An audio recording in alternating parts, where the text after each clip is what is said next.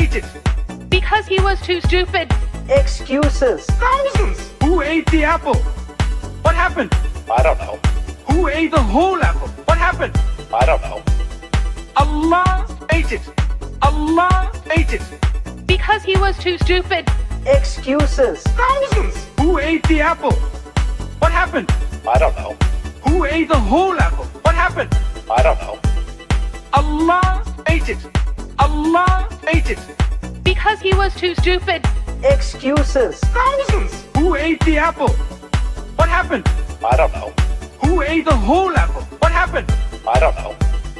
Allah ate it. Allah ate it. Because he was too stupid. Excuses. Thousands. Who ate the apple? What happened? All right. Welcome back to Reason Answers, everyone. You're home for the... crackhead clown individuals. Today we're going to be asking a question that we all should be asking ourselves. Yes, we have in light Muhammad Mythism, NoMo, as it is also called, but we're really looking at this as an example of a broader question. How do we avoid deceiving ourselves? Because obviously the majority of the world, regardless of what the truth may be, the majority of the world is deceived in one matter or another. Just looking at religion, right? Christianity, the largest religion in the world, accounts for well under 50% of the world's population, meaning that by definition, even whether Christianity is true or false, the majority of the population must be deceived about what the truth of religion is. You see hundreds, thousands of tiny cults that pop up every year, and they attract dozens, hundreds of followers even. And everyone in that is 100% absolutely convinced that they have found the elusive truth. You see all kinds of conspiracy theories, and people think they've found the truth. Even in academia, you see people convinced of very implausible ideas because they are very bought into what they believe. So this isn't a criticism of J. Smith or Muhammad Mythism specifically or exclusively. This is about how to protect yourself against false thinking, how to avoid buying into ideas that are not credible just because the person delivering them sounds good. We're, of course, joined by Mary. She has some scary intellectual abilities to pour through massive amounts of sources and information, and is pretty brutal. If she weren't so busy doing other stuff, I think she would be wrecking Islam by herself. Welcome back, Mary. Thank you. So today I'm concentrating specifically on going through someone who has put out an argument with sources that they claim support them, and especially someone who is presenting themselves as an academic in an academic paper. This same strategy will help you destroy any of the silliness that you'll find in form criticism, higher criticism, all of that nonsense of the Bible. But it's applicable for this as well. It was suggested that I read a particular paper by Robert Kerr, who is the NoMo's current probably favorite next to Oleg, quote, academic, unquote, who gives them legitimacy in their minds. And I don't believe that most of the people have actually read the work of these folks, because a lot of them have published in certain papers that aren't translated into English. And this one in particular is just in French. It has no English as far as I know, but we're not going to, I'm not going to ask you guys to read the paper in French, but assuming you could copy paste it into English, What is it arguing? How can you tell that it's a bad argument? And also, I'm giving you some strategies just for academic papers in general. If this person is resting on their academic laurels, that I am not a fraud because I am an academic, we can also analyze that, because there can be very clever people who are writing things in areas that you don't know much about, and you can still find out that they are full of nonsense. Whenever it's medical research, the nonsense is usually in the math. But we are now over here in the liberal arts. There's no math to worry about, so you don't have to learn like the basics of math to be able to tell that it's nonsense. You can tell it's nonsense just by looking at the sources and seeing whether or not the sources are supporting their overall argument. Because you can make a declaration, then say tons of things that are even true that have nothing to do with what you just said. It's like, all of these things, they're true. But you said something. You said A, and you're over here at Y trying to claim it's supporting you. And so we're going to examining these things right now. So let's go ahead and take a look. Yep. Let me just take make a couple quick comments from DenCon. Zenith says, just recently there's been a few end times predictions that unsurprisingly went nowhere except crazy. Good example. Yep. It seems to happen at least like every 2 to 3 years. There'll be probably there's an end time prediction every week, but once every 2 to 3 years, one will become very prominent and will make the media, and people will be talking about it.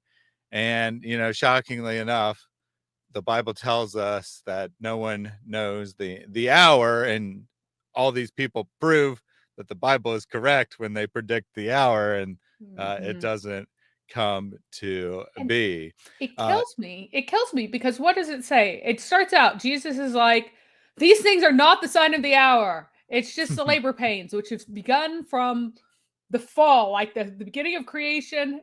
The world's been in labor pains. This is not the end. And people are like, these things that are not the end are totally the end. I'm like, dude, read the verse. And honestly, there is not nearly enough stress on repentance for the people who are fooled. Because if you are deceived, what is it?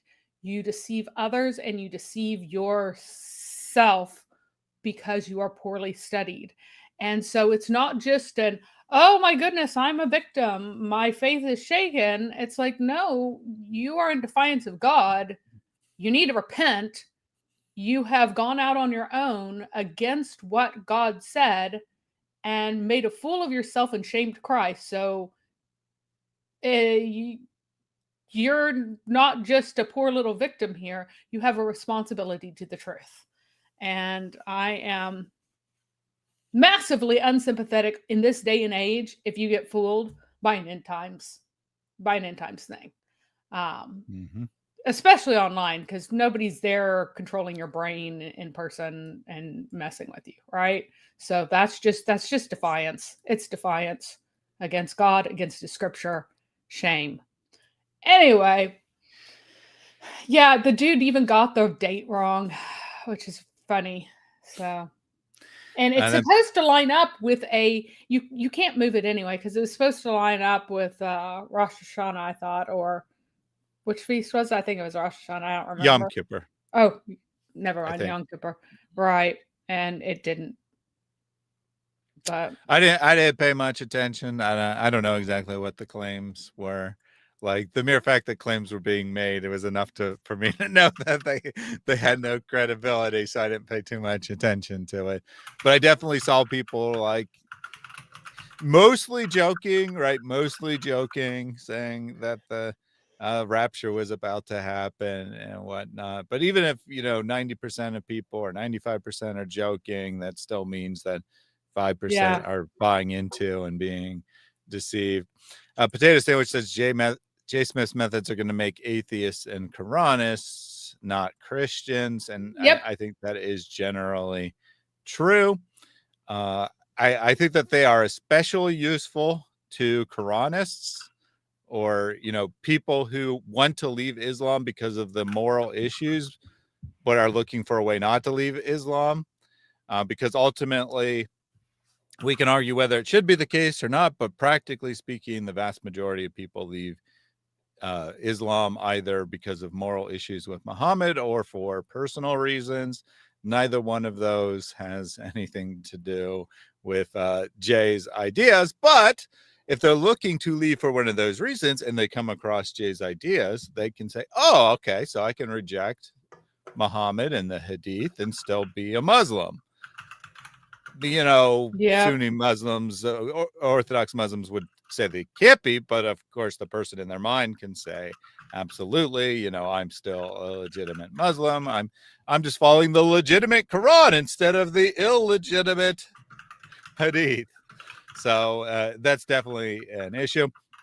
And I wanted to point out a different example that's been in the news recently of this kind of thing that is unrelated to religion at all, or at least, not directly related to religion, is that perhaps a lot of you saw that there is a new claim of potentially having found life in outer space on Mars.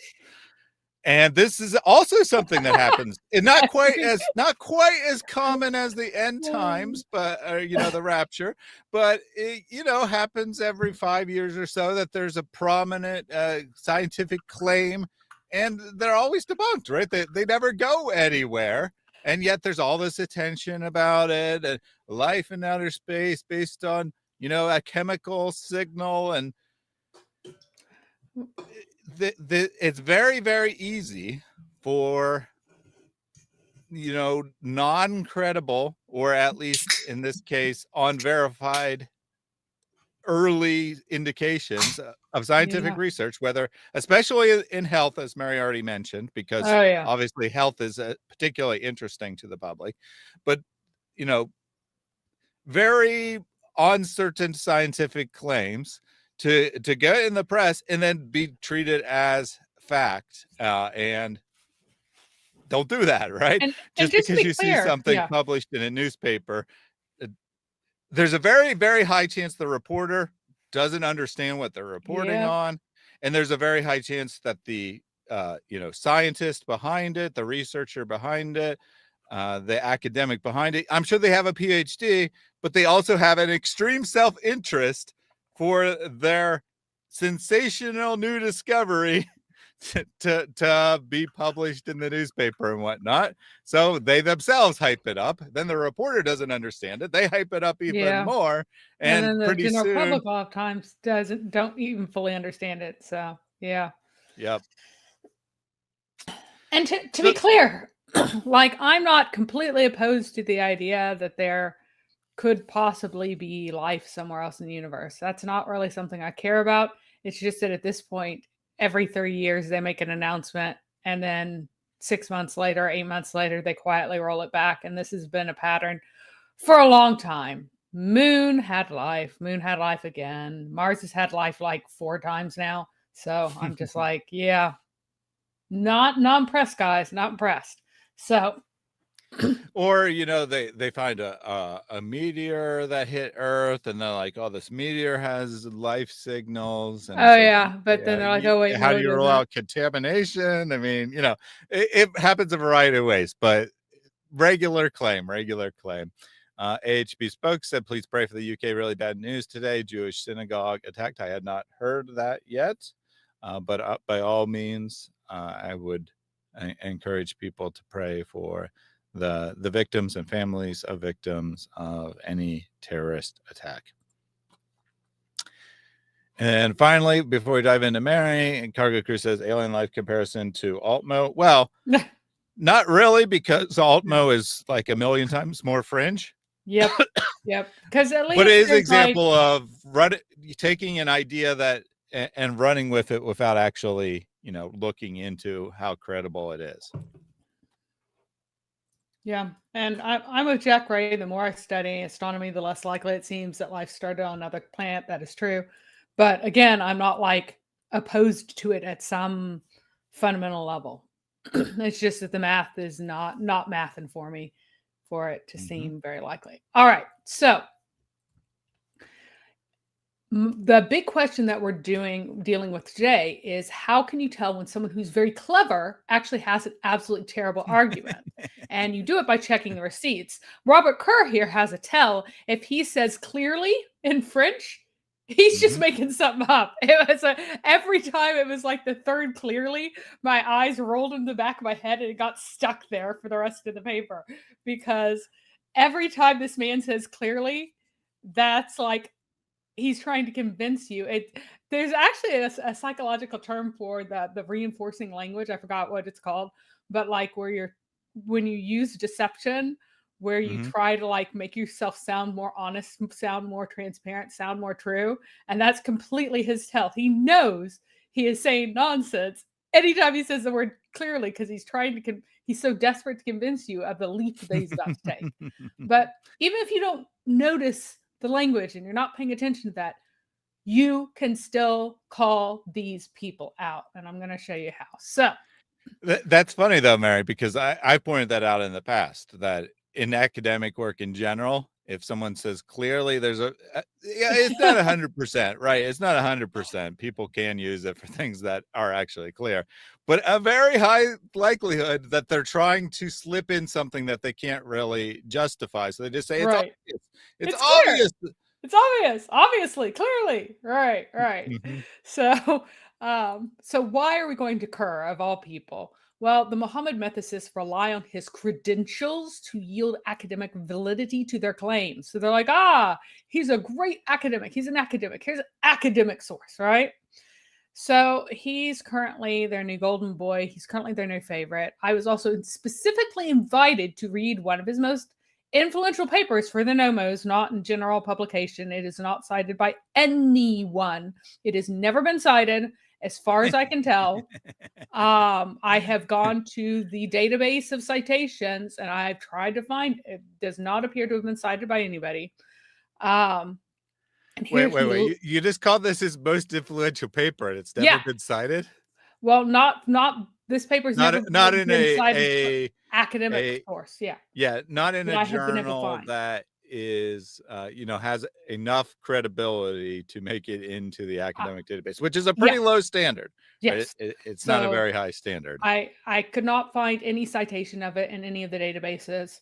Not Google Scholar, not there are 3 databases. Anyway, I couldn't find it. I was also, and so this is very influential to the NoMos, even though the English-speaking ones, I don't think any of them read French. But here he lays out his claims that connect, I'm just going to call it Muhammad and Ahmad, even though it's all these roots, because spelling out all the letters each time is going to be painful. So Muhammad Hamad, or Ahmed rather, in the Quran and in the Jewish Christian tradition. So he's trying to make this connection here.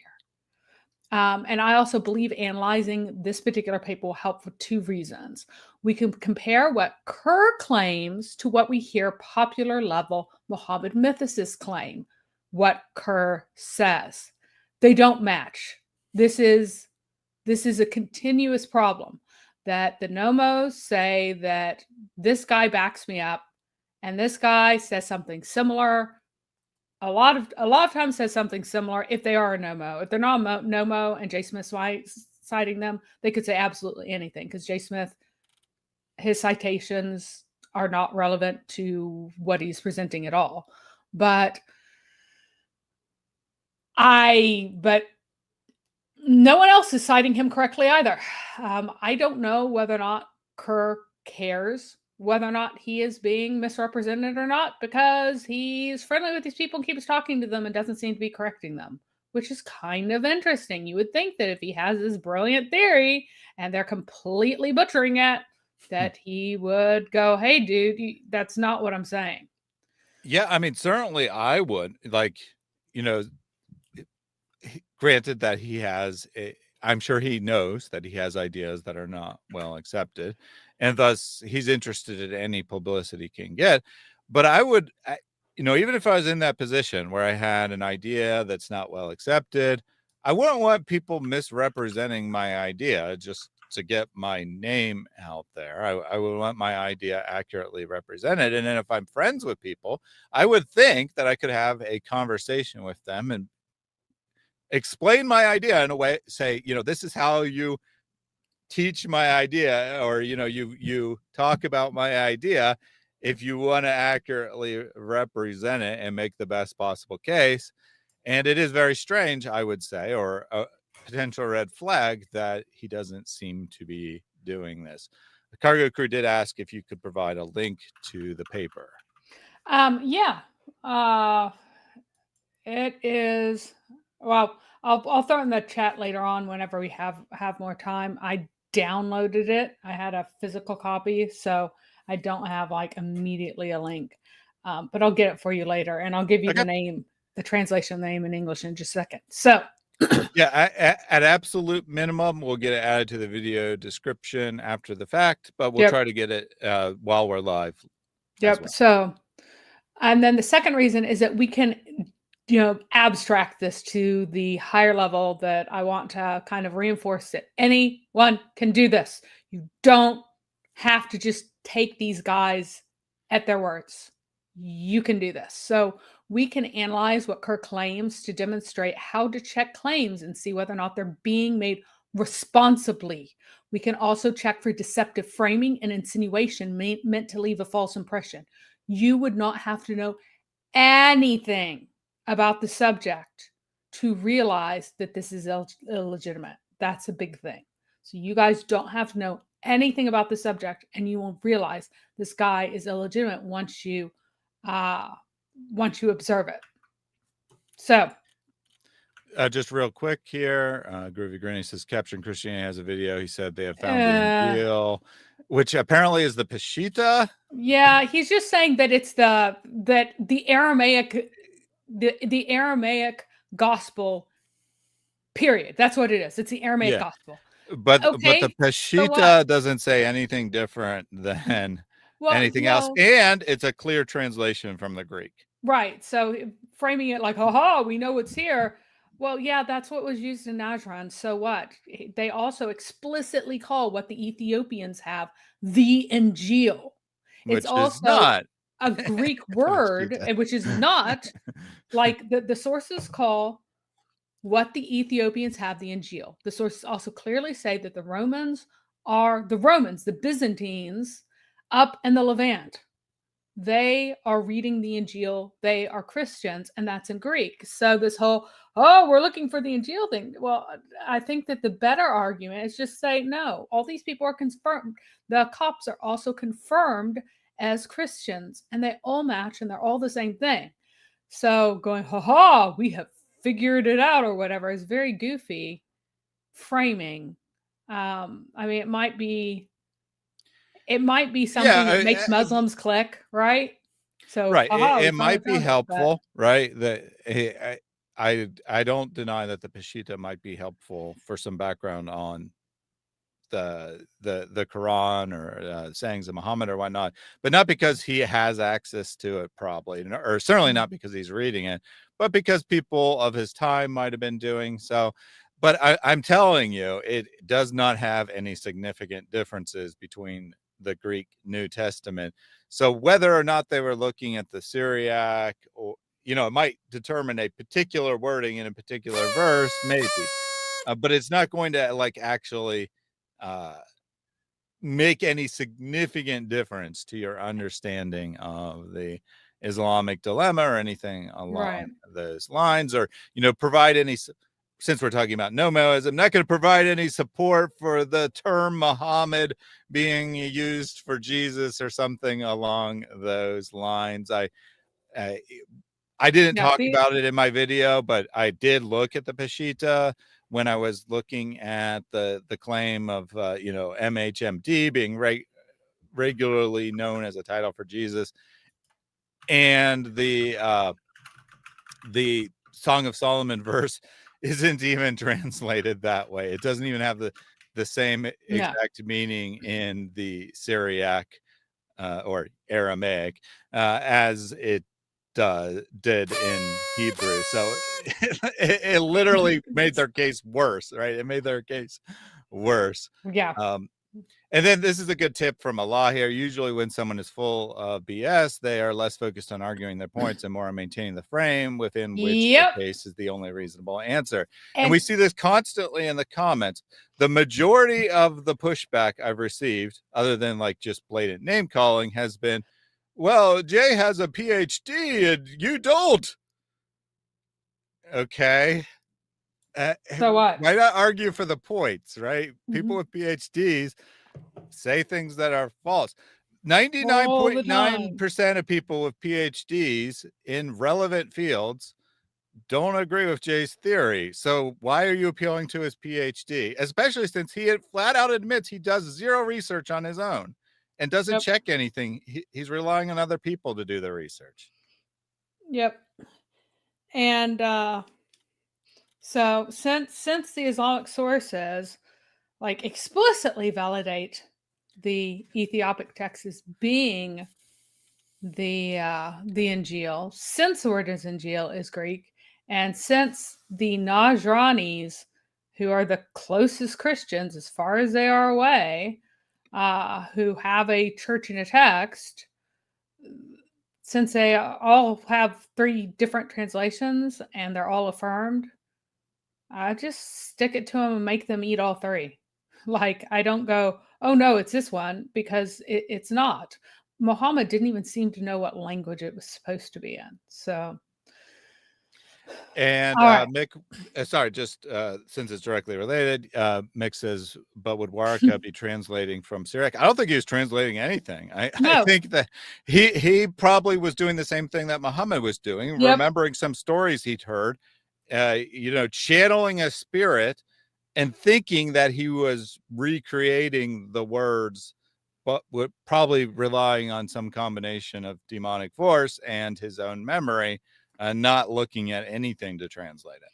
Right, because remember that it says that Waraka did what? He wrote wrote the scripture as much as Allah please. That's not how you study scripture. I don't go, oh, I'm going to do my Bible study now. I'm going to sit here and write some scripture. Like that's weird, guys. That's weird, and people a lot of times don't pay attention to it.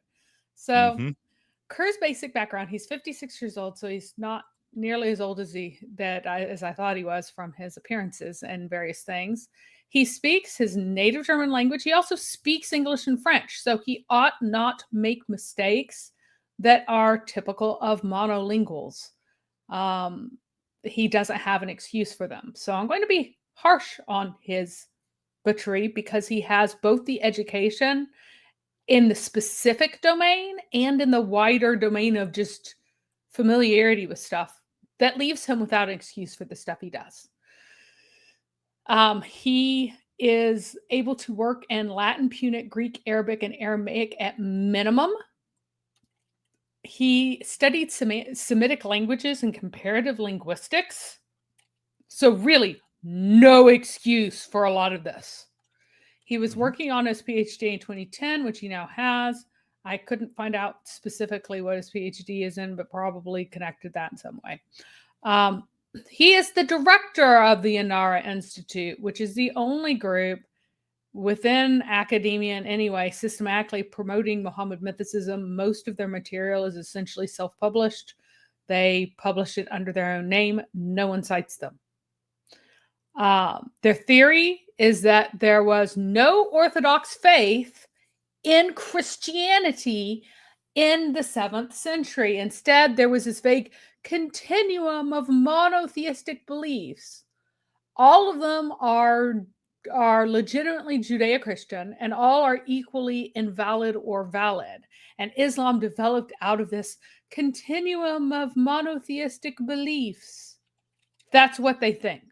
So the folks who are Christians who are citing them are promoting this background nonsense.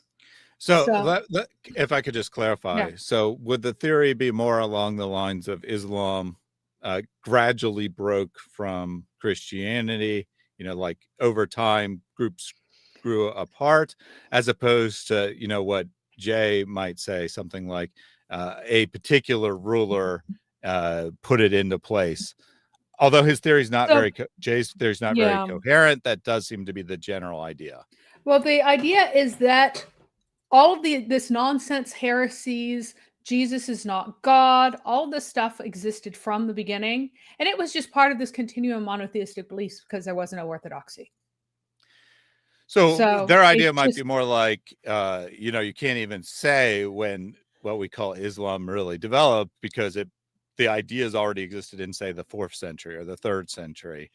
And, right. And at some point they got this label, but right. It coalesced around this, but these were ideas that nobody was like particularly upset at. Let's put it that way. There's no central power. There's no orthodoxy. There's no true belief. There's no right or wrong thing that people could say about anything. They're just all these different ideas that are out there floating around. And then whenever they created whenever the myth of Muhammad crystallized, and Kerr has his own idiotic theory about that, that's when it became Islam as such.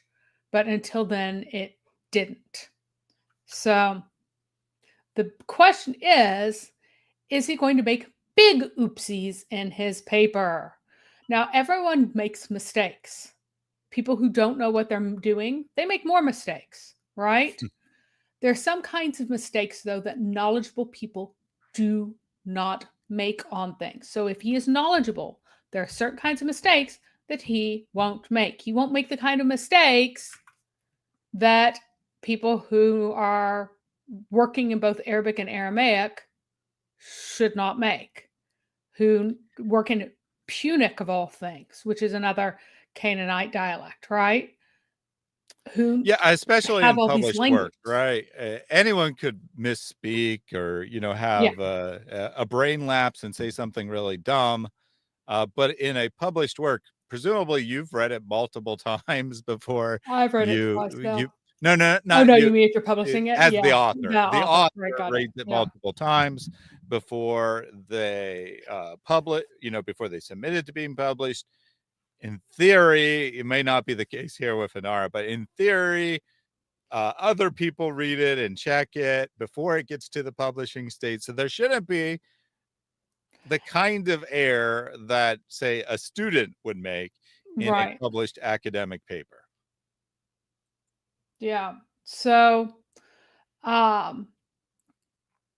he has a background. His fundamental background is in linguistics. His specialty is Semitic languages. He's able to speak to academic audiences in at least 3 languages. And I checked and listened, and he presents things in French, so he can, like, I can't speak French. I only read French. I'm read only in French. And so these are kinds of mistakes that someone who is fluent between languages, it's not a mistake anymore. It's just not. And Nodai asked about the hypothesis that Islam started off as being inclusive faith, Jews and Christians having the same God as Muslims, having the same salvation of them. Well, that lasted as long as Muhammad was saying that part of that is Muhammad saying that he is presenting the exact same faith as them. Mm-hmm.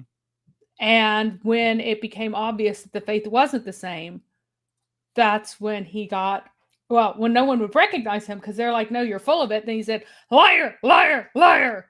And of course, they must recognize him. Why? Because that's what their religion is pointing towards, him.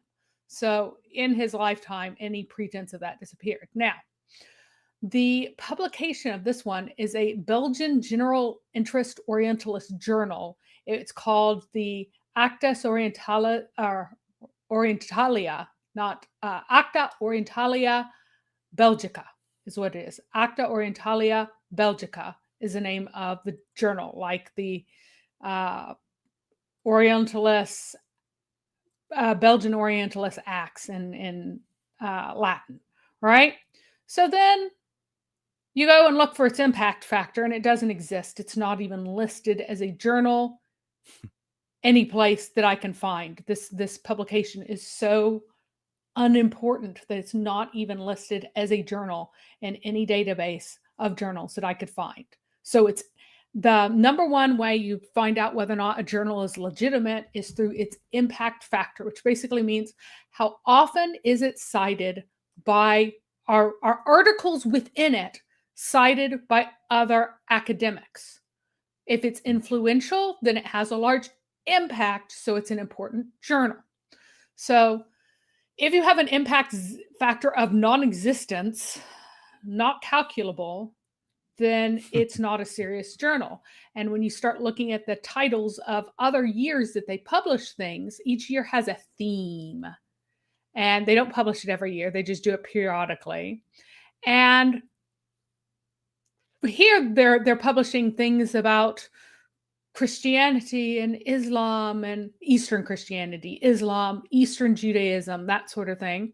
Previously, the most recent one was about the architecture in Eastern civilizations. So you go from religion to architecture, then Eastern writings, just in general.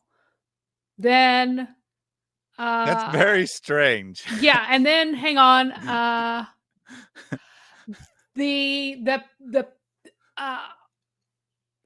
The attention of Eastern Orient, or the attitude of Eastern civilizations for people in vulnerable situations is one before that, right? Conserving and collecting archives in the Orient before that. The sea, the port, and the sailor in Eastern civilization. Yeah, I think we got the idea. You don't have to yeah. go through the entire history of the Myths. publication. But the fact that, so what you're telling me is this is a occasional journal. It's not like published quarterly or semi-annually or whatever. And each time they have a theme, and the themes don't really seem to have any like overarching thing. Correct. So it's basically like whatever they can gather enough papers on, they'll publish an issue on when they get enough papers on. Clearly this is a very minor publication, right? This is not something that you would expect, like even a fringe journal, right, that's having fringe ideas is going to have a regular publishing schedule. Well, this has and this doesn't appear to be a fringe journal, right? It doesn't appear to be fringe in that it has a specific, set of ideas it's promoting. Rather, it seems to just be really, really insignificant, really minor, unimportant journal seems to be the case. Well, I mean, it can't build up a review staff. Right. Because well, it review all of these things. Like it can't even gather enough submissions to publish regularly. Let's put it that way. Yeah. Well, for the last few years, it's been every year. But if you jump back, so it's been every year for a while. But if you jump back, it only became a yearly fairly recently, because this is only, what is that? 37.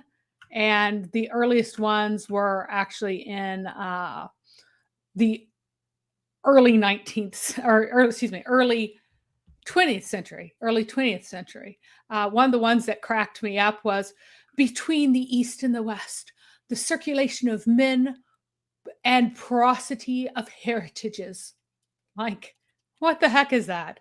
Interpretations, myths, beliefs, and images.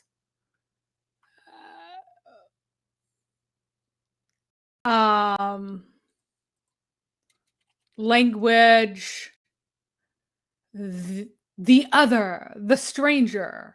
And then another one was just like sports. In the same year. Women in Eastern civilizations. Like I said, we don't need to go through the whole history of the journal. It's very funny. So Cargo Crew comes Animals in Eastern civilizations. Very thematic, right? Cargo Crew came up with a excuse here. Nobody quotes Mr. Robert Spencer as well. There's a nexus of cancel culture. But anyways, so first of all, the reason, hold on. The reason why Robert Spencer is who ate the apple is because of his anti-terrorism work.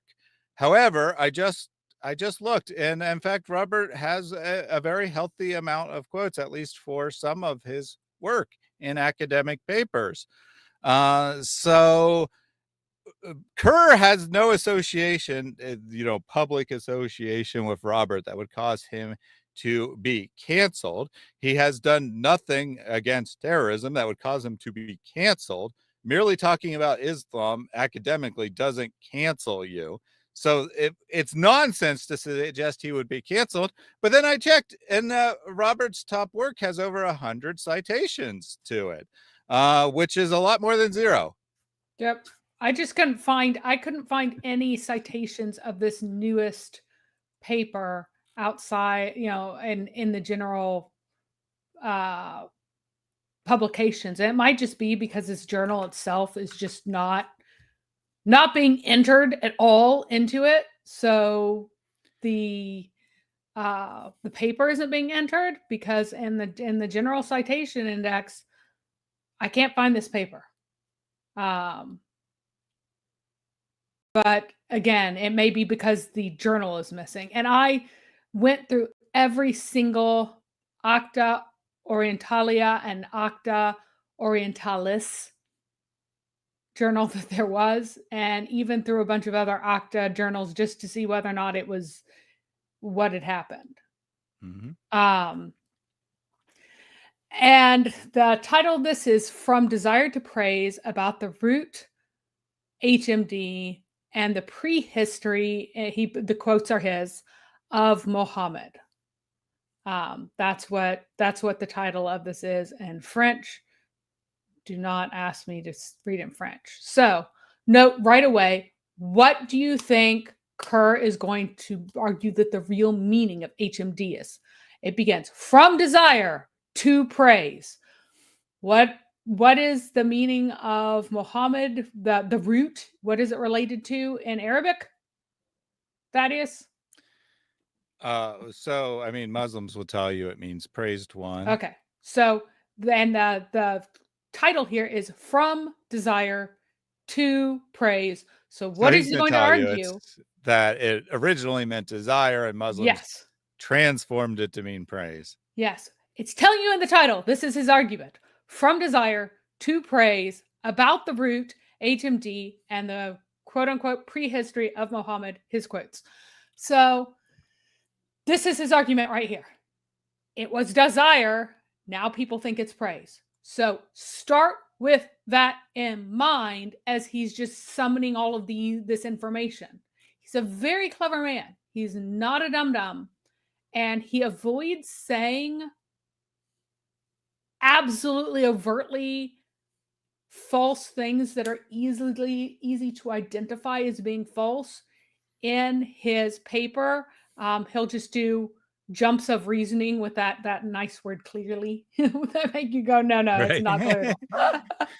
So clearly this must have happened because I have proven that it meant desire before and it means praise now, so there must have been this transformation, you see. Right. So is there any mention of the words choice, chosen one, or the meaning of Messiah in this title? I mean, not in the title. That doesn't necessarily mean there couldn't be in the paper, but not in the title. Right. So already you're not seeing yet any argument linking this to choice, chosen one, or to literal meaning of Messiah, the anointed one, that kind of stuff. You don't see any of that in the title. Doesn't mean that it's absolutely not there. But so far, what we have set up in our mind from the title, it used to mean desire. It's going to mean praise. Mm-hmm. Now, is there anything in the title that makes you expect that he will say that Muhammad itself as a name or as a word is a title in this, from desire to praise? No. There's nothing explicit about that. So we'll have to see if he brings out something about title, because most of the NoMos relying on this, they want to say that Muhammad is a title. And they want to say... I mean, if that was his intention, he could have said, like, from desire to praise. How the the title MHMD became known or something like that, right? Yeah. Like he could put it in the title of his Right. paper if that was his intention to argue for. And it could still be in there, but what we have now is clearly he's going to argue that means desire. These other things are not showing up yet. That doesn't mean they won't, but his big argument is going to be that it's about Yeah, desire. I mean the primary focus, like they could come up as side points, or he could even discuss them and dismiss them, right? That's also a possibility. But clearly, unless he's incompetent, this paper is primarily about arguing that the original meaning of the HMD root was desire, and it transformed into praise over time. Right. So, and again, he's not a dummy. He's not going to begin arguing something transparently stupid from the beginning. He starts out by agreeing that the intrinsic meaning of the HMD root in Arabic is related to praise. He even states that the Arabic shada form, which he calls intensive, is a native Arabic form. That form is Arabic. He sets up his claim that though the native meaning in Arabic is praise, it has a secret borrowed meaning instead. So with his explicit agreement that it means in Arabic natively, it means praise. It has to do with praising. The various forms are all connected to praise. We know from the title that he's going to argue that somehow it means desire instead in this context. Mm-hmm. Okay. But you know what he doesn't do? He doesn't state his second point up front. He just states that, yes, here, in Arabic, this is what it means, because he's not giving people targets. But pay attention to what the argument is, and always keep the argument in the forefront of your mind, because people will assemble all kinds of just little data points to try to snow you in that they say enough things that are accurate. Somehow what they're arguing for is also accurate. That's not the case unless what they're arguing for points in that direction. So if the native meaning is praise, and the shada form that we are familiar with, that everyone calls the individual that's written in that way, is a native form, do we have any reason to expect it to mean anything else? Has he put any points on the scale of his argument, or has he gone ahead and put points down against his argument? He's already put points down against his argument. But he wants to say lots of things that are true, and then that way you'll just accept his argument. So the big questions that we're going to have to tackle here is, will he argue the word is a title and not a name? And will he argue that means chosen one or praised one or anything like that? Or will he just desire that it is something that means desire, that in some constructions could be desired one? So we got to pay attention to that and listen. So just real quick, Respect Boy says, you guys just told us what it clearly means, the title, I think, of the paper. that makes you very suspicious, guys. Indeed. He just backfired on you. Yep. But I said, there's part of it, this that actually is transparent. And then there's part that we don't know yet. We have to pay attention to, but we need to keep the part that's explicit in mind continuously and see whether or not he's making points toward that. So he begins by asserting, that why on earth does it want to give me a tooltip and not make it go away? It just doesn't like me. All right. So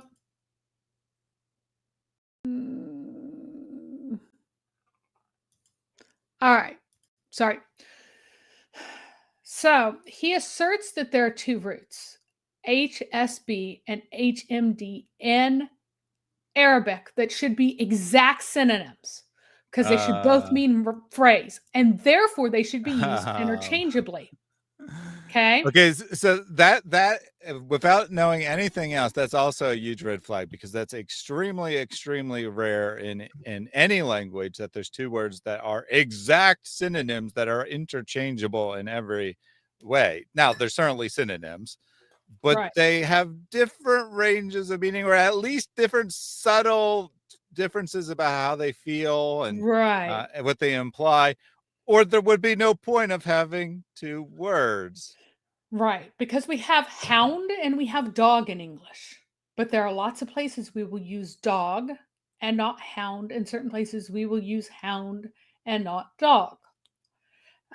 They have color. So if you say the hounds and the lapdogs, then you are saying something that is in contrast to one another. If you say hounds and dogs, we'll see. If he dogged his footsteps and he hounds her are two very different things, though they have, but that's a hound. That hound is a dog. That's the same. It's the same word, and yet you go to verb, and suddenly you have very different ideas expressed by these very similar words. So when you see a statement like that, you ask, oh, really? What's the evidence of that? And his evidence seems to be his feelings based on his, that should be idea of the contemporary definition of HBH words in Aramaic. It's not an ancient definition. It's contemporary as in Oh my contemporary God. to Muhammad. It's not the ancient definition. Whenever it was initially borrowed through whatever language into Arabic, but what he believes that SBH means in the 7th century in Aramaic, then it should mean that in Arabic. Now, if I borrow a word from another language, that borrowing happens at a certain point in time. That certain point in time is very unlikely to be at the present moment. So all the words we borrow in French can have developed quite a bit of a difference in meaning from how they were used in contemporary French, even how they were used in French when we borrowed them, because our meanings changed too. But he's saying his argument is that it means this in the Aramaic of the day. Therefore, it means this in the Arabic of the day. And that is not legitimate. Whenever someone makes a strong statement equating something, think about the reasoning behind it. So his observation is that there are, he just says, there are finite forms of SBH are common and finite forms of HMD are rare. And of course, he's going to use technical terminology to impress you. Finite form. So you just go Google, okay, what's a finite form? Well, a finite form is a verb that has tense. So it's like conjugated, right? So like help, helped, helping, all of those are finite forms of the verb Okay. help, So as opposed right? to, so you've probably heard infinitive, but you may not have heard finite used for the opposite, right? Exactly. So the verbs tell you to HBH, glorify Allah a lot. It's usually translates glorify, or it says that the world does glorify Allah. So either you get a lot of verbs, and all he's really saying, just guys, he's using a fancy word to say there are a lot of verb forms of SBH. There are few verb forms of HMD. They're usually nouns or adjectives. That's all he's saying. He's just using a more obscure term. Because I mean, the infinitive form of a verb is not used very often. So I don't know why he excluded that. He could have just said verbal, right? He could have just said there are many verbal forms of SBH are common, verbal forms of HMD are rare. Yeah. So what? Yeah. What is that supposed to mean? Well, here's the thing. If they had identical meanings, would you expect there to be a contrast in how they, or would you expect, if SHB covers the full range of, let's just start with SHB. If it means praise in all of its senses verb, noun, everything else, and is equal, wouldn't you find it across the entire range of meanings rather than being mostly verbs, whereas HMD are mostly nouns? These appear largely in contrast to one another and often linked together. So they're ideas that complement each other because they're often together, but have a slightly different shade of meaning. Well, and even if they had the exact same, like even if there was no shade of meaning, which I admit is not that likely, but there'd be no reason to expect them to occur at the same frequency. It's not Yeah. like I mean, word preferences change over time. Like we have lots of word meanings, lots of slang words, right? They at least start as slang to mean that someone's a really great guy, and the preference of that term changes over time, even if they have essentially the same meaning. Yeah. So what? That doesn't different frequencies means nothing at all. People like the way a word sounds, or it becomes culturally popular. People use the same word as other people Yeah. use. The last thing in the world I would expect is them to have the same distribution just because they have the same meaning. Right. It- And something else that's interesting is though there are lots of SBH words that are nouns, these are never definite. They never have the al article. So they never, the HSB never shows up. In contrast, HMD is overwhelmingly definite. And Kerr doesn't mention this here. Why is he focusing in on one particular thing? Now, there is an actual legitimate conclusion. The words are not used interchangeably. Okay. So they're not interchangeable. So that means that his statement that since they are natively exact synonyms in native Arabic, they should be interchangeably, that's been disproven. But does that mean that Kerr is right that what's his overall point? Well, HMD doesn't mean praise at all because HSB is too much like praise and they should be used interchangeably. Does that follow? No, because Kerr's initial assertion really has no basis. So he does this tricky switcheroo, and you need to always look for the switch. Anytime there's a place that's going, I'm not really sure how that argument's following. Why is he making this argument? Check. So his particularly very trashy syllogism is HMD and SBH are interchangeable synonyms in Arabic. That's his major premise. Just to clarify, 7th century Arabic, I assume. Is the he's saying, not reality, just the claim. What is that's his claim. In 7th century Arabic, they should be interchangeable synonyms. His minor premise is that they aren't used interchangeably in the Quran, and then his hidden conclusion is that they aren't interchangeable synonyms in the Quran. Therefore, HMD means desire. That is his hidden. Because that's what he's arguing for. That's weird that the conclusion would be hidden, but yeah, of course, there's hidden premises as well. Like the distribution should be the same, or like the frequency should be the same, and as we've already discussed, I mean, this is like even ignoring the factual errors. This is a really terrible argument. It makes no sense whatsoever. So what would a less trashy syllogism be that would actually talk about this data? Well, perfect synonyms are used interchangeably. That would be your major premise. Okay, a perfect synonym. They'd be used interchangeably. Sure. The minor premise would be HMD and SBH aren't used interchangeably. True. The conclusion is that they aren't perfect synonyms. So what? Very few things are. What has really been accomplished here? Almost nothing.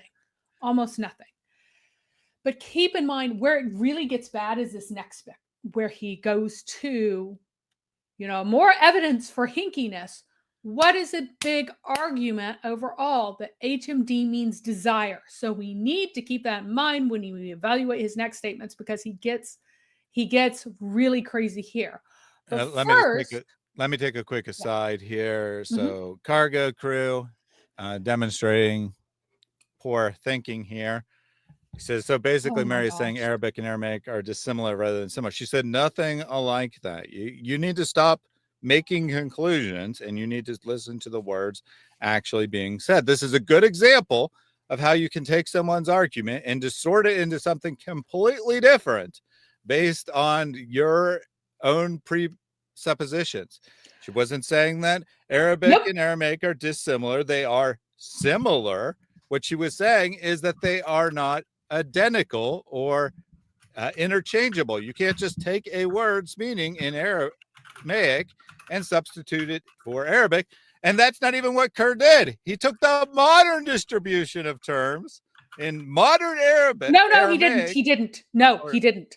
He is I thought saying, that's what you said he did. No, sorry. He is saying that he believes that SBH means Should have been the same. means exactly praise in Aramaic. That is his understanding of the word, that it means praise just in a generic sense and is. So he is taking Okay, so he didn't even his have understanding justification for it. of Aramaic in the 7th century.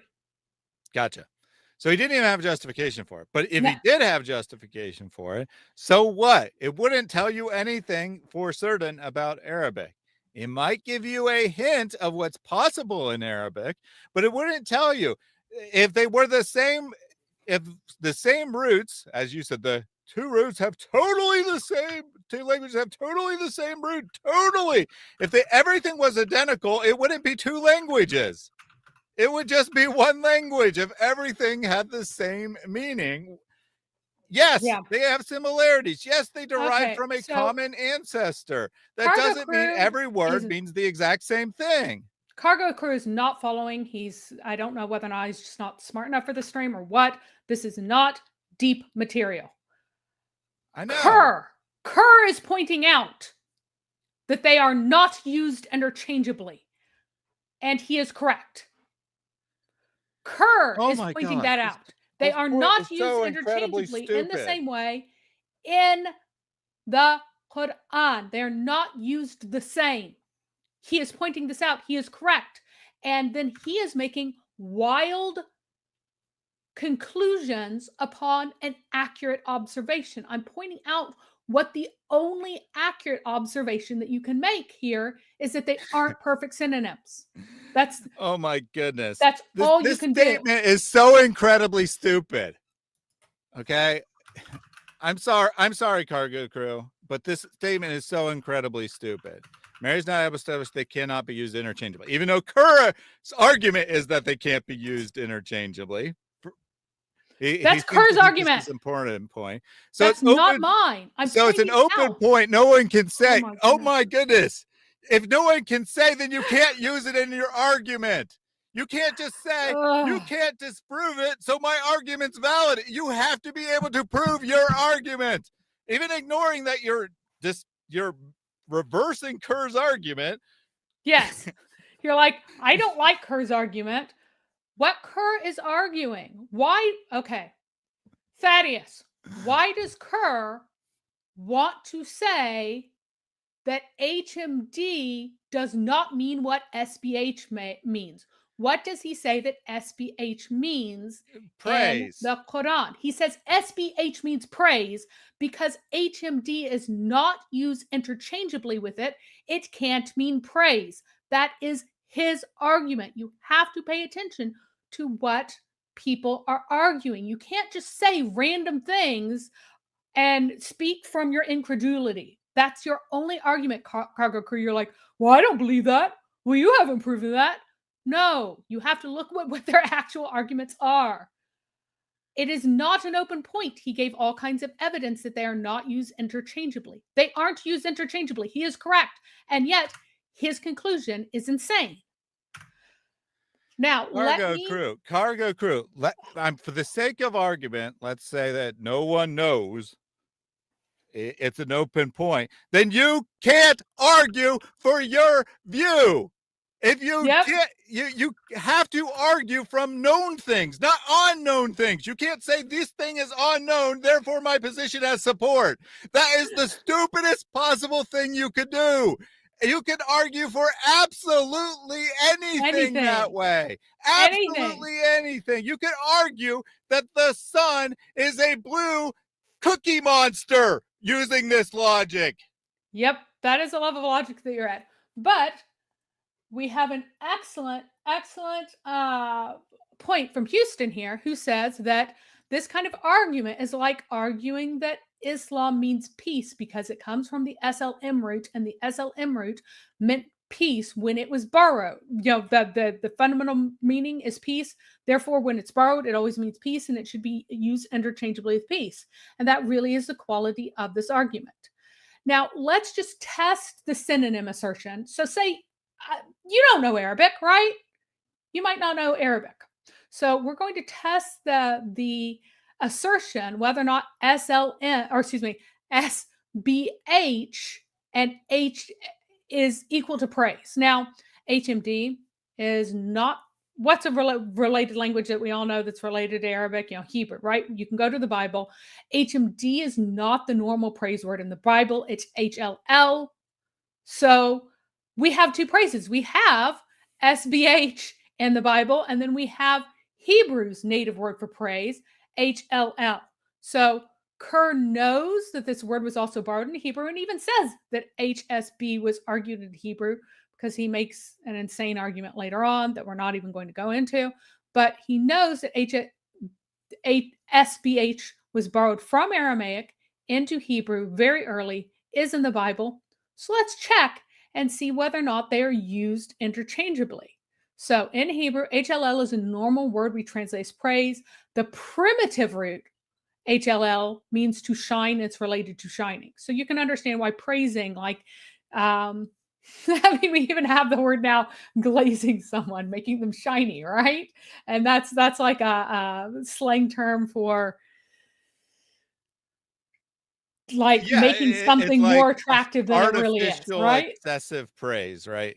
Glazing is like excessive praise. Well, yeah, it's excessive and it's undeserved, right? But you're making it shiny, undeserved. right? You're making it making it look shinier. Well, here, and that's very funny, because 10 years ago, glaze didn't mean that at all. No, but no, according to people making this kind of argument, that's impossible for it to have changed meaning. No, it can't be that.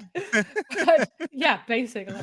So this, if something is praised, like it's like we're appreciating its shininess, and we're speaking to its wonderful shininess and its light, and we're letting other people know about its light, so its light's kind of spreading around. Is kind of the idea behind using this shine root for praise. So in Hebrew, SBH, which probably truly is an Aramaic loan word, like, again, Kurt isn't a dummy. He will say lots of true things. There, it means to congratulate, glorify, commend, sometimes translated as praise. It's sometimes even translated as praise. They're both translated as praise, so are they going to be perfect synonyms? Well, the primitive root means to address in a loud tone, right? And we will see the verbalness of SBH compared to a more abstract idea of what a praise is in HLL in the Bible. We will find both, and SBH is more often translated as glory. HLL is more often translated as praise. And here we will use those translations so that you can hear it kind of in English, the difference. And notice how SBH is so often something verbal, because it's connected to addressing in a loud tone as its fundamental root. So 1 Chronicles 16:35, it's a quotation of Psalm 106:47. Save us that we may give thanks to your holy name, that we may glorify, or we may glory in your praise. So we glory in your praise, meaning that it's the praise we're giving to you. Your praises and praise we're giving to you. And we're glorying, meaning declaring it aloud. Ooh, let's see whether or not this holds. Psalm 117, I can read. 117:1, praise Yahweh, all you people, glorify him. So give him praises, and now speak these praises aloud, right? 147:3-4, great is Yahweh and greatly to be praised, one generation will glorify your works to another. Oh, notice this aloudness portion of it. 147:12. Glorify Yahweh, O Jerusalem. Praise your God. So you have it being used together, not the same word, reinforcing one another. Let's see how it's used in the Quran. So this is where the fraud really comes out, because Kerr is declaring that you can't have this double praise meaning here because they wouldn't appear together, and it makes no sense for it to appear together. But again, the Aramaic word in its root has with its meaning this loudness and speakingness and this act of speech connected to it, whereas HMD in Arabic, like HLL in Hebrew, they are more abstract terms for the praise itself, right? And it makes perfect sense. Listen to this. The actual is, and he glorifies his thunder with his praise. So his thunder, which is this loud thing, is speaking the praise. Kerr is saying that doesn't make sense. But you know what he doesn't do?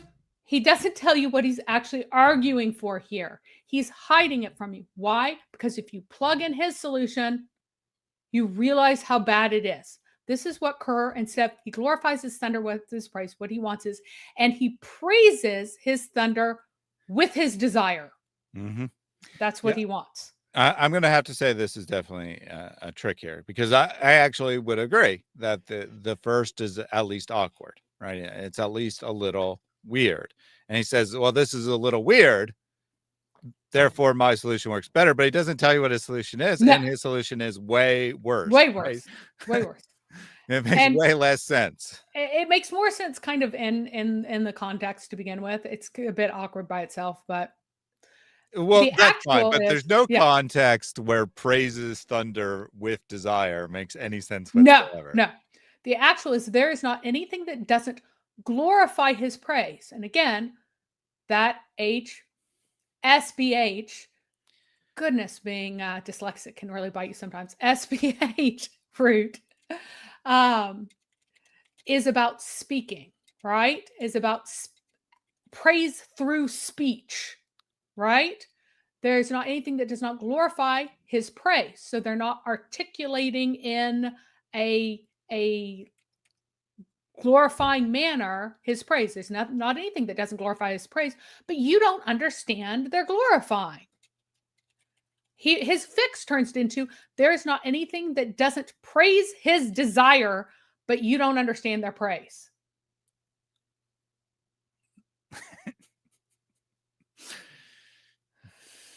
The actual, glorify your Lord with praise before the rising of the sun. He turns it into, would not even blink at that. Glorify your Lord with praise before the rising of the sun. He turns it into, I mean, that makes perfect sense. Praise your Lord with desire before the rising of the sun. And that desire. What you're going to say, I think the pattern here is that, praise and glorify, they're close enough in meaning that you could generally put praises in with glorifies, but desire is so different that it's going to sound weird every single time you're putting it in any of these places, which is evidence that Kerr's argument doesn't work. No. And keep in mind that this desire is praise your Lord with the desire. So it is with your desires that you are praising your Lord, is what it means. Not that you have desire as you praise your Lord. It's that the desire is what is praising. That's how you praise your Lord, is through desire. Very bizarre. Glorify Allah with your praise. Great. Praise Allah with your desire. And again, here it's more explicit that you're taking your desire and using it to, or you're taking desire and using it as to praise. That's very weird. They fall down prostrating and glorify their Lord with praises. Yeah, why not? What's wrong with that? They fall down prostrating and glorify their Lord with praises. Nope. They fall down prostrating and praise their Lord with desires. So they take their Yeah, desires and that- they praise their Lord using those desires. That makes no sense. Correct. So we already saw that logically speaking, the argument made no sense. Right. Now we're seeing, like, even if you ignore how he got this conclusion, just looking at the words, which, I mean, this is actually, forget his stupid argument. This is actually how you would determine word meanings, is you'd look at the context and you'd see, does this work in context? And the answer is no, desire never works in context. Therefore, the word does not mean desire. And he never tells you what he is arguing. He is just giving you the actuals and declaring you that these don't make sense, because really glorify and praise are identical, but they were not identical in the Hebrew. So why are they identical when one of them is borrowed into Arabic? If SBH has a particular meaning of vocalizing something, well, then you would expect that a lot of your verbs are going to be about vocalizing praise, right? Vocalizing the praise versus the praise in the abstract. That contrast you would expect from this difference in the root meaning and the usage in the Bible, which is very similar to the usage in the Quran, because the contrast between the two is extremely similar in these two books. Mm-hmm. So the maggot who eats candy, the candy eating maggot, is here. So he is out already, and that's good. I gave him one chance. I said, get on topic or get lost. And then he said, you're persecuting me. So of course I persecuted him by doing what I said I would do. The maggot of Islam has been sent away. So there we go. So this is where he's super slimy. He's super slimy because he's never telling you. He's just saying, this doesn't work. I have a better alternative. But he never tells you what his alternative would result in, because he knows that you would know that it makes no sense. Indeed. Yeah, so, you can't go and say, my translation is better than show your translation, right? That clearly shows, I use clearly, that definitely shows that it doesn't work. If you're unwilling to provide your alternative and just claim that the alternative works better and hope that people don't actually think and put it in context, that's saying a lot. It really is. Right. And he does present accurately, again, because again, he accurately gave the actuals, but then he told you that instead of reading glorify and praise, you ought to read praise and praise, and it doesn't make any sense without ever giving you his. So anytime somebody makes an argument against something, ask what are they arguing for and try it out. And he had a much larger list of ones, and none of the other ones are any better. I think I grabbed the first ones just because I didn't want to keep going, right? I think that was enough to show how goofy it was. Yeah. So he presents HMD in other Semitic languages. I told you that he already meant praises in the South. And he goes, hey, it means desirable thing in the North. Kind of a precious thing. He doesn't actually ever say precious, but sometimes it works better in English as precious, right? So he cites someone who says that the HMD in the Amarna letters, he says, is really an early Phoenician / Canaanite word from Byblos. It was written by someone without a full command of Akkadian. So even though it's in an Akkadian letter, oh my gosh. I'm sorry, but I'm laughing because I realize how ridiculous you said he was citing someone else, but I'm just laughing because I realize how ridiculous this conclusion is, given how minimal the amount of corpus of writings we have to determine these Yeah. word meanings, that somehow someone could say this one particular word wasn't used quite right. This person must have been a non-native speaker who Oh, was no, just no. using Well, he words. definitely wasn't. Well, at this time, just to be clear, Akkadian was a dead language that people were writing in the way people wrote in Latin later, right?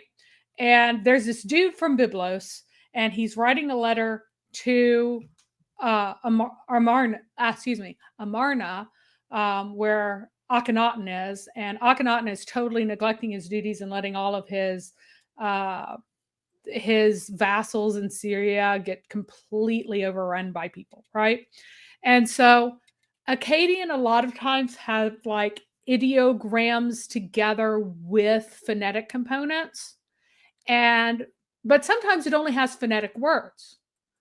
And one particular expert in Akkadian believes that this is the only occurrence of HMD that you would have in the Akkadian corpus. And he believes that this is actually a Canaanite gloss because this particular writer who wrote a number of letters was not the best in Canaanite, and he believes that he's just kind of shoving in and transliterating his own language because they are related languages, right? Whenever his vocabulary fails him. I don't have enough knowledge of Akkadian / Canaanite to dispute this. I don't care. It would mean that it's. I think sorry, Mary, we're Yeah. talking about proper thinking here. I don't care if Yeah. this guy's an expert in Akkadian. I don't think that this claim could possibly be justified based on the very limited corpus we have and the fact that this is the one and only occurrence of HMD. Yeah. How in the world could he possibly say that it's being improperly used? Well, It's I silly. think part of the reason that he's saying that is because it doesn't appear anywhere else in Akkadian. It does appear in places in the Northwest Semitic languages. And then I guess his third reason is that it is very obvious at times that in other places he is shoving in Canaanite words. So it is a deduction. I don't care. We're all in agreement that it does mean desire here. And that he's basically telling him how desired it was and precious it was when the Egyptian king would send him troops. Is what he's saying. Why can't you send me those much desired troops again? Right? Is what he's doing. So, which makes sense. And in this form, it's desirable troops, which, when you're getting overrun by barbarians, you're like, they're precious to me, dude. Send them. Then there's another Phoenician inscription. It's very partial. And it's something like, desire this village. And there place their name, whether by desire or by hate and malice. So here, desire is like kind of like love in this other Phoenician inscription, which is in some distant place. And then Ugaritic, HMD itself means desire. It's often sexual in context. HMD is most desirable. Shows up twice. Once is most desirable gold. The other one is most desirable cedars. The most is about the intensity that's expressed in the word. Just to clarify, together. I'm pretty sure there's actually 3. The other one is gems. Oh yeah. So, and I think cedars might have twice, but anyway, it doesn't change your point. I just wanted to be clear there. It does actually occur. So okay, fine. It means desirable. He agrees. We're all in agreement. We're on the same page. He's saying factual things, or at least things supported by other people who are true experts on this really narrow topic. Fine, it means desirable in Northwest Semitic, at least. Then he just goes off on this tangent. Sorry, question from the audience just before we move on here. Ferda said, I think I'm lost, but Acadia related to Iraq, Syriac, Turkey. Okay, so Akkad was an East Semitic empire that adopted Sumerian cuneiform for their own language. It became the written language long after that branch of the Semitic languages became extinct. The two main branches of The Semitic languages are East Semitic and then Central Semitic, which is further split into Northwest Semitic and other groups that there's more disputes on. But if that is a name in Akkadian, then the ultimate root originally meant desirable, and it changed in the places where it came to mean praise. If it's not in Akkadian, we don't know for sure what the very original meaning was. So there we go. Yeah, but I mean, fine, right? I mean, we like you said, we agree that it means desirable in some languages in some places. So what? That's completely.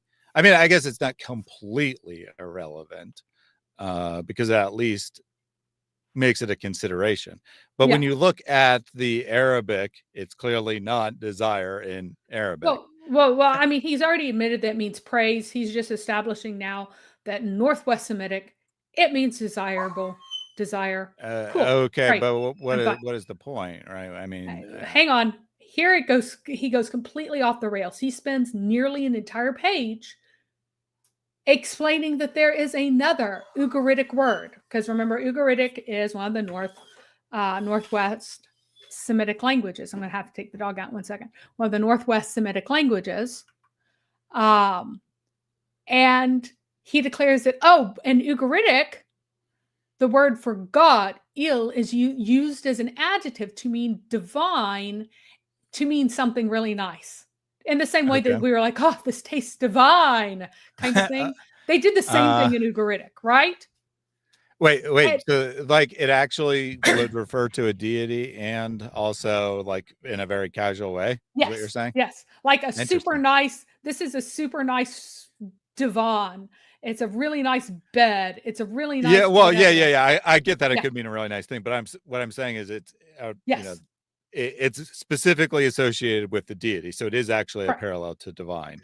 Right. It is a parallel to divine.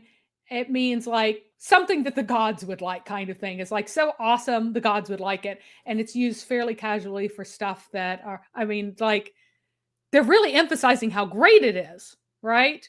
But it's not sacred. They're using it for non-sacred things. And he lists this huge list of examples of these non-sacred things having divine associated with them. Has absolutely no relevance, no connection whatever to HMD. So why is he doing this? Why is he throwing this in here? Yeah, that's what I was asking. Well, if divine means really nice, what does most desirable mean? Well, it also means really nice.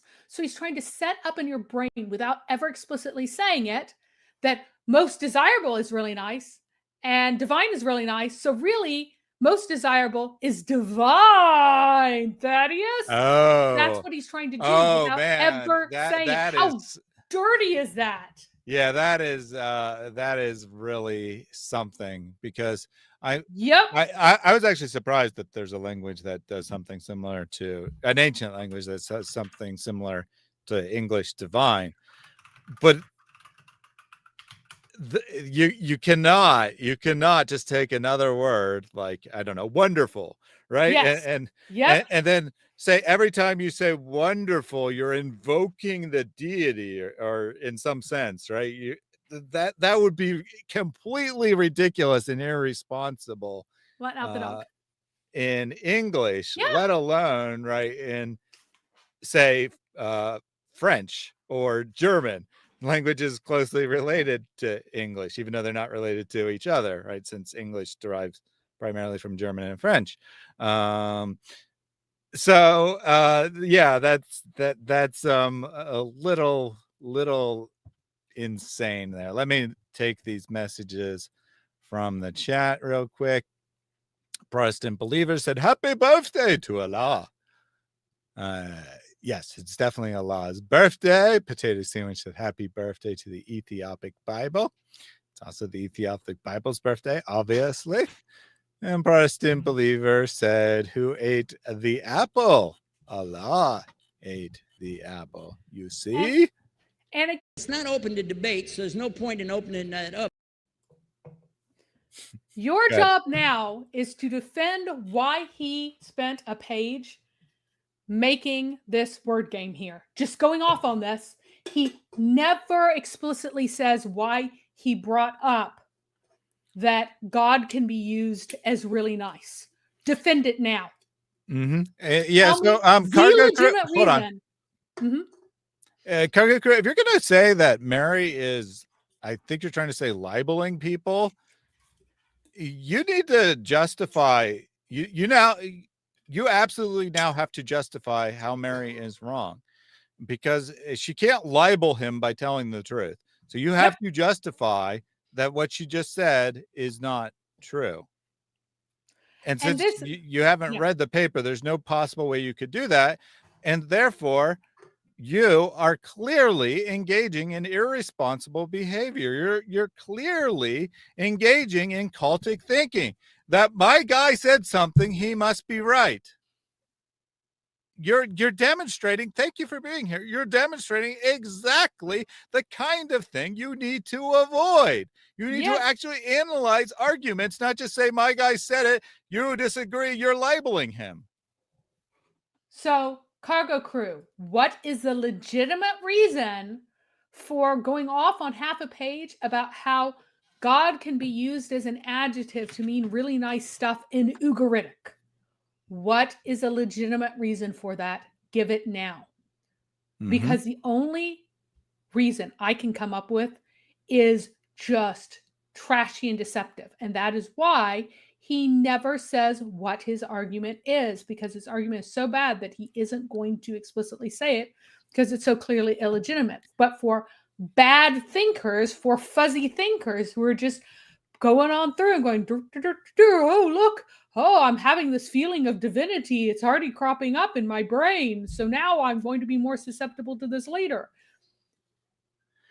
This is why I mean, said, if he thought this was valid, he should explicitly state what he wants you to conclude from it. And the fact that he doesn't, if a student submitted this paper, I would assume that the student was just wasting space because they needed to meet a specific word requirement.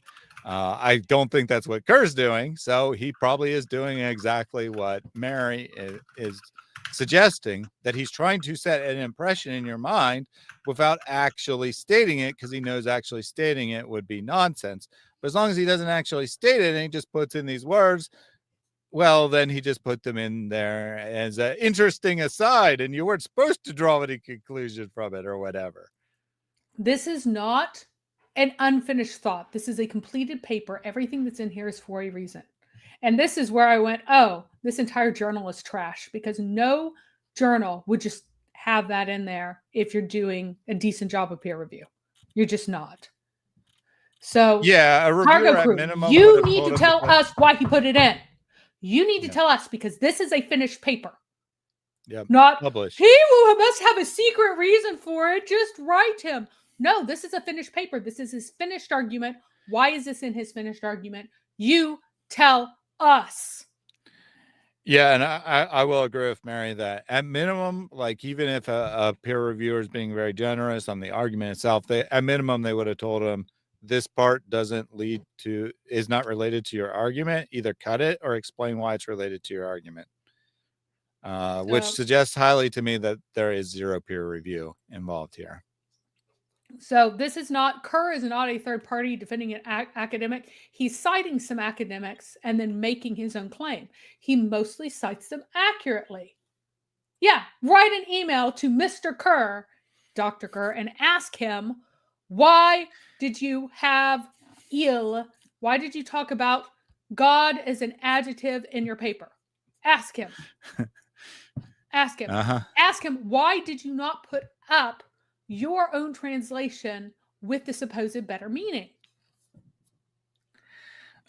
I think that this is really quite extraordinary here.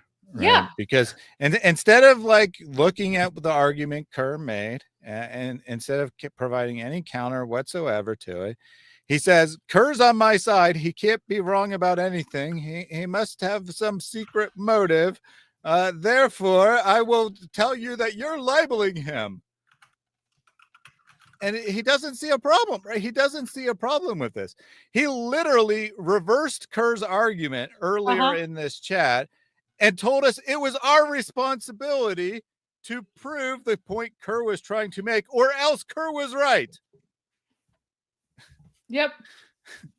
Like he's either not paying attention whatsoever, or is completely incapable of understanding the words in front of him. I don't know which, but this is really embarrassing. Yep. The forget not understanding it. It's really embarrassing that, or at least it should be, that you're just like, well, he said it, even though I don't understand what he said. Therefore, it must be right. Yeah, Therefore, that's you are basically a it. jerk. You're mean because I have already identified him of something, even though I can't understand any of what's being said. All right. So he continues after this part where anyone who is reading through it, keep in mind, what is he arguing for? He's arguing that HMD means desire. What is the relevance of this portion, this last portion? It's to trick you into making an association between it and God. That's what it's there for. It's to trick you. That's nasty. It's nasty. So, HMD in biblical Hebrew, he says, is a verb, noun, and an adjective. He falsely claims that the utilization has a great range, but then he backs it up. When you normally use the word, this word has a great range. What do you mean by that, Thaddeus? I mean, you would mean that it covers. I mean, I'm trying to think of a way of just not using synonyms. That there are meanings that are very far meaning. apart from one another. Got it. Right? Meanings. Anyone who is looking at the words great range would immediately, the word has a great range, would immediately go to meanings. No. He Wait, says what? that it was used in a lot of different biblical genres. What? I know. Like, that was my reaction.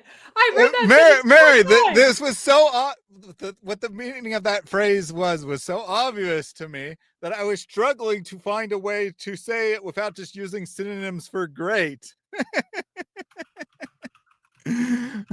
Like, I didn't know I had to use the word meaning. Because that's the only thing great range could ever mean, is related to meanings of words. No, but again, like, he goes, it has a great range, but then he says it's used in all of these different genres. It's used in poetry, it's used in narrative, it's used in prophecy. I'm serious. That's what he said, the great range. And I'm like, wow. Well, how okay. acceptable So I do want to say one thing in fairness. So great range might, the phrase great range might not have the exact same connotation in French. But what genres it's used in should be irrelevant to any discussion. To anything. Right. Right. Like, it should be. And he doesn't say it in like a sentence. He doesn't say it's used in a great range of genres. He just says that its utilization has a great range.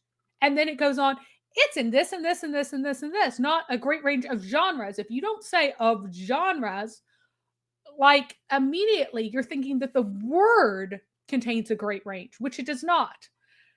It only has a meaning of desirable, precious, connected, desirable, right? That's not a great range at all. It is a remarkably narrow range. But he kind of wants to get this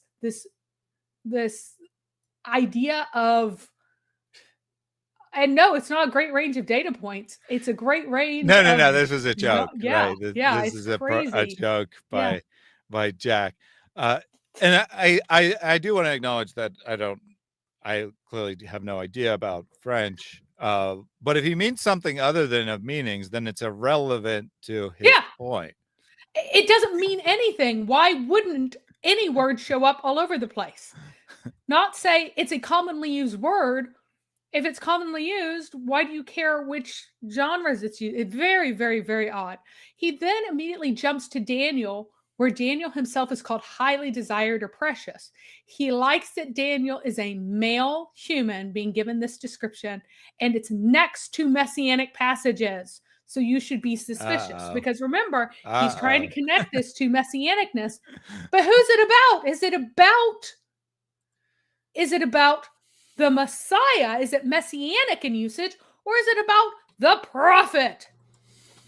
You can't jump from one to another just because it's in that same general vicinity. It's in the general vicinity of a messianic passage. That doesn't mean that the word is messianic. It's being used of the prophet Daniel, who is not a messianic figure. Yeah, I was going to say, I mean, you could probably find some sort of typological connection between Daniel and Jesus, just because, you know, I mean, everything is ultimately about Jesus, but it's certainly not like in the top 10 places you go No.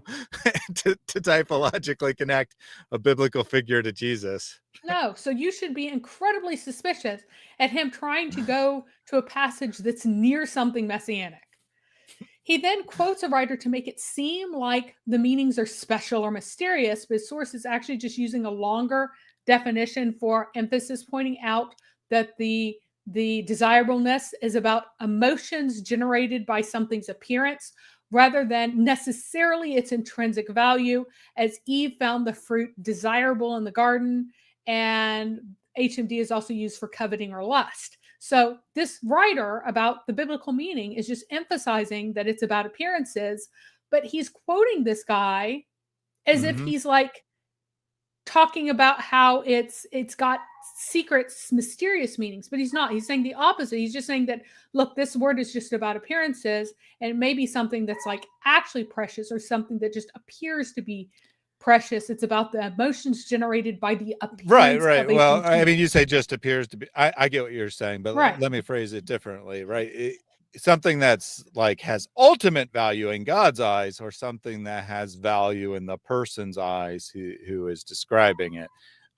You know, I desire the apple, right? I desire the fruit, but it doesn't have the same kind of desire as God's desire for Israel, or God's desire to complete the salvific plan through Jesus, right?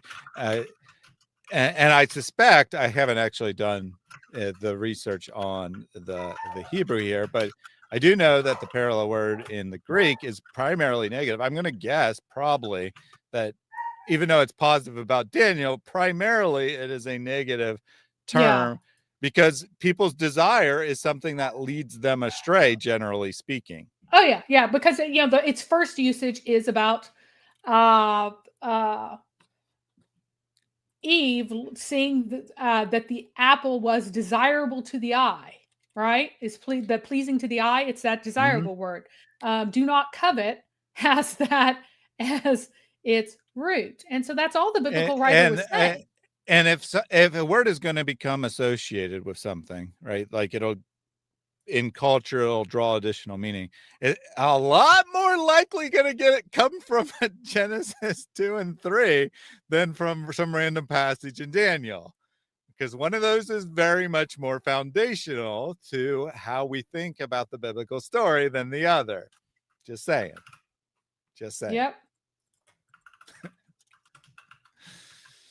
So, and then of course, the other one, and so he's like trying to cite this biblical writer or this exegete who's just explaining this fact that it's often used for negative things. Who ate the apple? In a way to make it act like he's saying that has these mystical layers of meaning and stuff like that. Just the way he frames it is that, oh, it's to back up his great range, when it really has a very narrow range. It just has either a positive or a negative connotation depending on its usage, right? And then, of course, he also draws on Song of Songs because it's in a section that's read messianically, and those are his first two big ones that he wants to continue to go back to, even though it's used many times. He also makes a really stupid claim. He claims that the Jewish Aramaic dialects inherited the meaning from Hebrew. Yet the same meaning is found in all these Canaanite attestations and Ugaritic. So is he stupid or high to think that Aramaic got it from Hebrew? So if you look here, Hebrew is down here under Canaanite, right? If all the Canaanite usages are meaning precious. And if you see next to Aramaic on the other side, all the Ugaritic usages mean precious as well. That would lead you to conclude, if you are a logical human being, that the parent also had that meaning, since these two who are sisters have that meaning. Therefore, Aramaic would have inherited it from its parent. But instead, he says, no, biblical Hebrew gave this meaning specifically to the Jewish Aramaic dialects, which is nonsense, absolute nonsense, because he wants to make it biblical. So he just says this. And again, just go, why does he think it's borrowed? He gives no evidence for this. So why don't we look at what the evidence are of it being borrowed? You check it up and it's nonsense. This is another thing. You didn't have to know what the relationships are to go, wait a second, you just gave me a bunch of other languages where it also means that in it. Why am I supposed to believe that Aramaic borrowed it? And if it did borrow it, why it borrowed it from biblical Hebrew? Why? So again, the desirable precious words are all Northwest Semitic. So all of these child languages will probably have that as a meaning. I do want to dispute this comment from Snoopy here. It says he is stupid. No, I don't think he's stupid at all. He's I think he's infatuated with his own brilliance, and either intentionally or unintentionally deceives others as a result of that, thinking that he's seen something so amazing and so wonderful that other people just won't see it. So he tries to justify it, but he doesn't. He fails completely to justify his supposed brilliant ideas. Yeah, I don't think it's a question of stupidity, though. Yeah, then he moves to South Semitic because he wants this to be a group, even though he darn well knows it's not a group. So he is lumping together in this category of South Semitic modern South Arabian, ancient South Arabian, Ethiopian, and Arabic. Look at where these are on this chart. I switched charts just so that they would all be at the same level. It's just way easy to read here. So modern South Arabian splits off from West Semitic very early on. Ethiopian is next. Old South Arabian is part of Central Semitic. Then Arabic is also off of Central Semitic. Northwest Semitic is down here in its own clade, but these other ones don't form a group. They don't form a clade together that exclude Northwest Semitic. None of them do. Even if you include Arabic and Old South Arabian in its parent source, you like Northwest Semitic we don't really have a strong indication that Old South Arabian split and Arabic together split off from Central Semitic before Northwest Semitic split off. Like it's just a disaster. Yeah. So, I mean, put it differently, these are not sister languages to one another. Yes, they're related in some sense. Yeah. But they're not as closely related as sisters. And he's trying to say that they're distinct from Northwest Semitic, right? Which would actually be a sister of Arabic, for example. Right. So you're saying that these languages, which are less closely related, are one group, and the ones that are actually closely related to Arabic are a completely different group that went a totally different direction, is what he's claiming. And unless he's redrawing the trees entirely, right? He kind of is, but he knows that it's illegitimate. He knows that it's not a group that anybody supports anymore. He just decides to use it anyway. And he's not using it as a geographical term. He's using it as like a linguistic term. And geographically, like you don't confuse. You would do something like Southern Semitic or use some other terminology other than South Semitic when everything's East Semitic, West Semitic, Central Semitic, Northwest Semitic. Like it's a trick. Don't do that. But anyway, ignoring that weirdness, he knows that in modern South Arabian, in the present day, HMD is praise. I would not personally make strong associations from that because we don't have good epigraphic data, Yeah, and it's what does he massively mean? influenced by Is Arabic. But Sorry, this fine, it might means just be my ignorance, but what does modern South Arabian oh, mean? sorry. So The modern South Arabian, because I the know language is it's so extinct, right? no, modern South Arabian is called modern because it survived, not because it is newer. It's so irritating. So over in So who would Oman, speak this language then? the Mehri and other people in Oman, there are tribes in Oman that still speak the modern South Arabian or languages, various languages and dialects of it. I'm not even sure whether or not they've just figured out whether or not how many languages Okay. there are and how many dialects are. So it's I called didn't modern know just because that. it's survived. Yeah, Good knowledge for sorry. me to have. Sorry. I Forgot to add that. was unaware that there was tribes in the Arabian Peninsula that did not speak Arabic in the Right. modern Well, time. they do speak Arabic too. Everybody speaks Well, Arabic as okay, their yeah. mother, But I meant, right? sorry, I should have said spoke languages in addition to Arabic that are not, other major languages. Right. And then Old South Arabian is called old because it's extinct and it's from Yemen. But like Old South Arabian is probably a newer branch than modern South Arabian. So the names are just horrible. But that's what you get when you name it as you go. So anyway, in ancient South Arabian, which is a cousin language, it definitely meant praise. And he gives the evidence that includes inscriptions where it's used as a word. And that tombstone that I've shown you guys multiple times of a dude named Muhammad, Right. and multiple other guys who are named just with the HMD root without that particular form. It's a name. It exists. The word exists. It means praise where it is used as a word everywhere in ancient South Arabia. Great. Got that. Arabic. He admits that it means natively praise. Okay. He cites the findings that the females martyrs of Najran were named something like Muhammada and Hamida.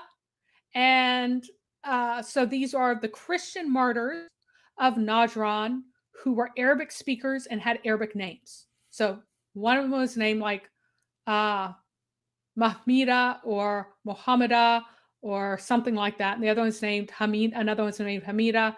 There are a bunch of Safavidic inscriptions, which are the rock inscriptions in the north. Although he doesn't identify them as Safavidic, they have to be because of where he says they are. And also, I happen to know that that's where you find the name HMD several times in inscriptions. Then he falsely claims it's found in epithets too. And my question is where? He says it's in names and epithets on these inscriptions. Where's it in epithet? I've never seen an epithet. Maybe I just don't know about it, but I could not find one. So again, you just start checking. Well, here it's hard to check out. You can check out the martyrs, but the Safavidic inscriptions, he hides what it is so badly that if you didn't already know, I don't think you could check up on it, and that should raise some flags too if you can't check up on what he's saying, right? I mean, maybe. I mean, in this particular case, I don't know if I would definitely consider that a flag. But I also don't know where he's going with this argument, right? So I don't know if him saying it's used on epithets matters or not. Well, and if it doesn't matter. So, it does matter if it's used as an epithet. If it's used as an epithet, that's like a title. So it'd be like Joe the Muhammad would be an epithet, right? But it's not. That should matter. The fact that he doesn't give any source for his epithets actually matters because it's the first time that he ever claims it's used as an epithet anywhere. Okay, which is kind of like a title. I right? mean, I wouldn't consider it exactly the same thing as a title, but I get your point. In Arabic, So it'd be the same. Okay, maybe in Arabic. Yeah. I don't know Arabic. Okay, well then, one I don't. This is very strange though, right? And this is why I don't know what he's doing, because he's already saying it means praise. Yeah. Well, he's saying and then that he's going to argue it actually means desire. He's saying it natively means praise, and that's found in Najran and found these inscriptions. But then he's going to go off on the deep end right here. First, he's really confused somehow about the dates of the Safavidic inscriptions, and he just says inscriptions in Arabic. He just says inscriptions in Arabic is what he says. He wrongly That's a dates little them vague. from the 1st century. Well, he means in the ancient North Arabian alphabets is what he says, except he falsely calls it a form of South Arabian alphabet, which it isn't. But anyway, he means the ancient North Arabian alphabets. And so that restricts it to what it can be, right? He wrongly dates them from the 1st century BC to the 6th century AD. Nobody says that, only him. He just made that up. So you find out, okay, where is something like South Arabian alphabet actually used in inscriptions in Arabic? Where is it? And you'll eventually find that it's really the 3rd century BC to the 4th century AD. He just moved it up. He just added 2 centuries to both of them. Why is he adding centuries? Because he's trying to get it closer to the date of the Quran. So if you're saying something is written in the 4th century AD at the latest, and you're trying to make it applicable to the 7th century, sounds a lot less plausible than the 6th century to the 7th century, huh? So he's playing games.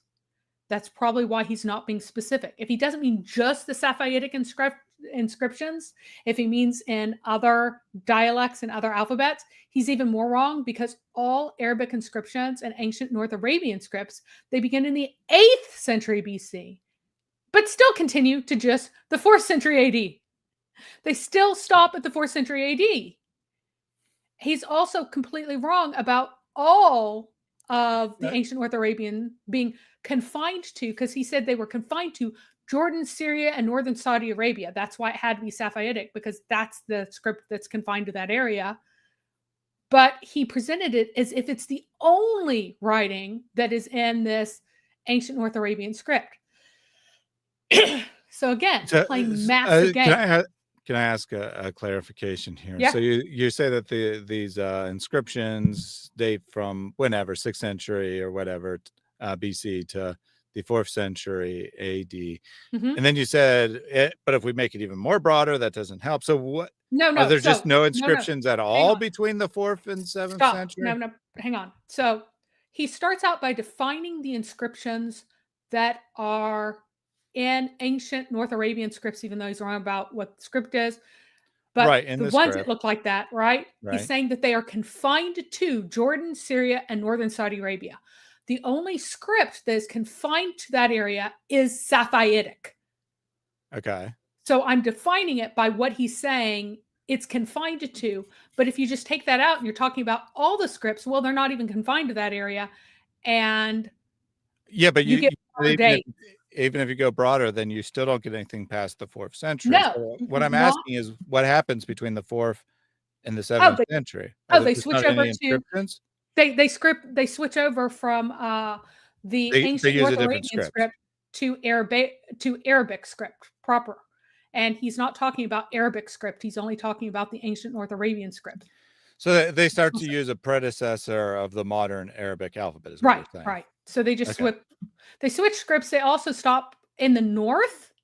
They stop being pagans, and so there are massively less rock inscriptions, because most of the rock inscriptions were part of a pagan activity where you were like calling on pagan gods to witness things.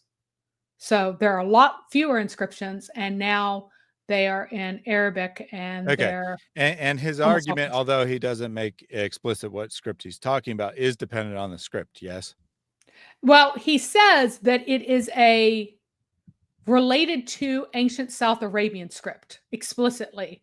Yeah. And but what I'm asking is that we can definitely rule out whatever limited number of inscriptions that are written in the Arabic script, because his argument is related to the script. Right. His argument is related to the script. So that's what I was trying to figure out. Yep. So, and again, if you want to throw that out too, well, in the Arabic script, you can get up to, the 6th century and way past. Because remember, he's saying that the terminus is in the 6th century. There's nothing that terminates in the 6th century. If you're going to go, okay, well, he misspoke. In the Arabic script, well, the rock graffiti continues until when? Maybe present day? I don't know. Like, I'm sure that there are still people in the 17th and 18th century sometimes scratching on rocks. Oh Just yeah. cause, right? I mean, I would assume so, right? People, obviously, I don't know the culture of Arabia that well, but people in America, right? They'll scratch their initials on a park bench or on a tree or whatever. And if we looked 100 years ago, people were doing the same thing, and 200 years ago, people were doing the same thing. So I would assume that people still occasionally make inscriptions on rocks. They don't have the same level of importance as they may have had in the distant past. But people still do it. I would assume that it probably still happens today in Arabia, that occasionally a person will write some short message on a rock or other object. So yeah, I would assume they would continue. So, um, we have had Firdaus Ramli define Wadaka as the religion of Nasara. So that means that if you are someone who is getting scripture from your spirit guide so that you can write it down and you don't actually have the Bible, but instead you are being possessed by spirits who allow you to write things, then that is who Muhammad is talking about when he says Nasara. So, Protestant believer, absolutely not. The underlay of the Sanaa manuscript, the palimpsest, is Arabic. It is written out in Arabic. It's even Arabic script. It's Arabic language. Anyone who tells you otherwise is just lying to you. He's just lying. Mm. All right. So, Yeah, we didn't actually cover the language of it because it's not even a question that people ask. No. But we do have two whole long streams on the Sana manuscript, so check those out. Yeah, I have a stream on it where I read out a translation of the Arabic of the palimpsest layer of the undertext, where I read it out for you. It cannot possibly be Syriac. In large portions, it's letter for letter identical. It is. It is largely. That would be very strange if it's Syriac. Yep. All right. So now, he then declares that the Safavidic inscriptions have borrowed part of their vocabulary from Aramaic and Hebrew for some reason. He even falsely claims that they're recent borrowings from Jewish Aramaean, or Aramaic, sorry, it's Aramaean in French. It ends in an N. I should have written as Jewish Aramaic and Palestinian Christian Aramaic and Samaritan Aramaic. That is absolute insanity that there are recent borrowings from that. And let's look at this again. The Safavidic inscriptions are in Arabic. Why are they going back to the dead language Hebrew? Hebrew's dead. We got Arabic here, right? For some reason, it's going back to a language that has been dead for like 600 or 900 years at this point. I mean, okay, so I don't know when Hebrew, it was effectively dead in the first century, but it wasn't completely dead in the first century. Probably like second or third century would be when it completely died out. Yeah. Why is it borrowing words? Right. It's borrowing words from a language that is largely, well, no one's using it for common speech. Yeah. Overlapping with his dates. Correct. Let's put it that way. So from a language that he must admit is dead, for some reason, these pagans who are Bedouins out here in the wilderness are supposedly borrowing from this. And then from Jewish Aramaic and Palestinian Christian Aramaic for some and same reason too. Why are these pagans borrowing from this? Is there any evidence of this? Which words did they borrow? Well, I mean, it's literally impossible. Except for HMD. I mean, it's literally impossible to borrow words from a language that no one is speaking. Right. I mean, forget what evidence of it. It's literally impossible. But the other ones, the different Aramaic dialects of Aramaic. Okay, evidence. Which words? Well, his evidence is that HMD must have an Aramaic meaning as a name because it makes more sense to him that you name your kid possibly sexual desirable than you name your kid that a name that relates to piety, which would be the praise roots.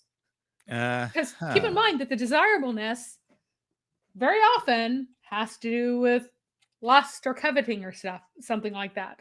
Especially, I mean, imagine these guys are big into the evil eye. You get the evil eye by looking upon something and wanting it, remember? It's not necessary. So there's good evil eye and bad evil eye. There's the malicious evil eye where somebody is resentful of the goodness that you have and their resentment casts an evil eye on something. Then there's a kind of evil eye where someone is appreciative in such a way that they have a kind of feeling of covetousness in some way that also casts the evil eye on it. So if you're giving your kid a name very heavily connected to covetousness, you're basically inviting your kid to be struck by an evil eye if you are an Arab at this time. Mm-hmm. Naming your kid treasure or jewel or special portion or something like that, that's one thing. But naming your kid the thing that is desirable in the covety sense, wanting to be possessed, a prized possession, that'd be insane, frankly. Well, regardless, I don't know why he thinks it's weird to name your kid Praise. Like Right.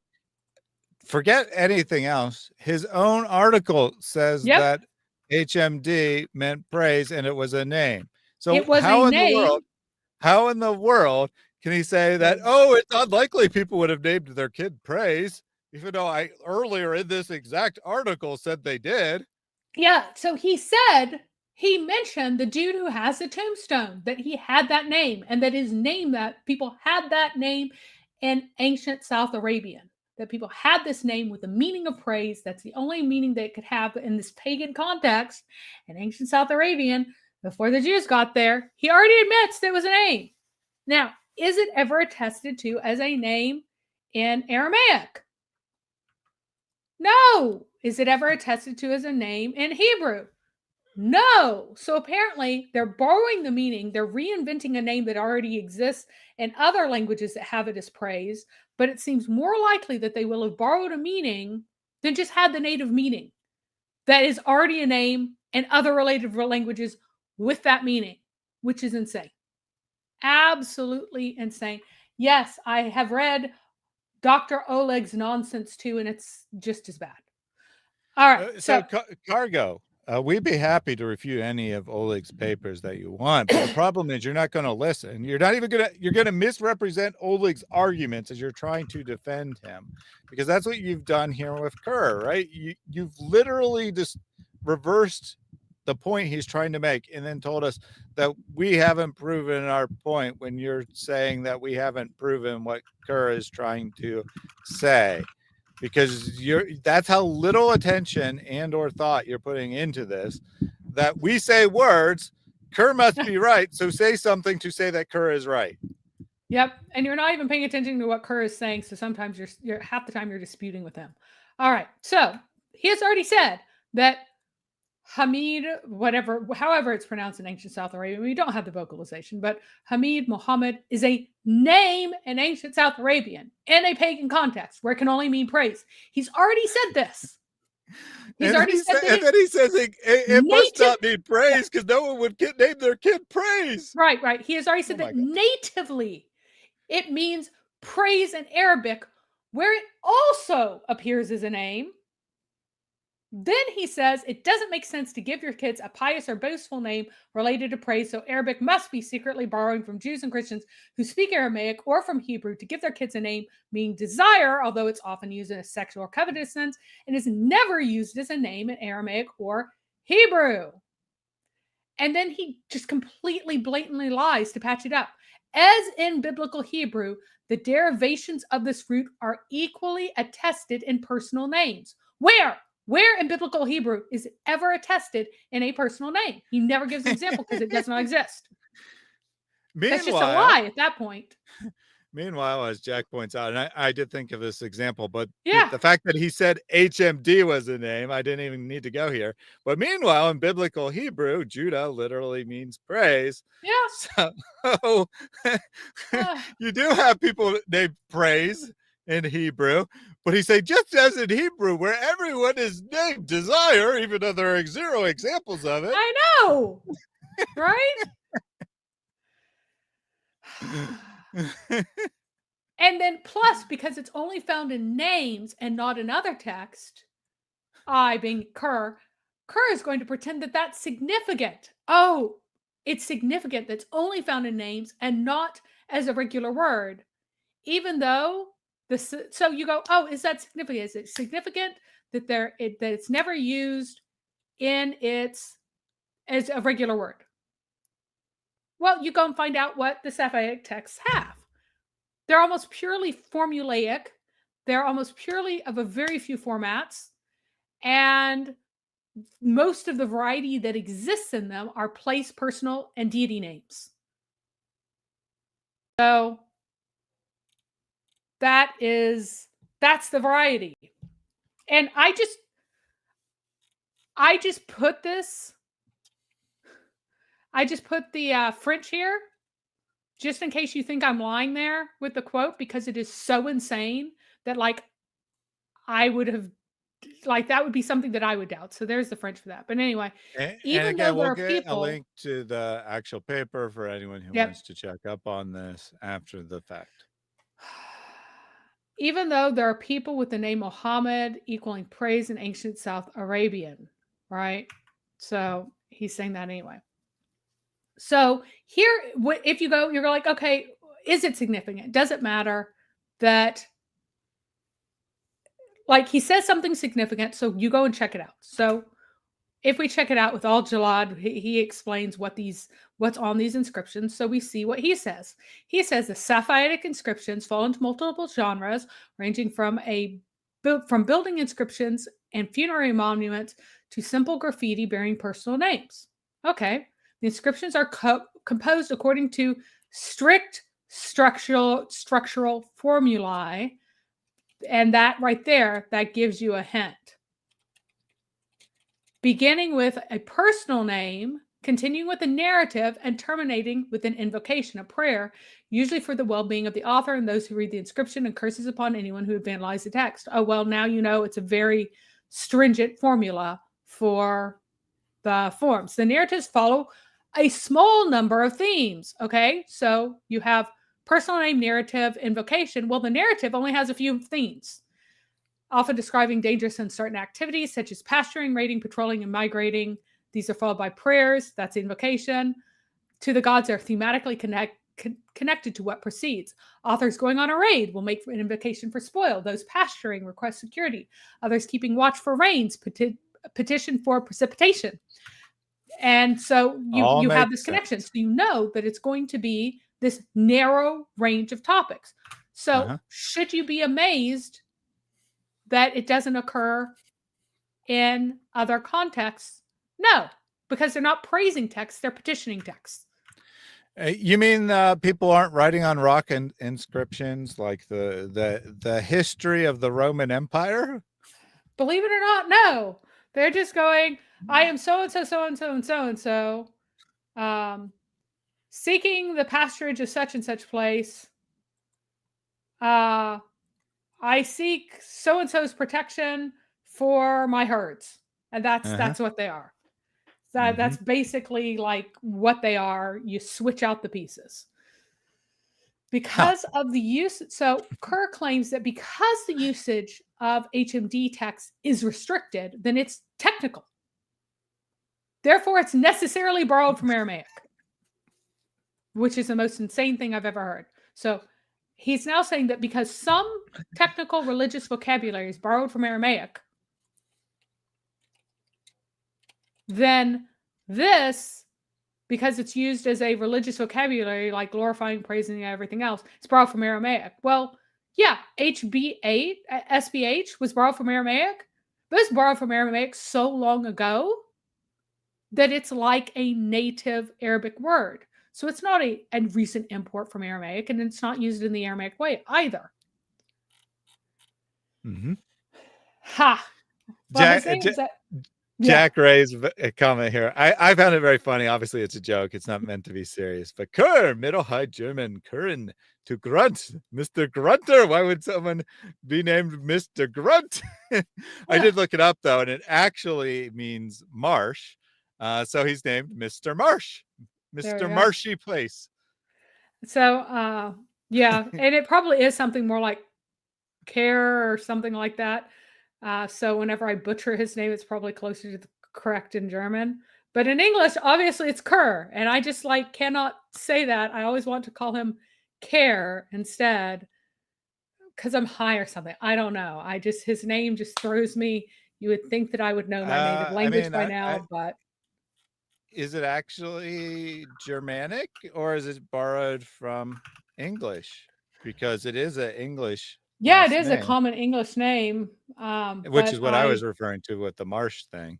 Well, I mean, the Germanic base. I don't know whether or not it occurs in. He's a German speaker. His English is I know, but heavily that accented, doesn't I have mean no idea. his name comes from Germany, right? Yeah. His family name could easily come from the Scottish English background that the spelling implies. It doesn't matter. It's irrelevant. Let's just continue on. All right. So, I knew a girl whose last name was English, but in German it was a curse word. But anyway, then, so he's declaring that because some technical words are borrowed, and this is used as kind of a technical religious term, then it must be borrowed. I'm like, okay, well, is salat a borrowed word? Because it's not. It was must be, Mary. misunderstood. All religious terms are borrowed. It was misunderstood as a borrowed term because it has the U/W in it, but that's because the Hijazi dialect still had an O sound that would be represented by a U in writing sometimes. It's not a borrowed word. Dua is not a borrowed word. Like it's native Arabic. There's plenty of technical vocabulary that is native. It's just that some of it's borrowed. But he just says, nope, it's technical, so it's borrowed. And again, does the borrowed mean since if it has no religious use in the supposed donor language, why would it in Arabic? That's a big gotcha. Because the words that are borrowed because they are in use in a technical religious sense already, and they're borrowed into Arabic. So olam or olam, like an age. So whenever you say forever and ever, amen, that comes from the Hebrew olam, right? Which Muhammad heard and then tried to borrow into Arabic as alamin, which turns into sentient beings instead of ages or forever, right?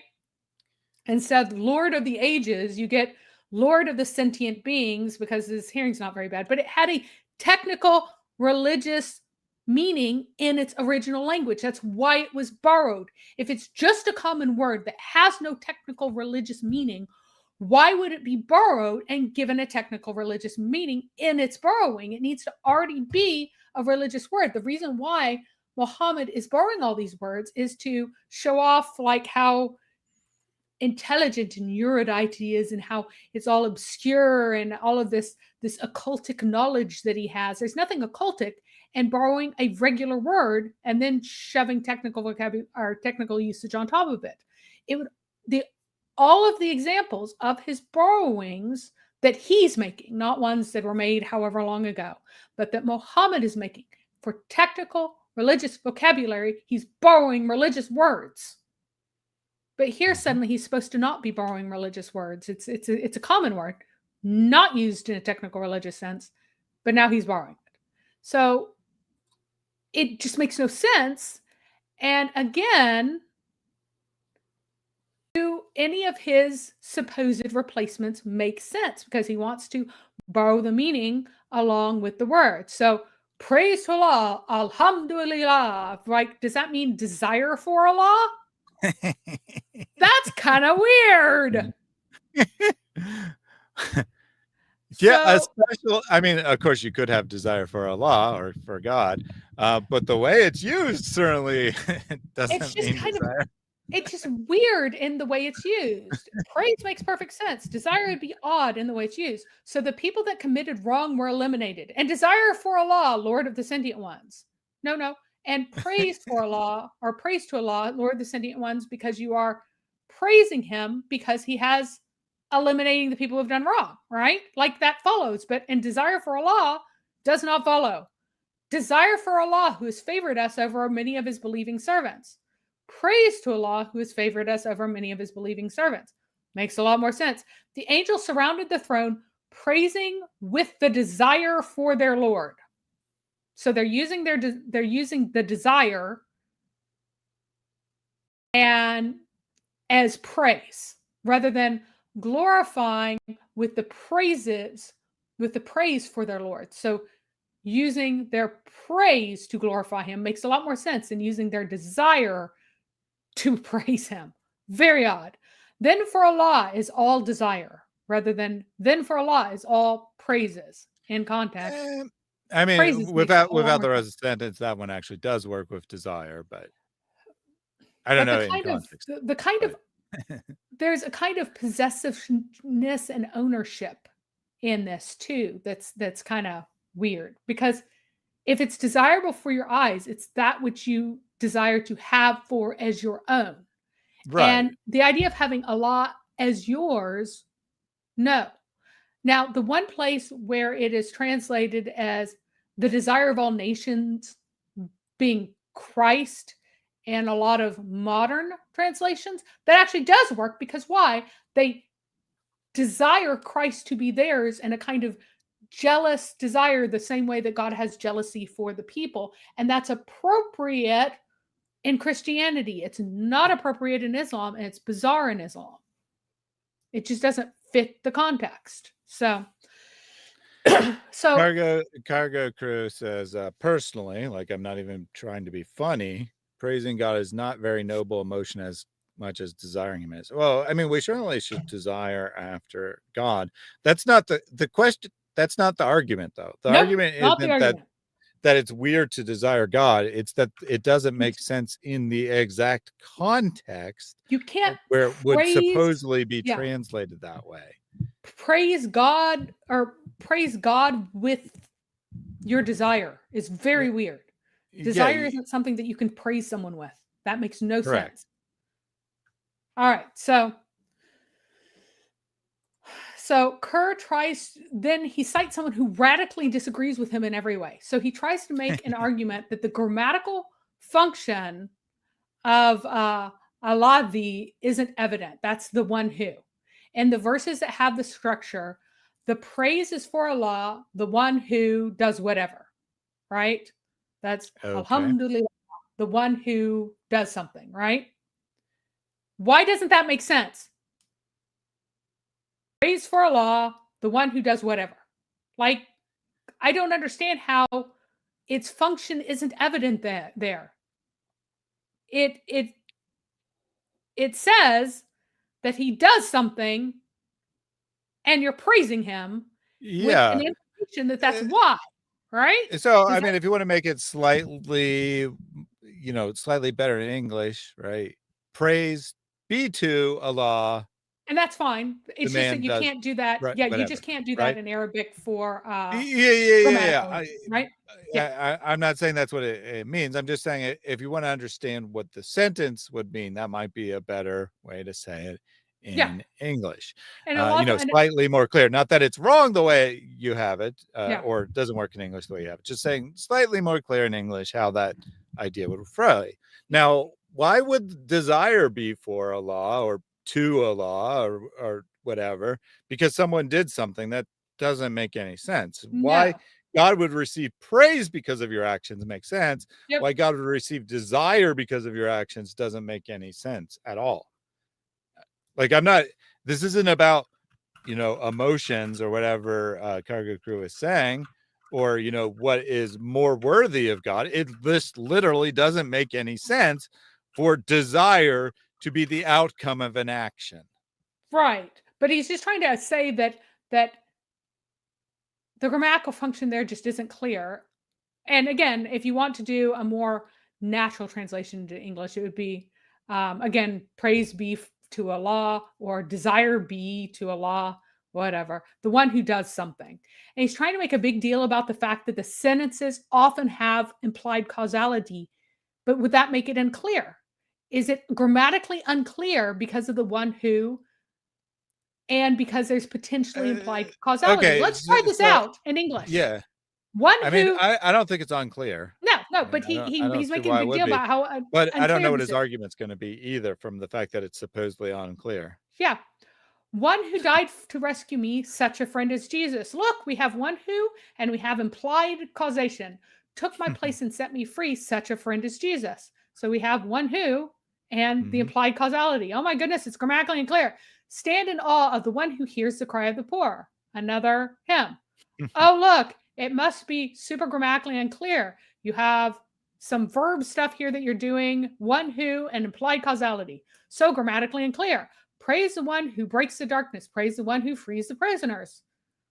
Or Mhm. just plain, praise God from whom all blessings flow. Praise God for his word. All of these are completely not grammatically unclear. So why is he saying that the grammar is uncertain because there's implied causality? That makes this relative phrase uncertain? No, it doesn't. It's just nonsense. Right. So it doesn't follow. It doesn't follow. But I still don't know what his purpose is. It just so he Right. can discard these verses and ignore So them, no, or no. So then he goes to someone who claims that there is a common Syriac invocation that's being structurally copied Oh. here, which is praise and verb, the god of whatever. And guess what? The Syriac invocation has which root? The SBH root, because it is more commonly used as a generic word for praise in later Aramaic. wait. So let me just get this straight. So his claim here is that it doesn't work in Arabic because they're copying and pasting from Aramaic, but they have changed the word form, or they've put in the synonym, which is not a synonym, Right. according to Kerr. Yes. Why in the world would they do that?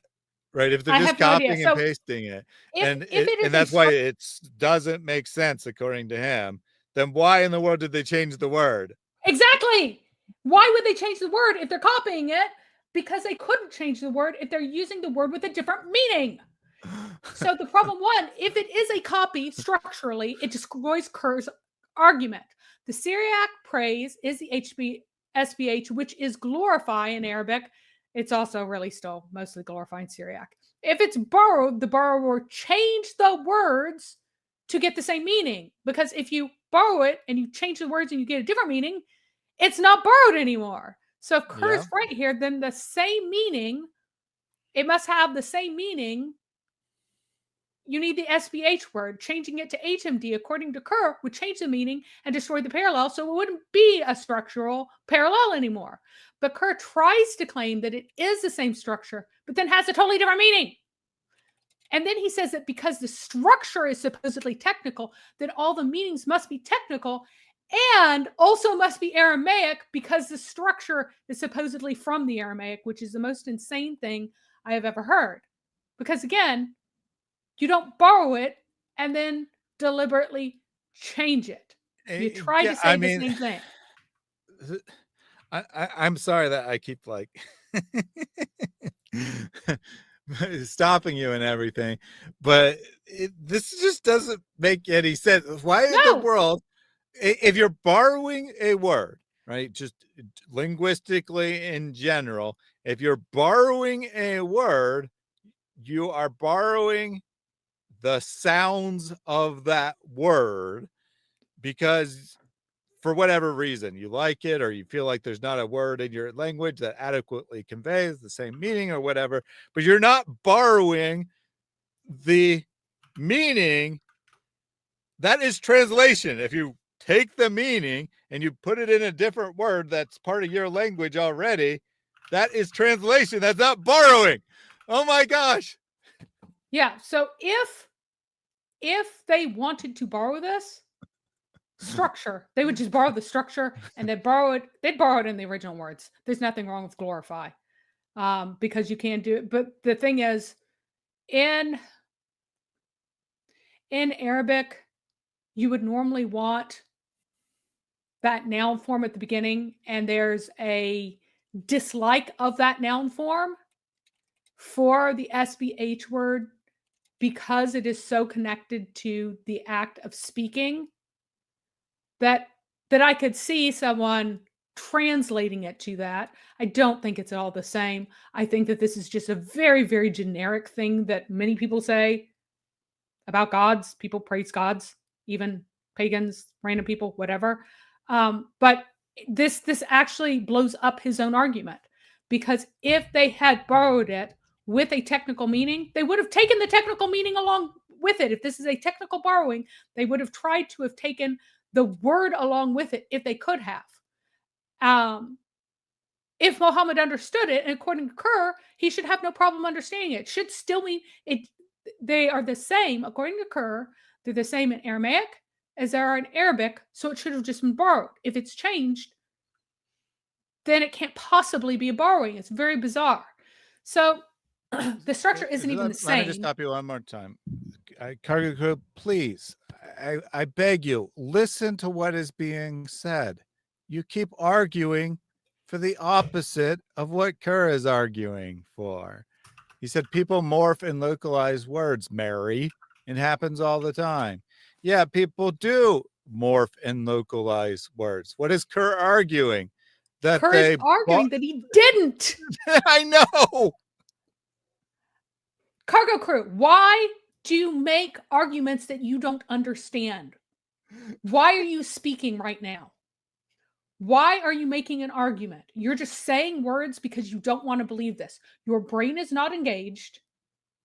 You are the worst example of defending NoMoism that there possibly is.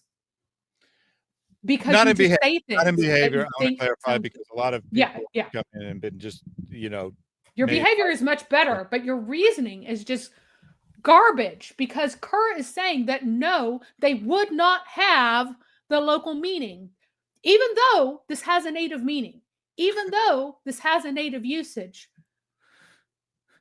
The Quran does not use it and instead chooses to use a foreign one. That's what Kerr is arguing, while also borrowing something and then changing its meaning with a foreign word, which is just insane. So the second problem is that the structure isn't even the same. Praise verb, the God of blank, isn't the same thing. Isn't even the praise is for Allah, which is used as a proper noun or substitute, the one who. The similarity is that there is praise or possible implied causality, and Kerr wants to throw out the praise. So the only thing left would be possible implied causality, or at least a description of the quality worthy of the praise. So there's hardly anything less surprising than a hymn in any language praising to any god. I pulled out of my backside the exaltation of Inanna and checked that for praise.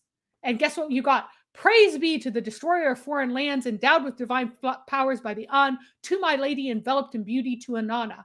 That this is the one of the earliest hymns with a known author that exists still in the world. It's a Sumerian hymn. And look at that. We have praise and causality. Why do we praise her? Because she's the destroyer of foreign lands. There's a later one to Ishtar, which is another name for Inanna. Praise be upon the later ruler of men, the greatest of the Igigi. Okay, why do we praise her? Because she's the greatest. Oh, look, Christians must have copied this. Praise God from whom all blessings flow.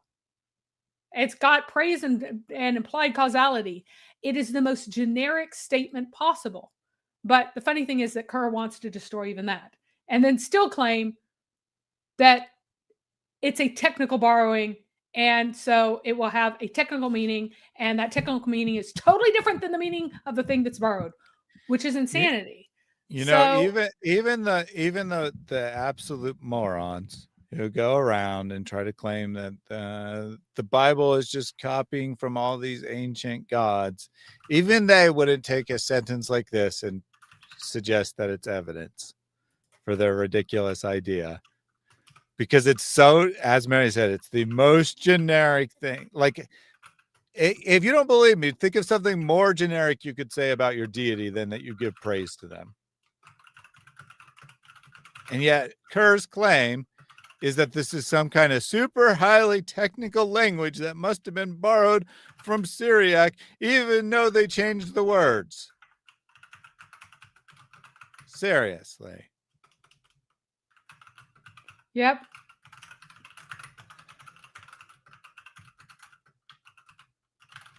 So again, if the phrase is borrowing from Aramaic, meaning if the structure is borrowed, if the idea is deliberately being copied, then the meaning has to intend to be the same. Muhammad could not have misunderstood HSBH as meaning desired. He would not have thought it means desired. So HMD would have to be praised in Arabic in this context in a way that's more clear or acceptable using SBH. Because if it's borrowed, he's putting in something to express the same thing in the same general structure. Right. He can't be keeping a very generic structure and then replacing the entire meaning of the phrase and then still calling it borrow.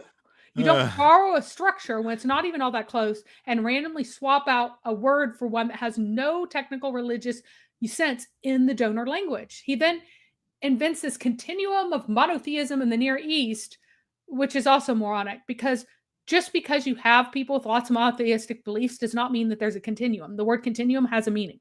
There is no, like, if I am living, if a whole bunch of Presbyterians are sat down next to a whole bunch of Orthodox Jews, that doesn't mean a continuum of belief. There's no continuum there.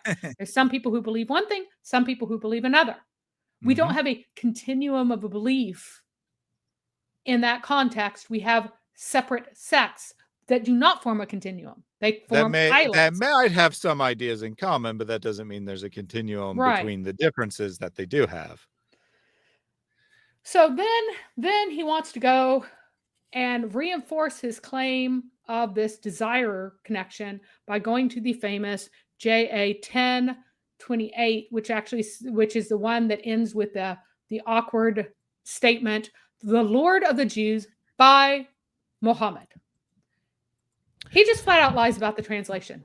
It can't possibly be. The weirdest, least clear inscription in world history is his grand proof. And then he lies about the translation because he wants the Lord of the Jews and Muhammad to be parallel in some way. He adds an extra word. He changes it to "by the Lord of the Jews, by Muhammad." There is no first "by" there.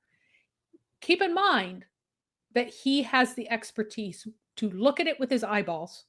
So I would not say that J. Smith lied if he said "by the Lord of the Jews, by Muhammad," because he could have gotten it from this guy and a couple of others who will translate it that way. But given his expertise, he is lying. He knows that it only says "the Lord of the Jews by Muhammad," and he's adding a word that is not there in the text. He has a degree in Semitic languages, and he has the transliteration correct in his paper. He added a word. He also lies about the context, and the context is and he claims that the context of this, the religious context, is that a party of the Himyarite elites converted to Judaism. No, it's not.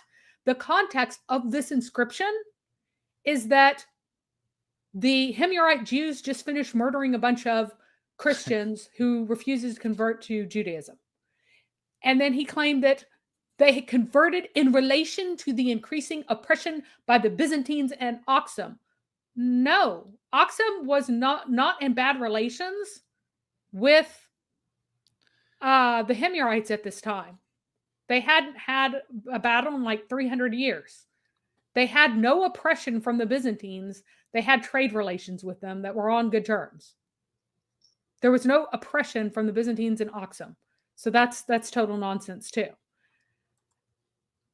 Again, the context of this inscription is commemorating a battle where they killed a bunch of Christians. That's the context.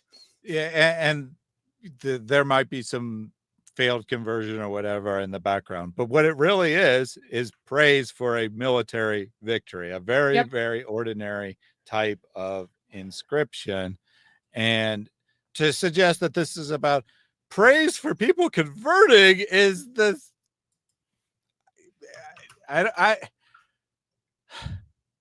just going to say it is incredibly dishonest. Right? I was going to say that was stupid, but no, I don't think it's stupid. I think it's incredibly dishonest because there's possibly some background of conversion attempts and that historically speaking, that the inscription has something to do with conversion is just completely disingenuous lying. It's totally dishonest. Has nothing to do with their conversion to Judaism. So what does this weird phrase at the end mean? The Lord of the Jews by Muhammad. Earlier in the text, we had the declaration that TMMM of Hadut or whatever it is, they don't know where this place is or what it is, made it. Otherwise, this final phrase would be a totally normal authorship phrase, which is authority that you do it under by the scribe who wrote it. Honestly, it could still be a restatement of that same thing because the TMMM could be the tribal name Tamim. They have extra M's on various things. I'm not really sure why. He could be the one charged with making it rather than the literal author in spite of that. Or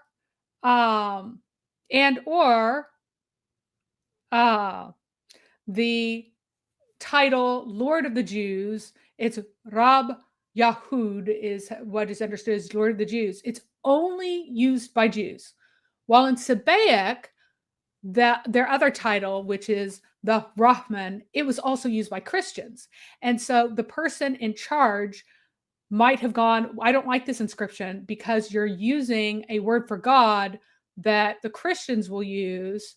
And so now we need to emphasize that we're Jews and we're doing this in the name of the Jewish God who doesn't have any, or that you have no claim to. And so it's trying to thumb the nose at Christians, right? So it could be a restatement for rhetorical reasons to like humiliate the Christians, basically being asked to add something at the end. And so they chisel that on at the very end.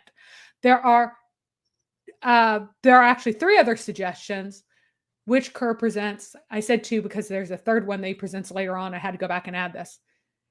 It can be, and Kerr actually says what these other options are.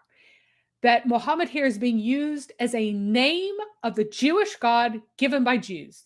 I don't know how it could be because it's by Muhammad. What is that by doing there? That makes no sense. It's just completely illogical. Secondly, it is... That said, just to be clear, for the audience's purposes, because they might not know, these are not Kerr's suggestions. These are suggestions other people have made. This is actually probably the most common suggestion, even though it doesn't make any sense to Mary. And frankly, the whole inscription doesn't make any sense to me. I have a very hard time making sense of what this is supposed to mean, but this is the most common suggestion, that it's 2 names for the Jewish deity. I think that this one has actually dropped off a ton because it is so bizarre. Like, let's just try this. Try this in English. We call Lord, we call him God, or Father and God, okay? Right. God by the Father. Could that possibly be me calling God the Father? Or the Father by God? Like, not in English, but insane. Prepositions are very tricky. So, I mean, No, well, as a preposition, as any preposition, that relationship, that prepositional relationship, it is not possible for that to just be a restatement of the name in Semitic languages. All right, so the second option, which is more tenable, it's more possible, is that it is a description of the Lord of the Jews somehow. It's something like the Lord of the Jews by praising Of course, Kerr would prefer something like by desiring. Now, there is a weird outlier where this goofy guy named Bruno Bonnet Aymard thinks that Muhammad is a label for a prophet here on the basis of Daniel being a precious man. And even Kerr says that that's total nonsense. So he's saying that this is not a title as a label for a prophet, like a stand-in for a random prophet. And why the heck would there be a prophet here? And this Jewish text, very bizarre, very bizarre. But keep in mind that if it is a description of the Lord of Jews, who is it a description of? The Jewish God in the 6th century, because that's when this is written. In the 6th century is a 6th century inscription, 6th century, the Lord of the Jews by praising or through praising or something like that, which is pretty weird and doesn't actually make a ton of sense, but whatever. Keep in mind that in any of these cases, this association here, this connection, the function of Muhammad cannot be messianic in this text because these are Jews. This is a word that is either in what Kerr will say that it is, either attributed to God or another name of God. It's not messianic by definition because they have denied any divine connection of the Messiah to God whatsoever. The Messiah is no longer divine. They've cut off their ancient belief in Messiah. So if they're using it and predicating it of God, it's exclusive of being predicated to the Messiah in some kind of very, very technical sense, right? If this is a technical predication, right? But then he builds a case for Muhammad, which is already attested as praise and word and name in South Arabian, suddenly having an Aramaic meaning here of a precious thing or a desirable thing. So, all right. I want to stop you just for a second here because Karikua has apparently finally figured out what the actual argument being made is. And now he's getting emotional, let's just say, in the chat. Mary, are you really suggesting Mr. Kerr doesn't have any substantive argument rather than linguistics? Linguistics is a very silly way to prove anything anyway. Bloody hell, what a poor strategy by Mr. Kerr to concentrate on linguistics. Kerr is a linguist. He is a linguist. That is his background. Is his area. He's not trying to prove NoMoism. He is a linguist making arguments about the language. You've been citing him as your grand expert for your case, and you didn't even know what his expertise is. He is a linguist. This is the kind of arguments he makes. Every single one of his papers is about the linguistics of Arabic and related languages. Oh my goodness. Yes. And everything's about linguistics. So he has already said that this word normatively, historically, has always meant praise. Previously, it's used as a name in this form. It means praise, praise, praise. But now he is saying that it's Aramaic here. And his proof for that is that everything's in Aramaic, borrowing into ancient South Arabian, if it has to do with Judaism, which is the most insane thing I've ever had. So he claims that the Jews who converted the Himyarites spoke Aramaic. We have no idea whether or not that's true. Therefore, they brought Aramaic religious terms. Well, they probably read or studied Aramaic because most Jewish material was in Aramaic. So I will say that they knew Aramaic, whether or not that was a native language. All right, fine. They brought Aramaic religious terms. Well, what's a synagogue called? Well, it's not called a word borrowed from Aramaic. KNS was used in Aramaic. That was the root used in Aramaic.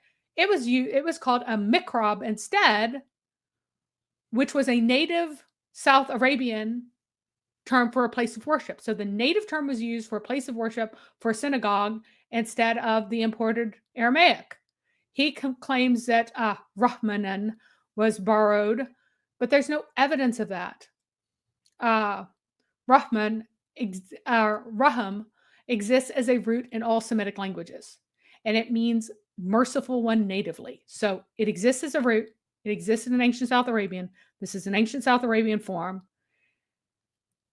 If it was borrowed technically, that would mean it would have to have a technical usage from the language it was taken from. And while there is a word that exists in Aramaic Syriac, meaning the merciful one, it's really rare. It's the only place it's found with that meaning in the entire Syriac lexicon is a Samaritan usage. And it says, you, Yahweh, are the merciful one forever and ever. And that's the only time it's used in the entirety of anything, is this one Samaritan usage all by its own. It's not used as a standalone title. It's not used in place of the name of God like it is in old ancient South Arabian. So why would you think that it must necessarily be imported?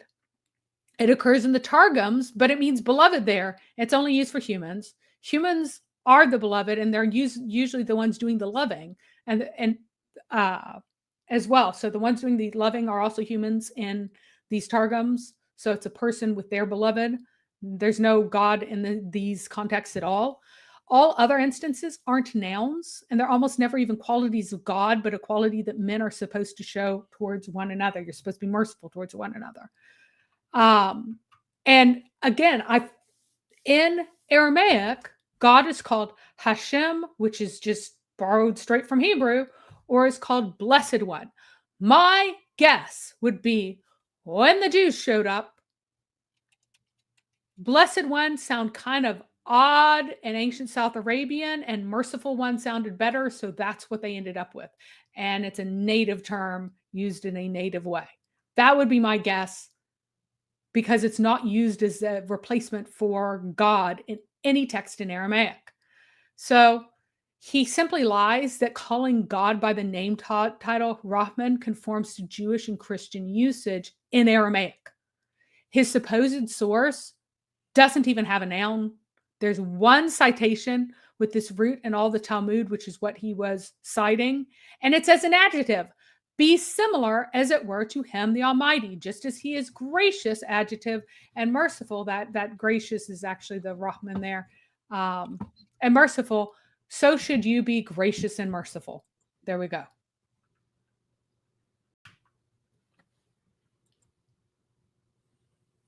So what about Lord? Because we have Lord of the Jews. Well, here you're on a little bit better ground, because that root is used of pagan gods in Sabaean all the time, but there it has a meaning of owning or possessing or acquiring.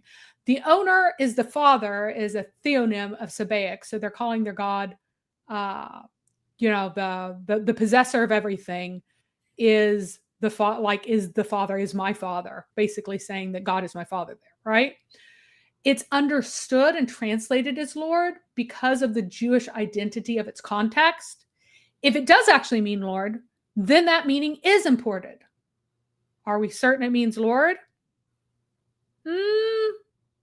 Don't think so. But they couldn't just call their God Rab or whatever it is, Rob. I have no idea what the vocalization is. Neither does anybody else. By itself, because there were other gods who were called this. Perhaps with a different meaning for the word. But as a result, it always had to appear as a novel construct together, Rab Yahud, together. So Lord of the Jews, it had to be together. But there's an issue with it being borrowed, because the RBN root words, they aren't a common name for God in Jewish Aramaic. There are three other words for Lord that are at least as common, and other titles are way more common. So it'd be weird that they would change the name to Lord and then still use that there. It is true that Arabic-speaking Jews took Rab, which natively means Lord in Arabic, and used it in the place of Adonai. They called God Rab, and that hints that maybe the influence might have come through Arabic speakers rather than Aramaic speakers. So they read Aramaic, but their native language was Arabic. They're Jews, and they talked to them more in Arabic than Aramaic, and so then it became Rab because of that. But that link to Aramaic as a technical term is pretty darn tenuous. Pretty darn Well, tenuous. yeah. So what you said sounds plausible enough to me about how it could have come from Arabic or through Arabic. I would suggest that if you're saying that RB is commonly used for other deities, right? Yep. Pagan deities. I mean, it could just directly come from them taking a term Yeah. used for deities in that language. It wouldn't have to be from another language at all. Yeah. And I think that that's also true. I think, So yeah. to suggest that this is some kind of proof of something in Aramaic, I think is just totally untenable. No, it's so tenuous. It's so thin. It's like a spider web. But that's supposed to be the basis on us believing that the Muhammad consonants there are really Aramaic, which is insane. So the Rab is tenuous, Rahman is just plain absurd, and Muhammad coming from that is totally baseless. Then he tries to connect the biblical HMD to Messiah, of course. He uses David because David being called the precious man, making prophecies relevant to the Messiah. Therefore, this word just must be related to him. That's insane. I mean, okay, so this is going to be the same kind of idiotic argument about like J. Smith's MHMD is Jesus. I mean, if you're going to go with this logic, hey, at least it's David this time, as opposed to Daniel, more relevant figure. But I mean, you could just literally say any word in the entire Hebrew Old Testament, essentially, could have become a title for Jesus. Right. Because it's near stuff. So, and then he really wants to press on Haggai 2:7. And it has, and he actually clarified for me the grammatical possibilities much better. Because I'm like, how do you get, they will come with the nation's treasures? It has to do with the vocalization of treasure slash or desires slash desires. And it really can be either one. They will come to the desire of all nations is actually the, I believe, current vocalization of the Masoretic, even though they translate it the other way. The vocalization actually is the messianic. They will come to the desire of all nations, where that is a messianic title suddenly, versus they will come with all nations' treasures to God. But the Septuagint and the Peshitta chose which one? The second one. And the Peshitta and the Septuagint, the ones that were running around in that area at that time, being used by those people, being used in Aramaic, did not have this as a title, a messianic title, and no Christians using those languages were using it that way. The Latins were, because they vocalize as desire of all nations, which is the same way that the Masoretic does currently. But the people who were working in Greek and Aramaic weren't calling the Messiah desire of all nations. Mm-hmm. Absolutely insane. Absolutely insane. That he's saying that this is coming from the Aramaic, but the Aramaic explicitly does not have this as any kind of title of the Messiah. And again, desire alone, nobody ever used that. Desire of all nations together in Latin, yes. But Kerr tries to save it anyway by saying that the surrounding verses are connected to the Messiah in Jewish and Christian tradition. Okay, great. They're messianic. That doesn't get you to Messiah himself being called desirable or desire as a common epithet. Just, well, the desirable one. Oh, we know that must be about the Messiah. Never provided one example where it was used that way. You can't just say, hey, it shows up in the Bible a lot. You have to give examples where that happens. Then he wildly declares that since HMD is related to covetousness, it might refer to the messianic desire. So the question is where? If you make a statement like that, you need something to back it up. You can't just make an assertion that, oh, well, it's kind of like covetousness, like you're desiring of things coming. So it could mean messianic desire. Okay, which father did this? Who wrote this? Who knew this? There's no source because it doesn't exist. And he basically used the argument where if the word shows up anywhere in a passage that's read messianically, then that word, everybody will just know it's a replacement for the Messiah, which is insane. Yeah, like I said, I mean, you could literally, I mean, if this is all it takes, right, for a word, why not nations? Right? Nations now means Messiah, right? Yeah, or you can go to virtually, okay, maybe not any word, but virtually any noun, at least in the Old Testament, and you can say, well, this became a title for Jesus. What's my evidence? It's near a passage connected to the Messiah. I mean, seriously. Right. So, and then his best attempt to get to a messianic desire is Philippians 1:23, where he's going to the Greek. I'm hard pressed between the two. My desire is to depart and be with Christ, for that is far better. So, like, whose desire? That's Paul's. Not okay. Just clarify. But it's his messianic desire, even though it's his desire to die and be with Christ. So that's just Christ. Messianic desire to abstract things, right? Then he babbles around about Merkabah mysticism and typological Christ and Song of Solomon for a while. Has like just pages. Merkabah mysticism. You have visions of God, the Song of Songs that's read as relating to Messiah, the Son of Man, Ancient of Days, that you have these visions of God. Oh, you see the word days. The word days is a title for Jesus. Yeah, so you have a wedding, and weddings are about desire, and just like this random again and again pages of this stuff. And then he just lies all of a sudden, goes that certain exegesis of Song of Song identifies Christ as the Son, the Desire, and the Machmadem. No one calls him. Show me the exegesis. You don't have any examples. Certain. None call him the Desire. Hey, there's another good word. Yeah, there's another good word. Not nearly as common as clearly, but certain also has that.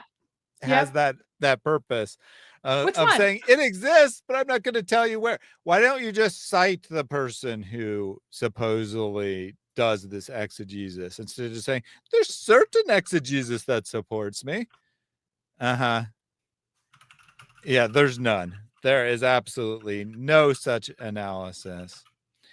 And also, wouldn't desire and Machmadim be the same thing? Yeah, basically. In his understanding. Yeah. So, yeah. And my point is finally that it's nowhere used as a title of Messiah.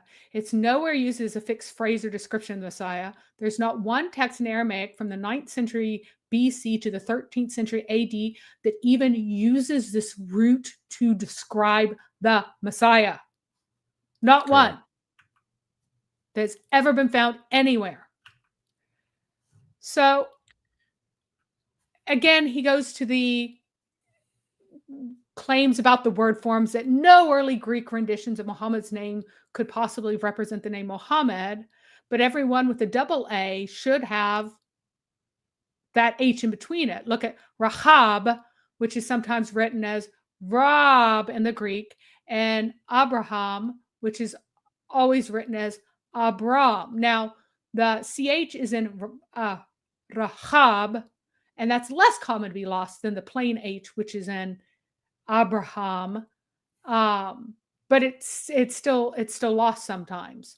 And that CH would be the equivalent to the H in Muhammad's name, right? It's still lost sometimes. Since it's lost, if you have that double letter, that H is missing in there.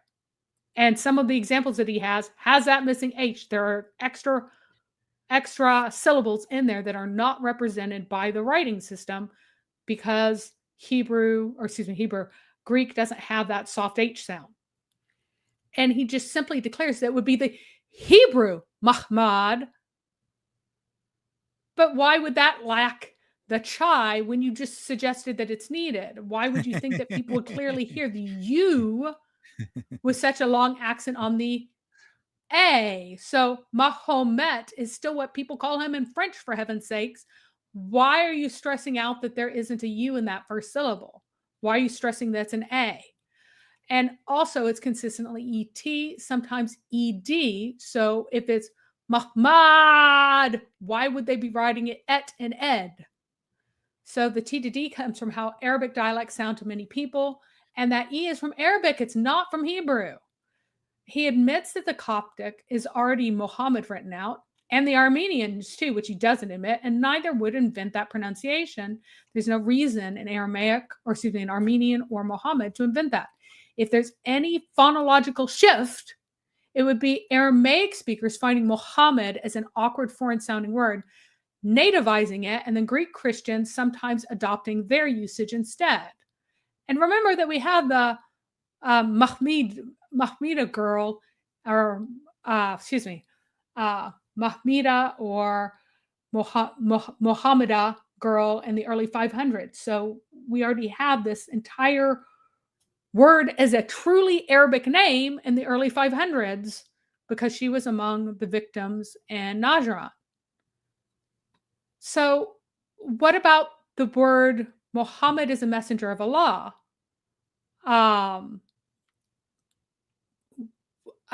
What do the Mohammedan want for the whole construction of the praise to Muhammad, the messenger of Allah, et cetera, et cetera? What do they want? They want to turn Muhammadan Rasulullah into praised is a messenger of Allah or desired is a messenger of Allah.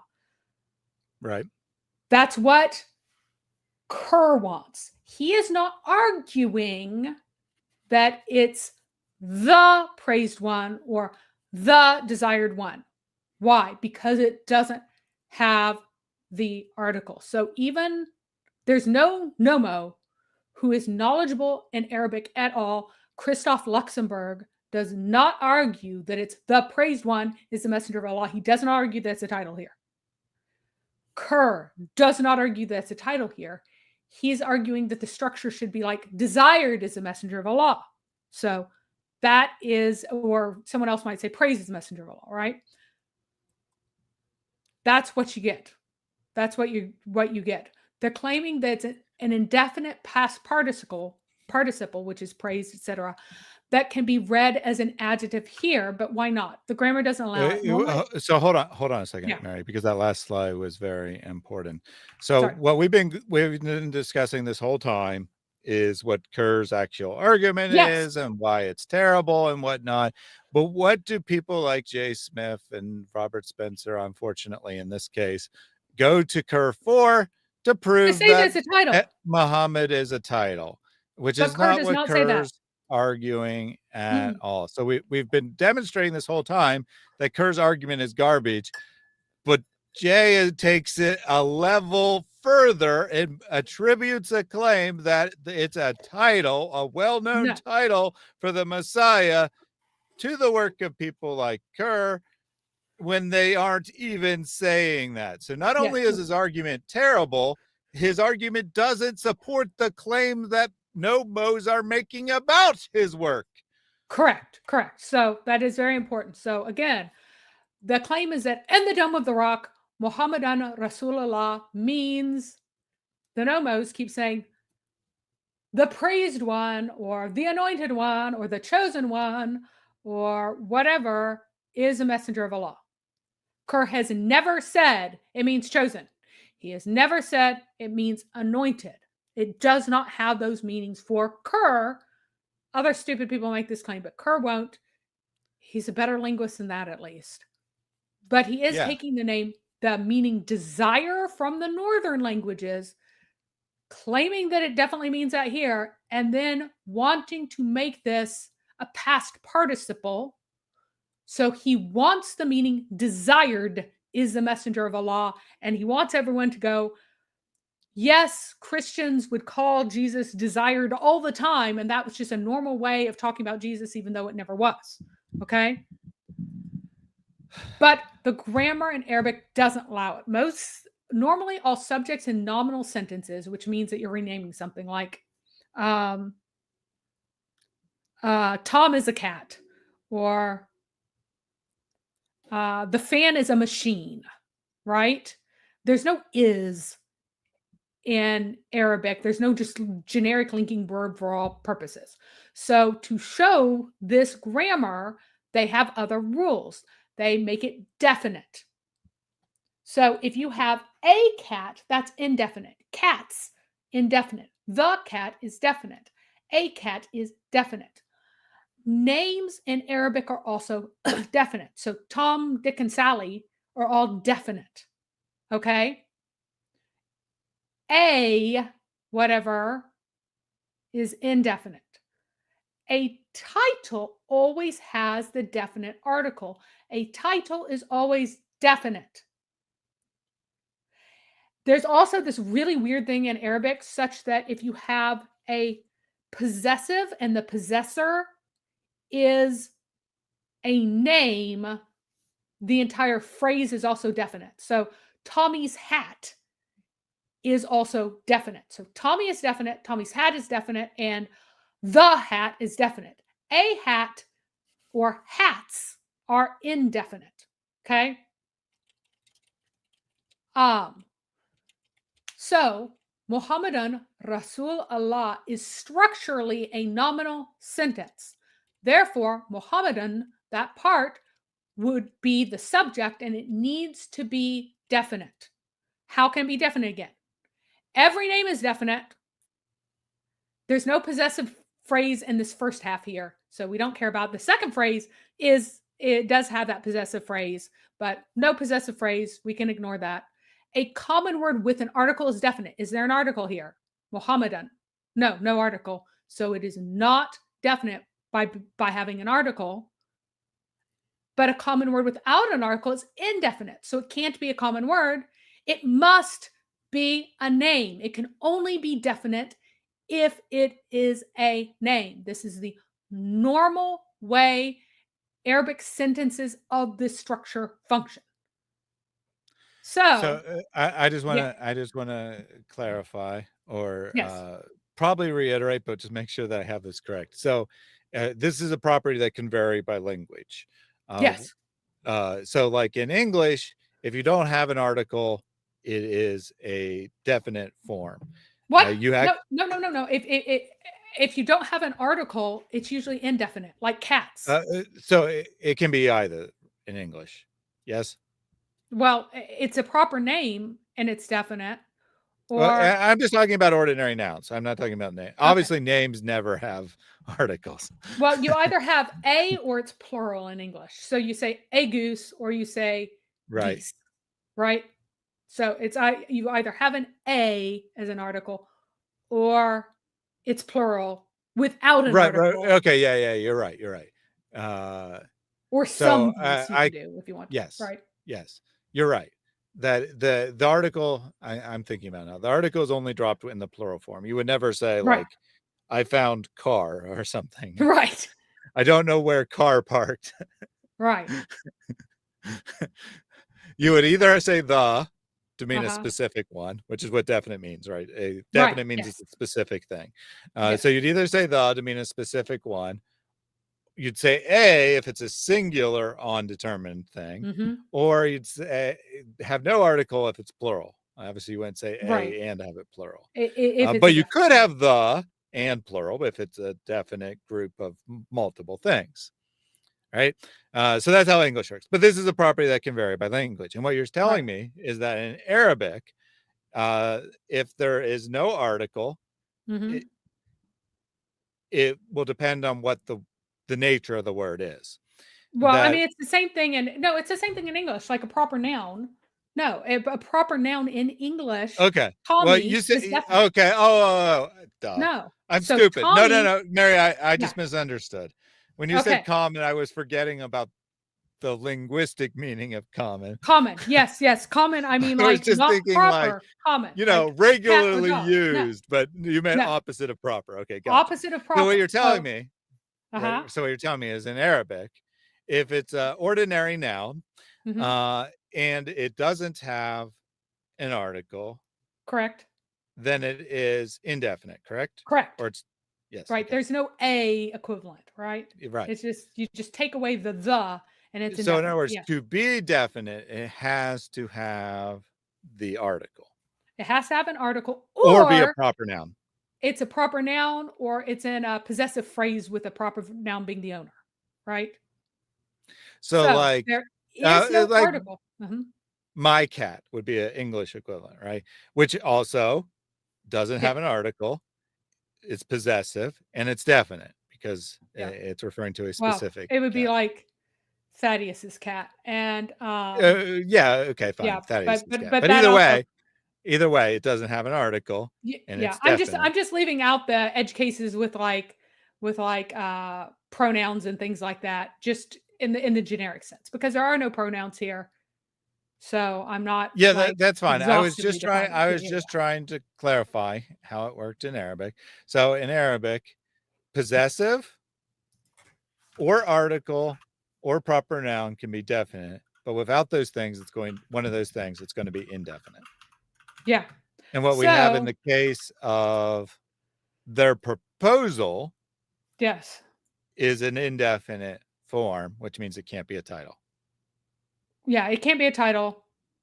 It would have to be, and that's why he wants it to be desired as praised as, but it would have to be in the definite.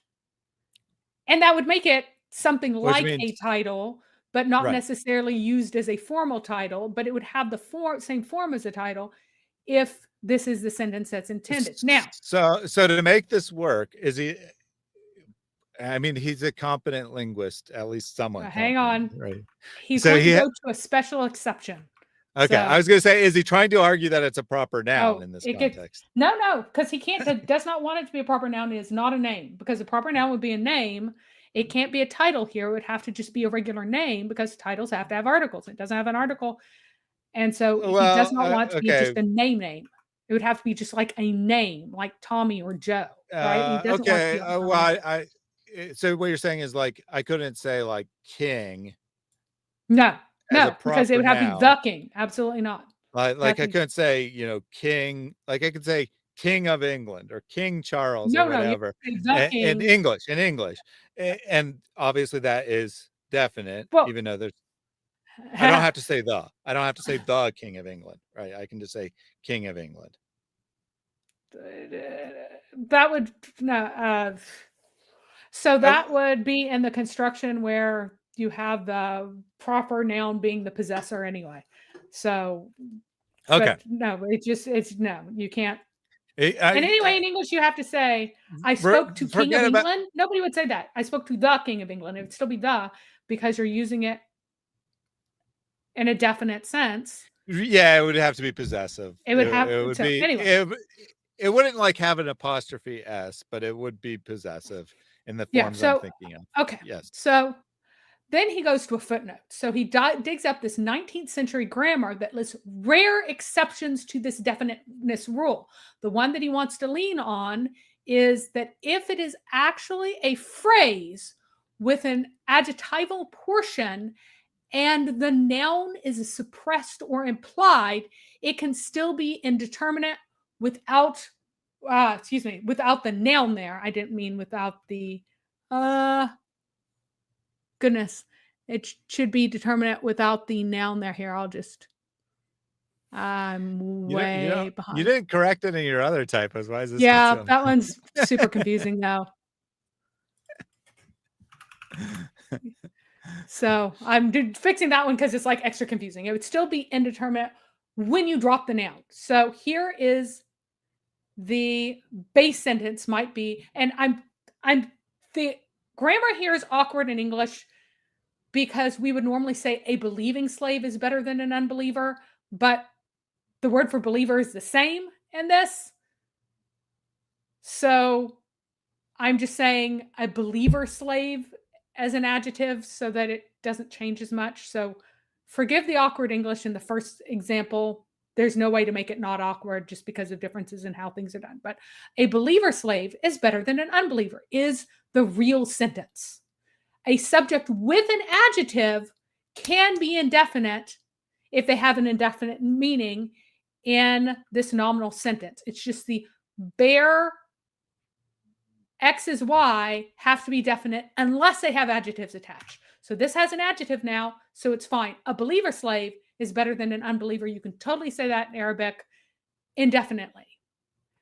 If you drop the word slave, but it's still implied in the sentence, everybody knows you're talking about the slave, you can say a believer is better than an unbeliever because the slave is still there in people's minds. This would then require that Mohammedan is an adjectival word attached to an indefinite noun that is dropped. So the real sentence behind it, the real meaning has to be a desired Messiah indefinite. A desired Messiah is the messenger of Allah. So then the Messiah is dropped and it becomes desired is the messenger of Allah, still indefinite. Huge problems with this. Number one, this is a really informal phenomenon. It's not one you ever find in the Quran. And then what evidence is there that that's what's happening? One, would Messiah ever be indefinite? Thaddeus, would we ever talk about Jesus as a Messiah? Well, I mean, okay. So we as believers obviously never would. Any believer.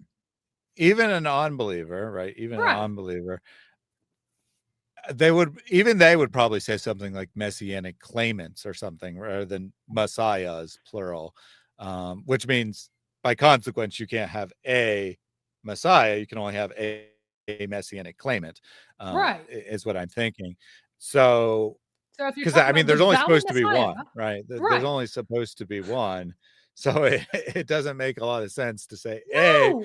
a example. That's like saying that would be equivalent, grammatically speaking, to someone who is a monotheist saying, I believe in a God. I mean, it's not technically wrong, but you would never say it that way. No. I believe in a Messiah. No, you say I believe in the Messiah, the definite Messiah. You wouldn't have something that actually means a desired Messiah is the messenger of Allah. That's what you're trying to express. Because that would be what you were trying to express. A desired Messiah is the messenger of Allah, not the desired Messiah. Because if it was the, it would still be the in a condensed or dropped form. This is not a way to get into definiteness secretly.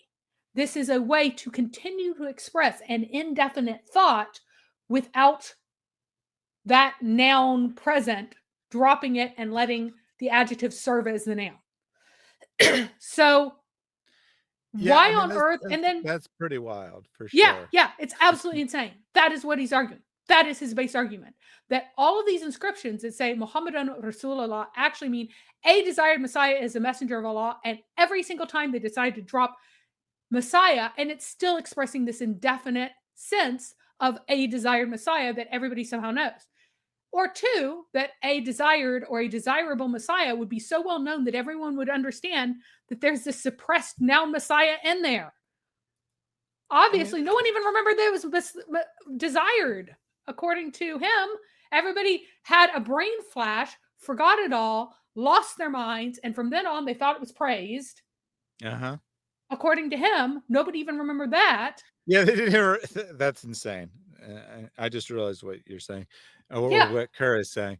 Not only did they have this weird informal construction, which I'll grant is a logical possibility, whatever, that people were, it would be definite, but we're going to ignore that for a second. That people dropped the word Messiah from the phrase, like there was a very well-known phrase, desired Messiah, and people dropped the word Messiah and they were just saying desired, whatever. I'm going to agree that's a logical possibility. But then they not only forgot that this was a phrase where they was so well known that you could drop a portion of it. They forgot what the phrase meant entirely and thought it meant praised. That's just pure insanity. And that they were running around saying a desired Messiah is what they're running around saying. They were never saying the I'm desired Messiah, granting which is so also much to insane. even grant it's a possibility. And then even if it was a possibility, it would still be insane. To answer the question from more K real quick here, what is SBH? It's another Arabic word that means praise. It specifically means glorify, Or praise something in through the vicinity speech. of praise. Yeah, Right, right. It's it's more related to like praising. glorify, but So it's in it the really same means, vicinity. yeah, it means like through speech you're doing praise. So that's why it's usually glorify. So you can glorify Allah with praises because you are using your speech to bring out the praises of him, right? Anyway, he gets to an even weirder grammatical argument by appealing to al-taqdim, which is the reordering of words for emphasis to account for Muhammad as the slave of Allah. And so he's arguing that the order is secretly, the slave of Allah is desired, but then it got flipped because the writer really wanted to emphasize the desired portion. And So then he's trying to get it out of the nominal sentence structure. But then if you flipped it, it turns this into is still this the other implied Messiah, though, right? So the slave of Allah is no, a this one desired Messiah. it could be desired. The slave of Allah could be desired, would be a legitimate sentence. But then he's saying that you could flip it. But here's the thing: you would break the grammar in a way that would give you wrong meanings if you did that. Like there are a fair number of examples of places where things are flipped and moved out of place deliberately, but when you do that, you still have all the grammatical markers on the previous thing that makes you understand it well. The idea that would throw it into this different nominal sentence structure is kind of insane, frankly. It's very, very weird. It's arbitrary, it's bizarre. Al-Taqdim is transparent to it in its inversion. It's letting you know, if you can't tell that it's out of order for emphasis, but instead it looks like bad grammar, that's just weird. For example, we can say in English, worthy is the lamb. We know that it's out of order because it's worthy, but in Arabic, that just looks like bad grammar, and you'd have something like the worthy one is the lamb if you wanted to do something like that. You wouldn't do it. You would change the order through emphasis, but then you would go ahead and do some grammatical markers because it would otherwise be messed up. It would just sound like terrible grammar if that's what you're trying to say. And you don't really get that in Arabic sources. And remember that Kerr knows that this root is attested as a name and only as a name in early Arabic sources. So why would you put it into a structure that would lead you to read it as a name? Very odd. It also sorry, before you continue. So I guess you're saying that this sentence, the slave of Allah is desired, is a sentence that makes sense on its own. I agree with that. But isn't Kerr's argument that desired is supposed to be a code word for the desired Messiah, or short and form of desired Messiah? Well, no. It doesn't have to be here. It doesn't have to be. It can be desired by itself. It's still code for that. Anytime you see desired, you're supposed to need Messiah, but there doesn't have to be a suppressed you're saying that grammatically it doesn't have to be. Right. But okay, so you are saying, though, that the idea is the there. slave of Allah is the Messiah or a Messiah. It's not clear to me which one it would be in this case. Is what he has it, but what you're saying is grammatically, you don't need to worry about it being implied. And again, as an ordinary adjective, that'd be really weird if you're doing this as a code word. Yes. The slave of a Messiah is the desired one would actually be like the one that we're thinking of rather than desired in general because it's so generic. It's just weird. Yeah, I don't think I can probably think of any word in English where this would happen that way. Right. Like there are words in English, but they're all nouns. Like, you know, word, like in the right context, without any other words in the sentence, you could understand that the word is referring to Jesus. If you're talking about Jesus, you'd be like, The Son is divine. There you go. But that's a God word. Yeah, Like that's defining him, right? but I mean But that desired doesn't work like that, right? yeah, but that's not he is the divine one, or No. you What know I'm he's saying is, hang on. You it's a don't have to go. description.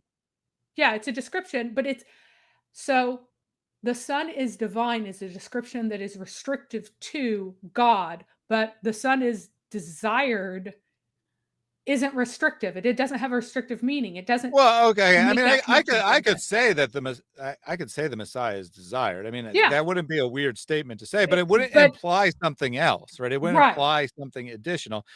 Similarly, the Son is divine doesn't imply anything additional. You don't have to put anything I mean, he's just additional that in there he is to God, make that right? Right. a sentence Yeah. that makes sense, right? Okay. I mean, you have to know that the Son is Jesus in context. Okay, yeah, that Right. makes sense. But you would know that from the context of the conversation. You wouldn't just hear the phrase "the Son is divine." I mean, you might because of the impact of those words, Divine. But that's what I'm saying. I'm saying that but desire does not have that kind of I mean, impact. you could definitely see a context where like a parent was describing their own son as divine or something, right? And they Right. don't mean that they are a Yeah. deity. But what I'm saying is that But the word desired it's the exact meaning of divine that's carrying it. It's not like the right. grammatical structure or Exactly. something. So that's what I'm arguing, that desired has no theological loading of that type that would lead anyone to believe that. Like just saying that it's kind of used in some messianic adjacent passages is not sufficient for it to be a recognizable predicate of the Messiah uniquely, such that when it's used indefinitely and generically, it makes you know who that it's actually uniquely the Messiah. So it Right. It this has to whole be a special thing, word. It yeah, has to this be a whole thing special doesn't word. work for the Quranic passages, which he avoids. So we have things like Muhammad is not the father of any one of your men, but he is a messenger of Allah and the last of the prophets, blah, blah, blah. So again, it's not working here. It ain't working here. The father of your men of the father of your men is not desired. I mean, it's just really weird. Really weird. So, and again, let's just sub out some things, okay? And those who believe and do righteous deeds and believe in what their Lord what and believe in what has been sent down upon Muhammad and is the truth from the Lord, he will remove from them their misdeeds and amend their condition. Okay? Here's one of two possible readings, and I'm trying to be as charitable as possible, so I'm giving two possible readings because sometimes it's just awkward in English, right? And those who believe and do righteous deeds and believe in what has been sent down upon desirable, and it is the truth from their Lord, because this is indefinite. He will remove from them their misdeeds and amend their condition. Sent down upon desirable? Okay, that doesn't work. Let's try a different form of indefinite, okay? And those who believe and do righteous deeds and believe in what has been sent down upon a desired one, and it is their truth from the Lord, he will remove them from their misdeeds and amend their condition. Again, this needs to be a title to be been sent down upon whom? The desirable one. If you're going to read it as the desired one, it needs to be definite here. It makes no sense as indefinite. It's just weird. Mm-hmm. It's just weird. And even Watt, to his credit, agrees with us that Jesus is always the Messiah, never a Messiah. So even he agrees that this argument makes no sense whatsoever. It's just weird. So the Messiah in the Quran already has a name, Isa, right? He's already got his name. He also has one title, Al-Masih. So Muhammad can't be a title grammatically because it lacks the definite article. Kerr is not arguing that it is a title. Kerr is reading it as a common past participle, desired, or a desired one, or a desirable thing, or something like that. He needs the common word to somehow remind everyone of Jesus anyway. So he points out that there are various chapters of the Bible that have some typological connection to Jesus and use a word derived from okay, ancient beings in them I mean, somewhere. sure, that's true. I mean, I think there's probably not that many, but I'm sure that's true. But that's true of every Many common words. Hebrew Yes. word. Yes. I mean, some words are rare, so it won't Yeah. necessarily be true of them, but it's true of every common Hebrew word. Yes.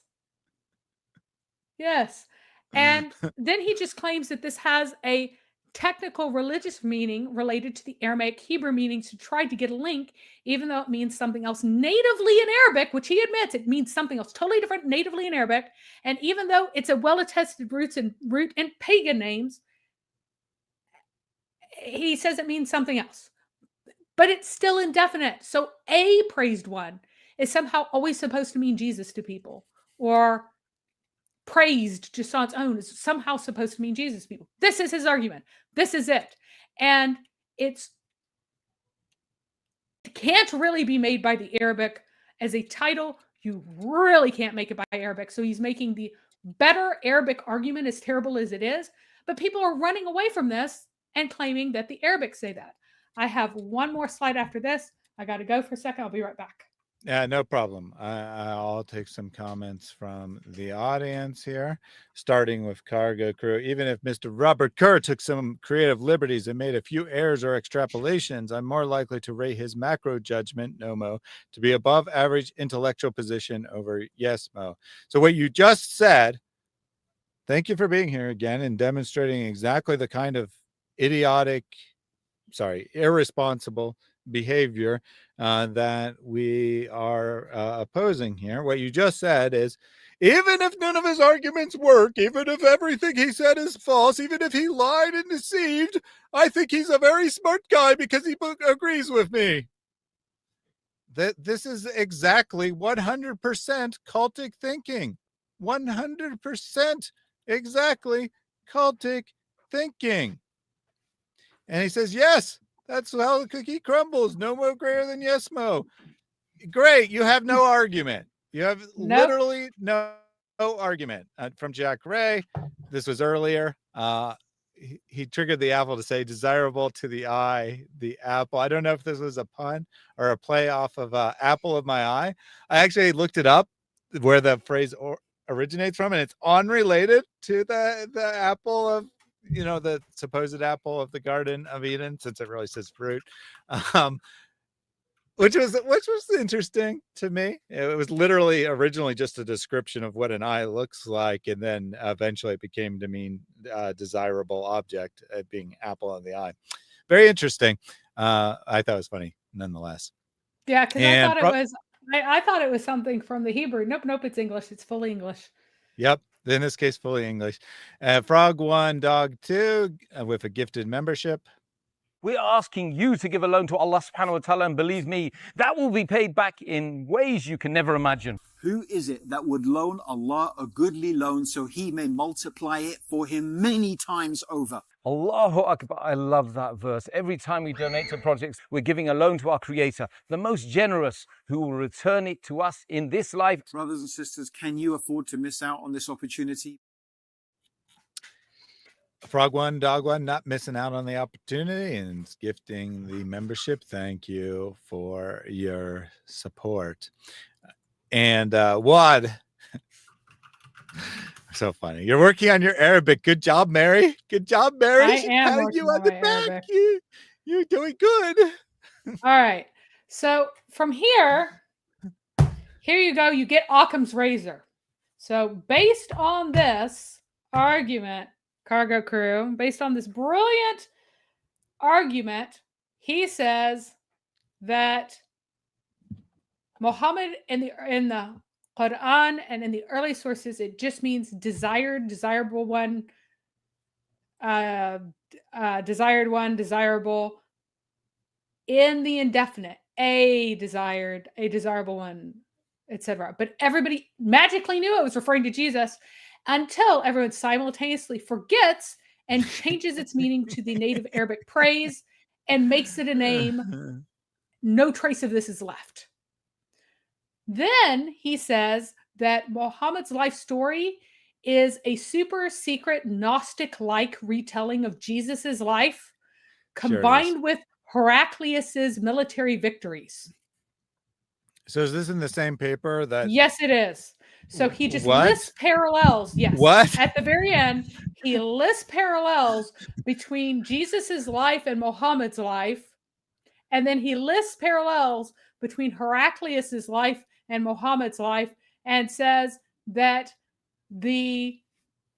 is basically saying that Muhammad's life narrative was this Gnostic type retelling of Jesus's life combined with Heraclius's life that everybody spontaneously forgot was this Gnostic-y text that actually has a second layer of meaning, which is the true meaning, which is entirely non-literal, and people spontaneously all began taking it as literal, and that's how they all came to believe in it.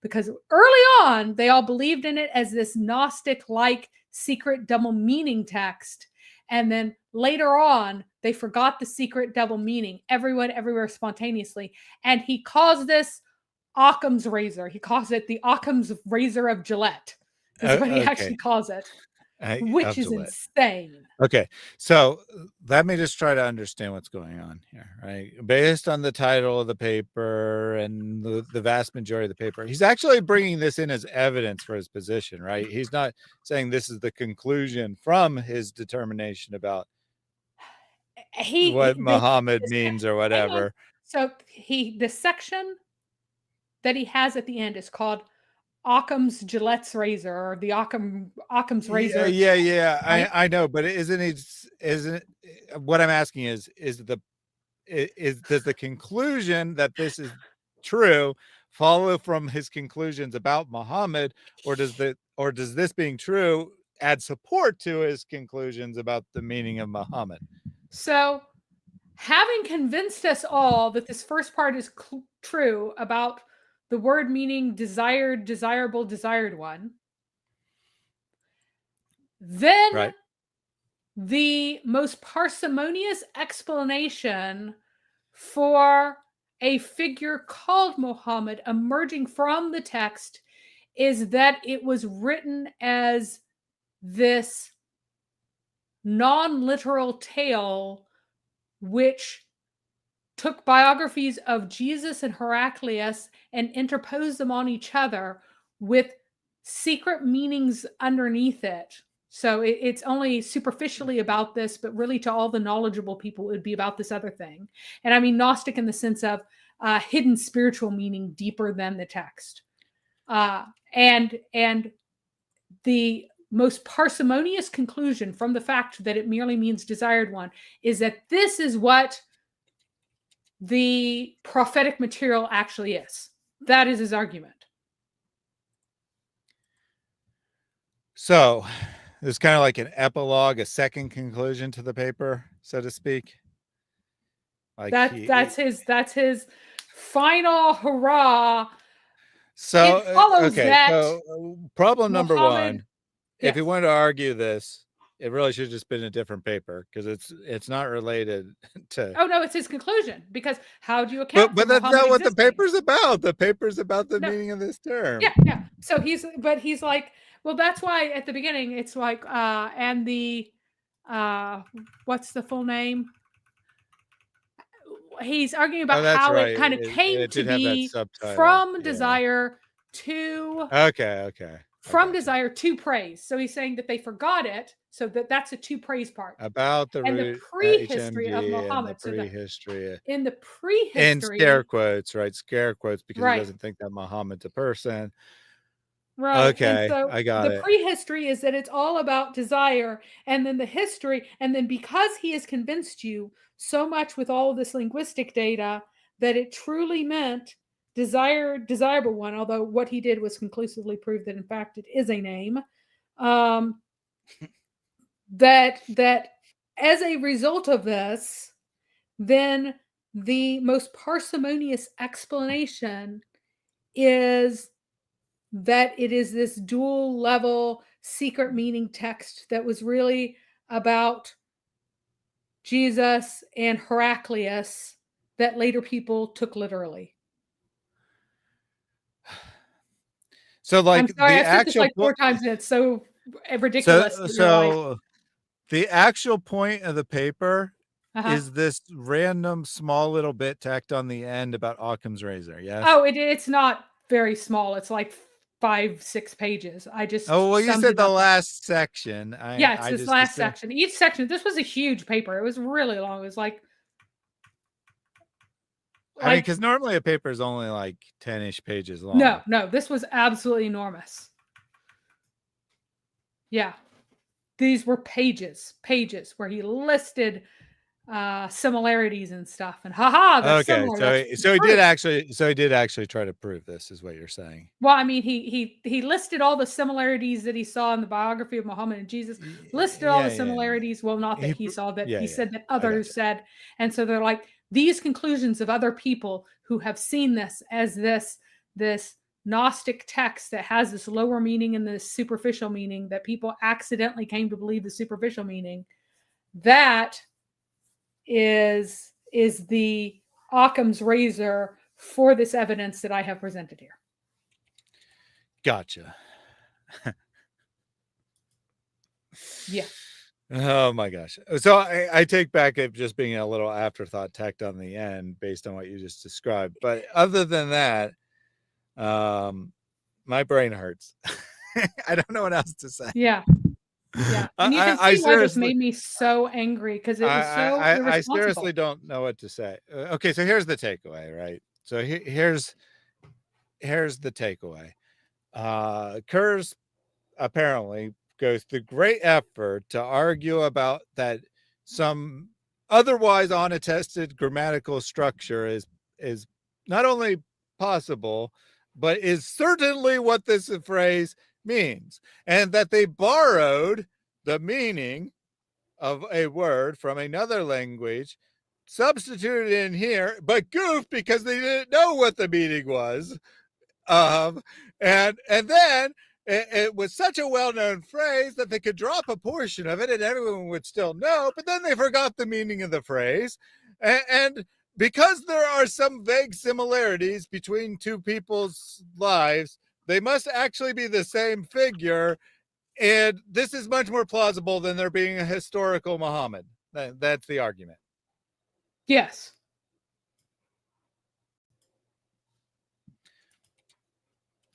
That's it. You got it. Are you convinced? Oh, I forgot one important step. And instead of any of that nonsense I just said, what Jay Smith and Robert Spencer get when they go to this paper is Muhammad was definitely a title. Yes.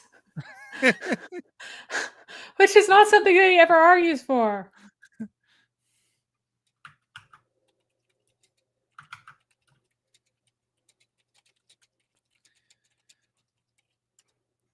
So this is going to be the last comment I take from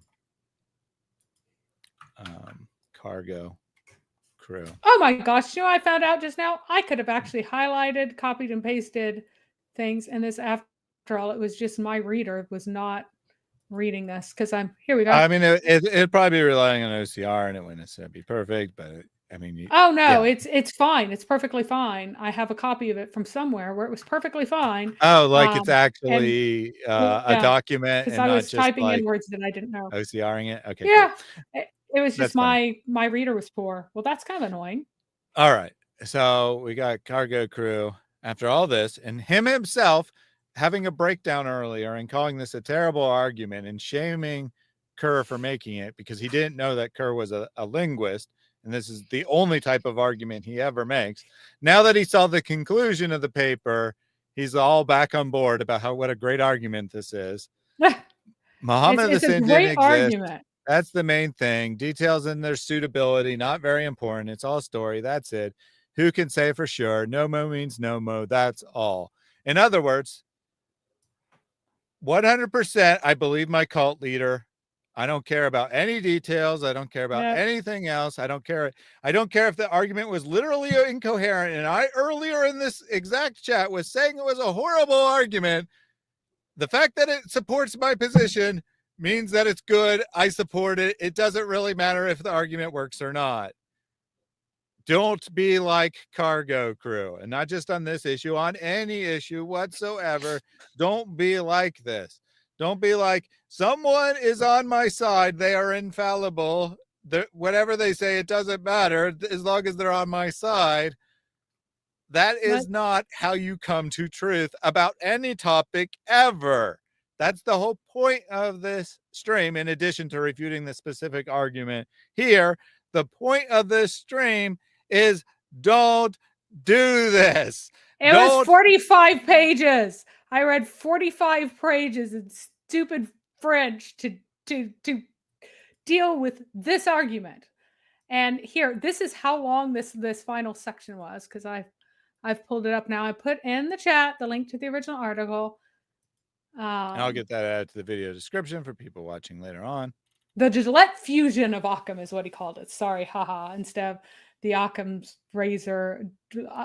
Gillette razor, he called it the Gillette fusion of Occam. Ha ha ha ha. So here we go. So I've totally proven my point. Here are the similarities with Jesus. Here are the similarities. So Cargo Crew said, with Heraclius. Kerr is strategically poor. He's not strategically anything. This is his line of research. This is all he writes about is linguistics. He's not like, I want to be a NoMo. What is the best way to do that? Oh, I think it's linguistics. That would be a poor strategy according to you.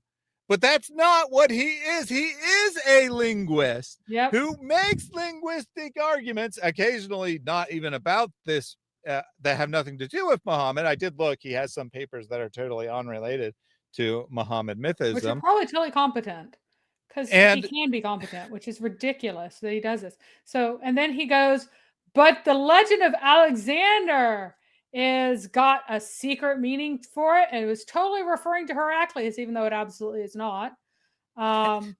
It's even misdated, and it's not even about this the same battle. It was about fear of a battle that actually never came, but whatever. Anyway, and then here's his conclusion where he sums everything up. But yeah, he does several pages on this nonsense. Oh, look, there are 1, 2, 3, 4, 5, 6 similarities to something in the biblical text. There's 1, 2, 3, 4 similarities to Heraclius. I bet you if I take a random biography of, let's say, Abraham Lincoln, I can find more parallels with the biblical text than that. Yep, I know. It's just bad. Anyway, that's the argument. Yay. All right. Everyone's totally convinced. Finishing my point here. My point. Kerr is a linguist. He believes in NoMo because of his linguistic arguments. So you just totally don't understand anything at all. And what Jay and other people you like, Jay, Mel, Robert, whoever you like, because I think Mel's your favorite. Mel is relying on the conclusion that Muhammad is a title which Kerr didn't even make. Correct. Kerr never makes the conclusion that it's a title. From this disastrous, strategically poor, embarrassing pile of hot garbage, he takes away something different than what Kerr even argued.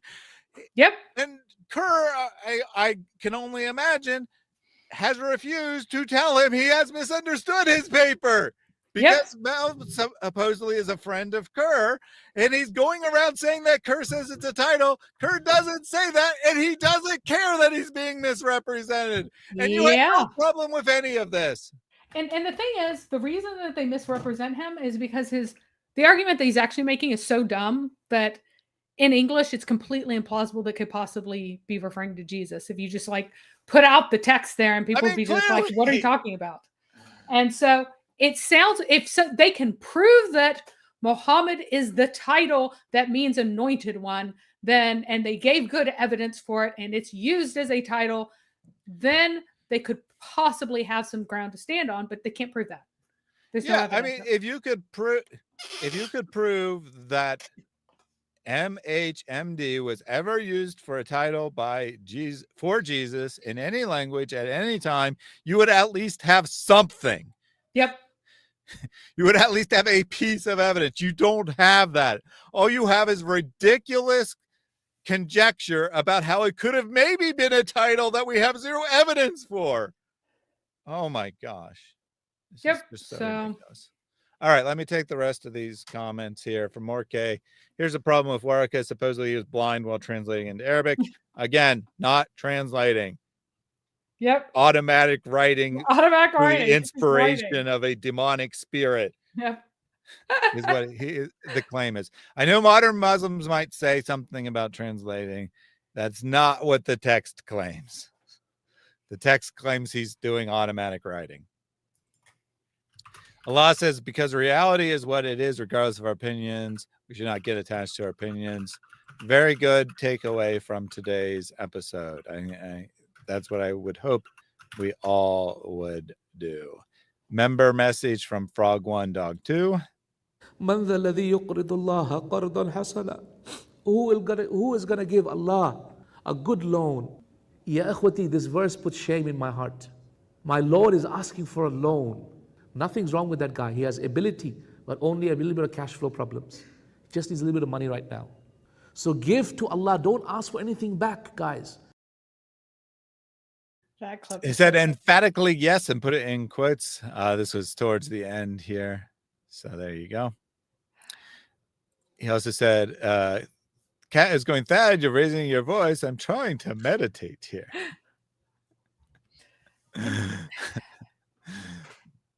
Two more gift. And do you notice this is the most plausible of the linguistic arguments? This guy actually has a background in linguistics. This is the best argument that Muhammad isn't a name. So what does that mean? Muhammad's a name. Yep. It is a name. Yep. Isa is the name of Jesus in the Quran. Muhammad's somebody else. It is a name of someone else. You only get one proper name. You get Abu so-and-so, nicknames like that, and you get titles. But you get one proper name of that sort. Uh-huh. And you know, for the people who like to say the 4 instances of MHMD in the Arabic should really be translated as the praised one.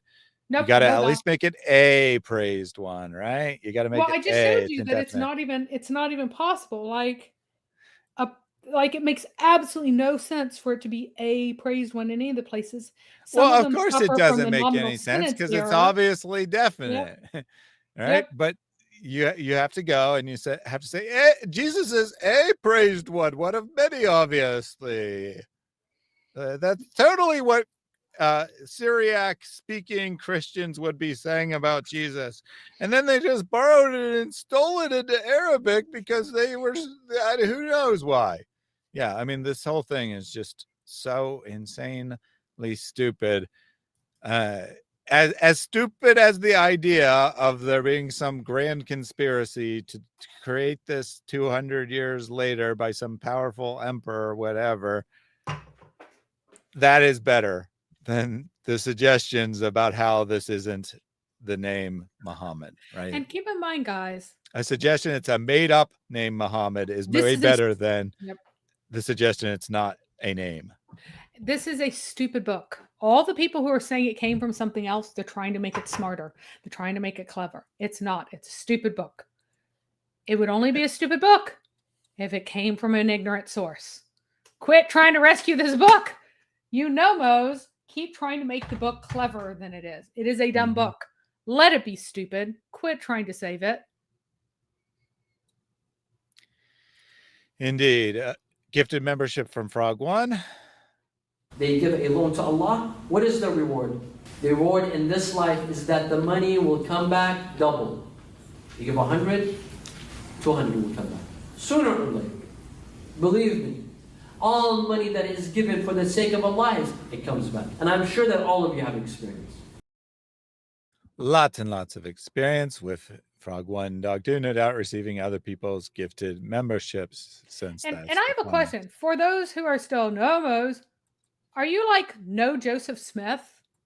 Are you like against all the other false prophets and false cult leaders who existed? Are you saying that they didn't exist either? Is validating the existence of a stupid false prophet somehow giving legitimacy to something? It's just Are bizarre. you no Manny? Are you no Manny? Yep.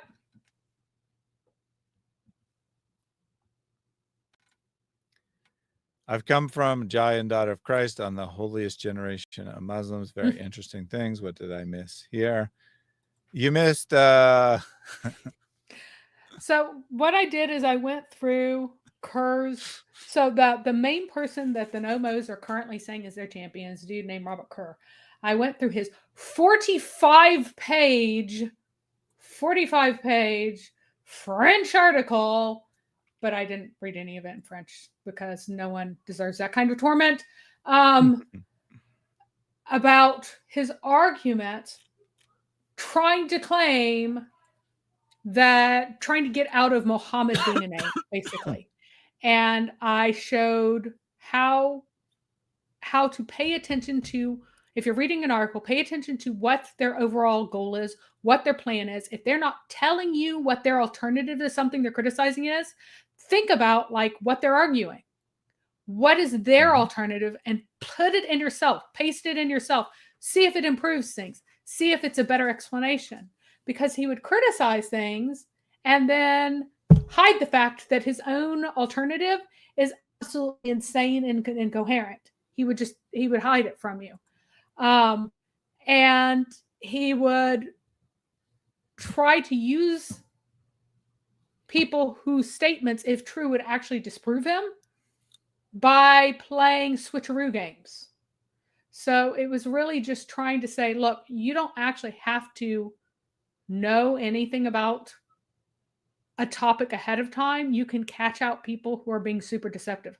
If they're doing something that's reasonably plausible, you can't figure out whether or not they're really talking about something they know about. When you read it, like you can't parse that until you have a lot more knowledge in the subject. But if someone is blowing smoke, if they're making stuff up, you can be able to find out that they're doing dirty things really early. A completely ignorant person, when they hit the page where he spends an entire page using or showing how Ugaritic uses the word God as an adjective to mean something really nice and just throws that in there, you should know he's trying to deceive you because it is entirely irrelevant. And it's trying to build up a feeling and work on your emotions. And there's no logical connection whatsoever. And anybody could realize that. Presuming it's in a language you can read, right? So anybody can do this. Anybody could do this. So he didn't write his page without including the counter argument. What he was doing is he was criticizing an interpretation without putting in his own argument in an explicit way. He was like, well, this can't be true because of this, even though you can tell from his paper what he must argue the alternative is. And he's not spelling out his own argument, his own alternative, because it's so ridiculous that the second you saw it, you'd reject it. So people will throw stones at something, but then hide what they're actually proposing as the alternative. If their alternative is actually better in that context, they will bring out the alternative and they will put it in its place and show you how much better it is. But he doesn't. He does the opposite. He just goes, well, this means this because I say so. So this doesn't make sense. So that's just bad, without bringing out what his alternative is, which is just crazy. And he kept saying and the word, this is a common. So this particular thing wouldn't necessarily be a cult thing, but this is super common in academic or pseudo academic stuff where they'll rip something else down and not put anything in its place, and that's exactly what NoMoism does, right? Generally, they're not going to try to defend any origin of Islam whatsoever. But if they do, they got two very different contradictory ideas, and they seem to always try to support both at the same time, right? You got the Robert Kerr type idea where, basically these ideas always existed. They developed slowly over a long period of time. And at some point, we started to use terms to distinguish them, but there is no real distinct origin of Islam. The other is that at some point, powerful leaders projected back on the past and created a false narrative about the past and somehow got people to accept it. And those two things are extremely different, very much not the same thing at all. But you'll see people like Jay Smith talking out of both sides of his mouth, kind of saying both things are true at the same time, which is impossible because they don't really have anything remotely plausible. And as long as all of it's on, oh, well, let's attack this. All right, let's attack that. Let's say a bunch of words that cast doubt. Forget whether they go with one another. As long as they cast doubt on something, that proves that our position is correct, even if we don't have one, right? Even if we don't actually have a position that is that explains any substantial portion of the data. Instead, what we have, if we're being honest, what the NoMos have is 100 different explanations for 100 different pieces of data that can all be explained by one explanation. Muhammad was a real human being who was a false prophet. That's all we need to provide as explanation. Yep. And maybe there's a few data points here and there that are hard to explain under that explanation and require some special explanation. Maybe that would be normal. What's not normal is to say, here's 100 different explanations for the data. This proves that the one explanation that explains it all and has some slight difficulties is false. And this is exactly the same thing Jesus mythists do. This is the exact same thing that your average conspiracy theorist will do. Say a flat earth conspiracy theorist or moon landing conspiracy theory or whatever.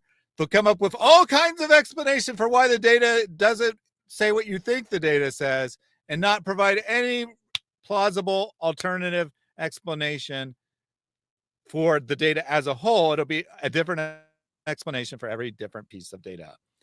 And now I'm going to be That's harsh. an indication you're not on the truth. Yep. And I'm going to be harsh about the NoMos now. If you've been following NoMos, why?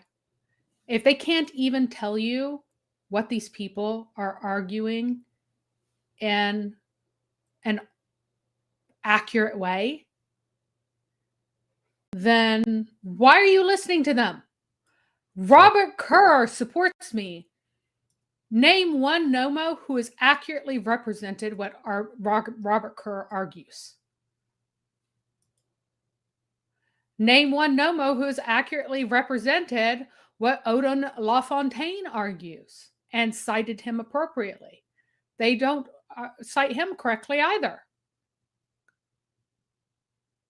So that is really, you're listening to people who are taking very casual looks at NoMoery and are just writing down their first impressions and saying that's what it is.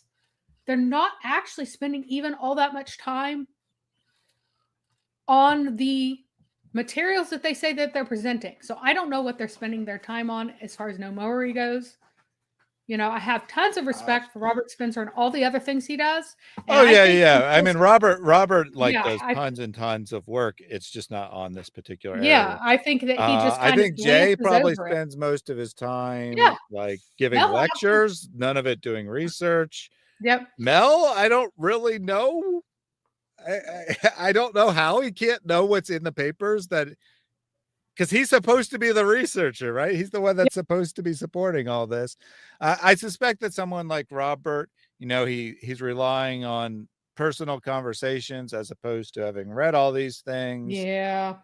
And in fairness to Robert, it is a very, very minor portion of his total work, so I wouldn't necessarily expect him to spend a lot of time on it. However, if you're going to write 3 books on the subject, probably actually research read it. the papers. You should read the papers, do the actual research, pay attention to the actual material.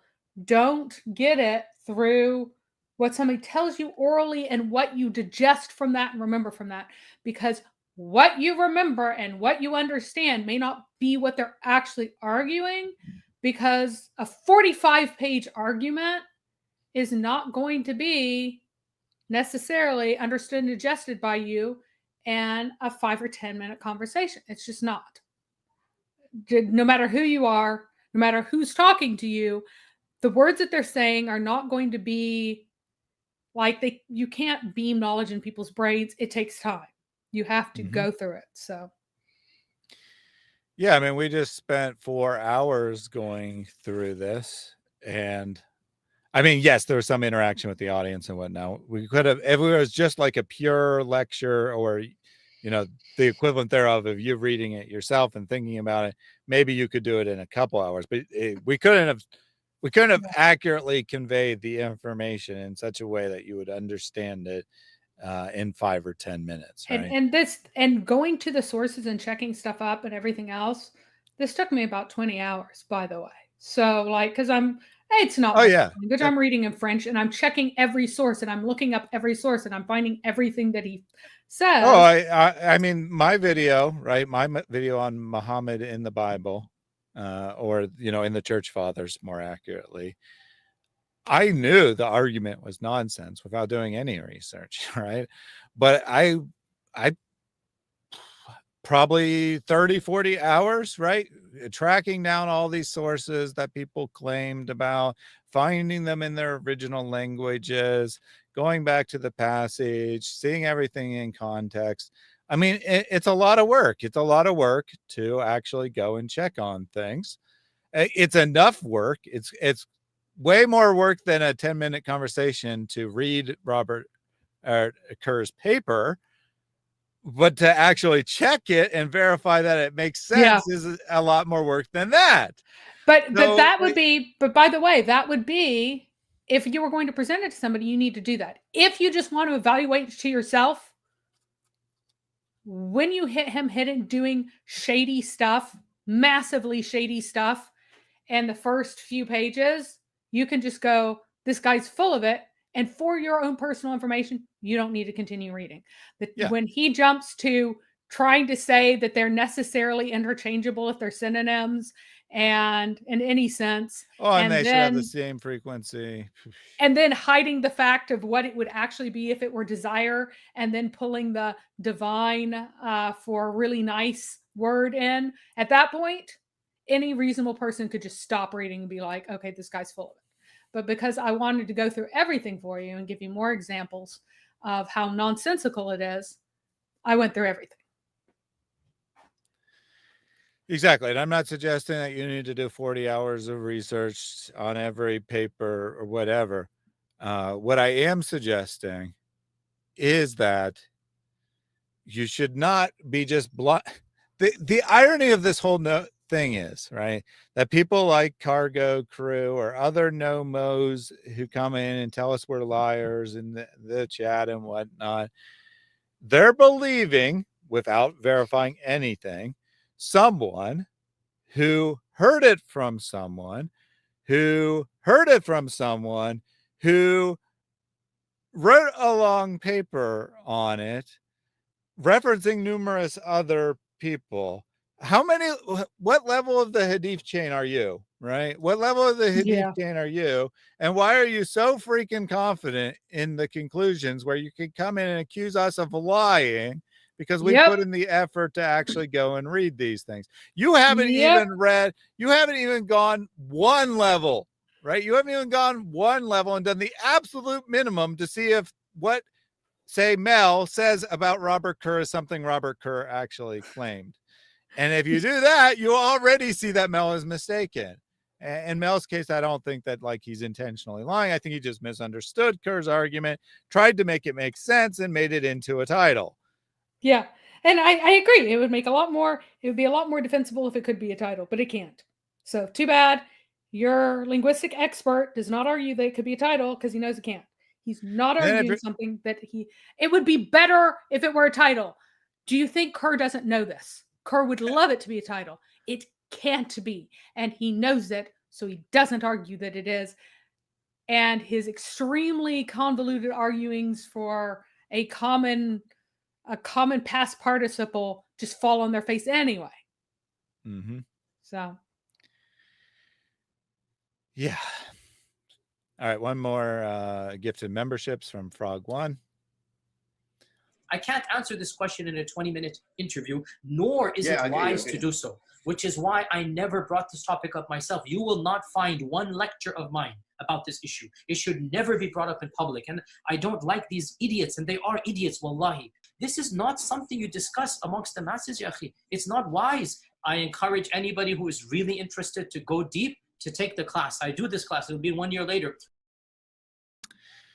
5 gifted memberships from Frog One, Dog Two. Appreciate all your support today and on all the days where you are here. Any final thoughts, Mary? I know we've summarized this a couple times, but any very brief final thoughts? So what I've really wanted to do is to encourage people when they hear someone quoting someone else, check it out. And if it turns out you could have copied and pasted this into Google Translate and gotten a translation. And it, I mean, yeah, but I mean, even given that 45 pages, I mean, even just reading the whole thing, I wouldn't necessarily ask people to do, but I mean, read enough of it so you can like see if the author's arguments are even going anywhere.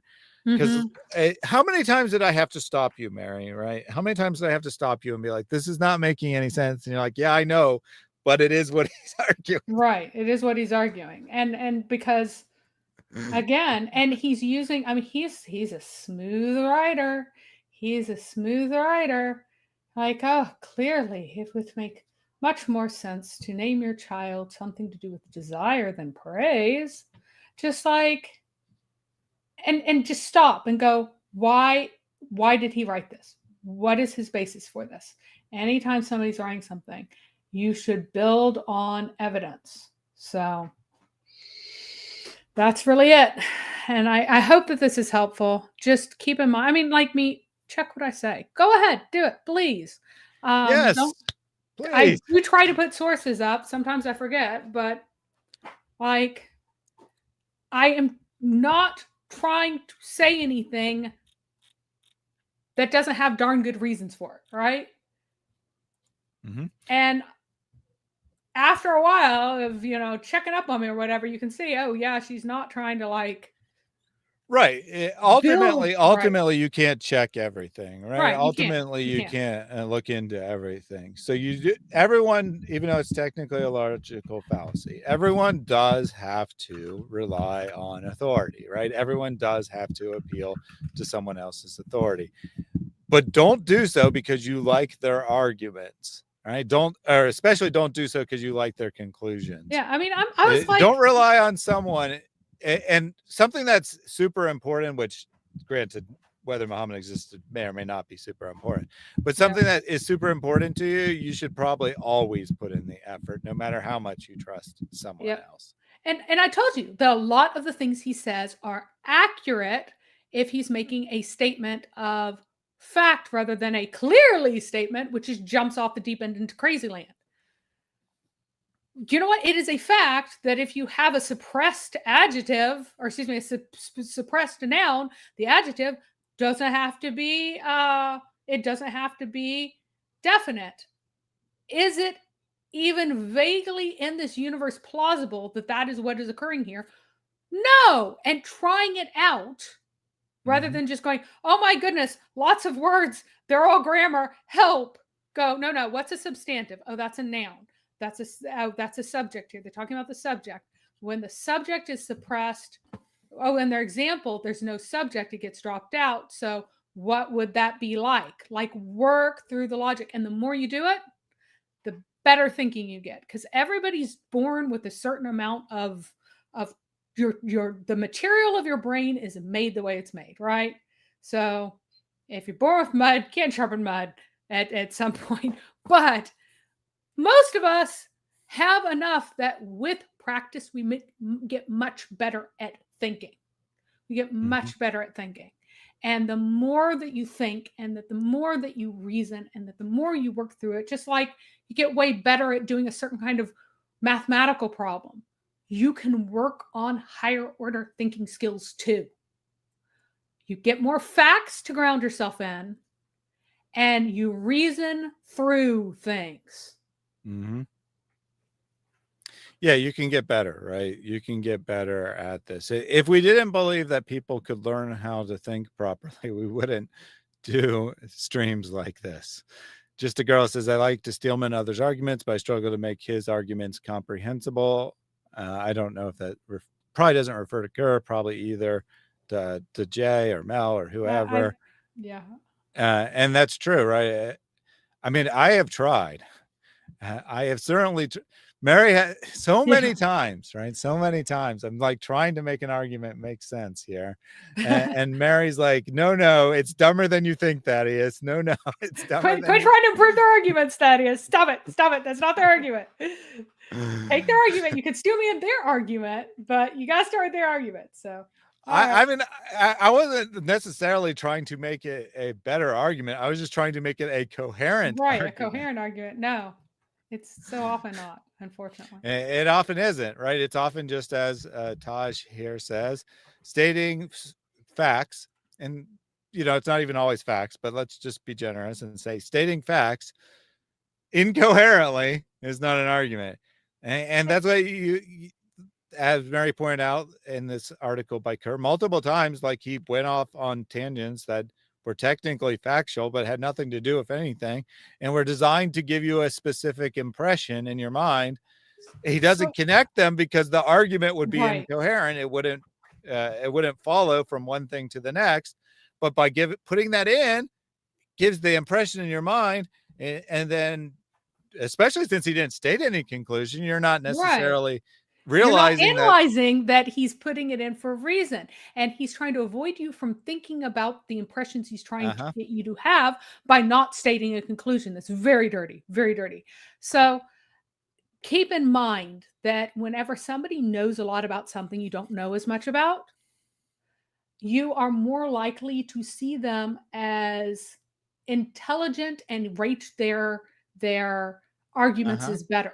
So, for example, I did know that the word HMD root was cited in Akkadian. I didn't know that some Akkadian experts in its context believed it was probably a Canaanite dialect or an early Canaanite dialect and not Akkadian. Sort of that's something new to me. And I looked into their sources. And I'm like, oh, well, that's reasonably plausible. Sure, fine. He knew this obscure fact that I had no idea of. So but what was the relevance of that obscure fact to his argument?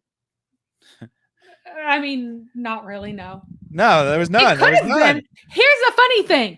It could have been relevant if he was saying that it has a unique meaning in the Northwest Semitic cluster, and that the actual root, there's evidence now that the actual ancient root was more probably praise than desire.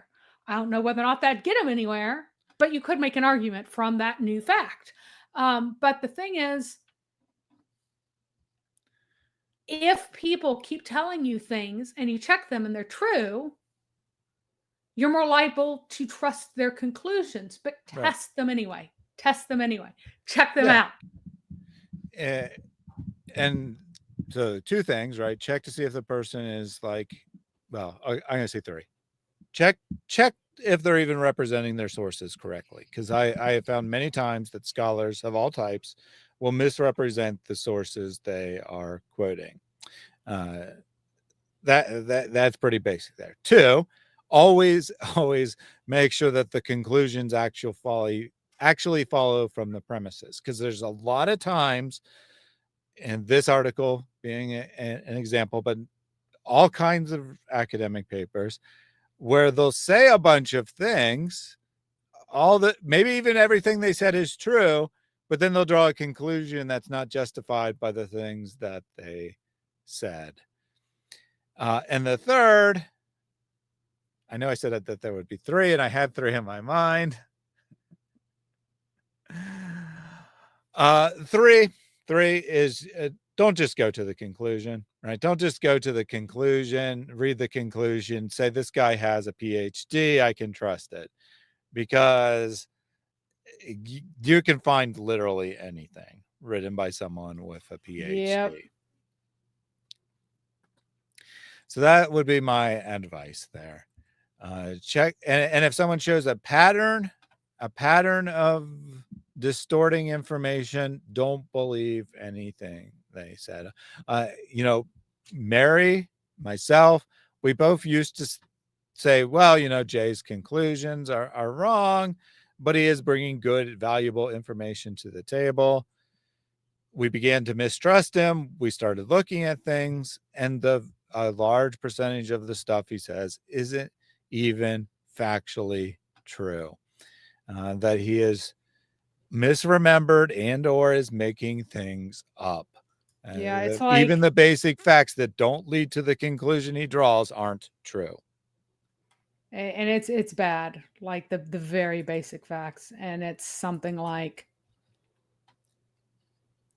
if there is a statement that comes out of his mouth, there's a greater than 50% chance that it's just not true. And that's crazy.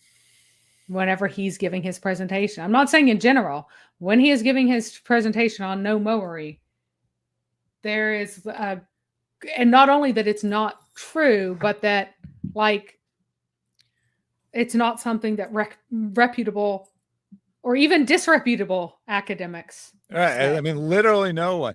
In some instances, right, I think he has a couple other things he gets information, other people he gets information from, but in some instances we know something came directly from Mel's ideas are already crazy and wacky, and then Mel has to say Jay misrepresented what I told him. Yeah, well, to be fair to Jay, I have not yet found a case where Jay actually misrepresented what Mel told him. What he's done instead is stuck with something Mel said once instead of revising it to Mel's new theory. And then Mel calls that misrepresenting him, and that is not misrepresentation. It's sticking with the old thing that you said. But yeah, he does that. I mean, I would, okay. Yeah, I'll rephrase, but I would definitely believe that Jay could take something Mel says and then run with it even further. Although Mel is just so far out there already, it's hard to go further. No.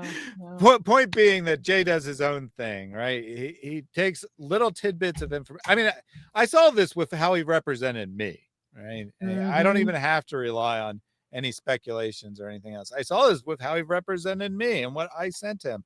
He said some things which were technically true, some things that were gross distortions, and made some conclusions that were not remotely justified by the words that I wrote to Jay. All while saying that he's not making this about us, he's not making this personal, he's making it about the facts. And I can't trust him on anything, right? I just can't trust him on it. If he can't even represent accurately what I wrote to him in an email about my problems with his behavior, then what can I trust him on? The research he isn't doing and he's hearing through third parties? I mean, he believed things about me that were blatantly untrue. I told him they were untrue, and he repeated them anyway because someone else told it to him. Yep. So. All right. That's all I wanted to say. Thank you all for tuning in today. Mary and I will probably be back on Tuesday. I might probably will do some sort of stream over the weekend, but don't have specific plans in mind yet. Thank you for tuning in today. I know that these streams are emotionally charged for certain people, and they don't want to watch them for that reason. That's why we have 3 dislikes, 2 of which happened before the stream even started, by the way. Yep. And also are very dense and technical and academic at times. I get it. These aren't for everyone. These aren't like, lighthearted entertainment. So I appreciate those who tune in. And I hope the streams are very beneficial to those who watch them. Thank you for watching. We'll close out with a word from Pastor Jake. Pray this ceaselessly. Lord Jesus Christ, Son of God, have mercy on me. Lord Jesus Christ, Son of God, have mercy on me. Lord Jesus Christ, Son of God, have mercy on me.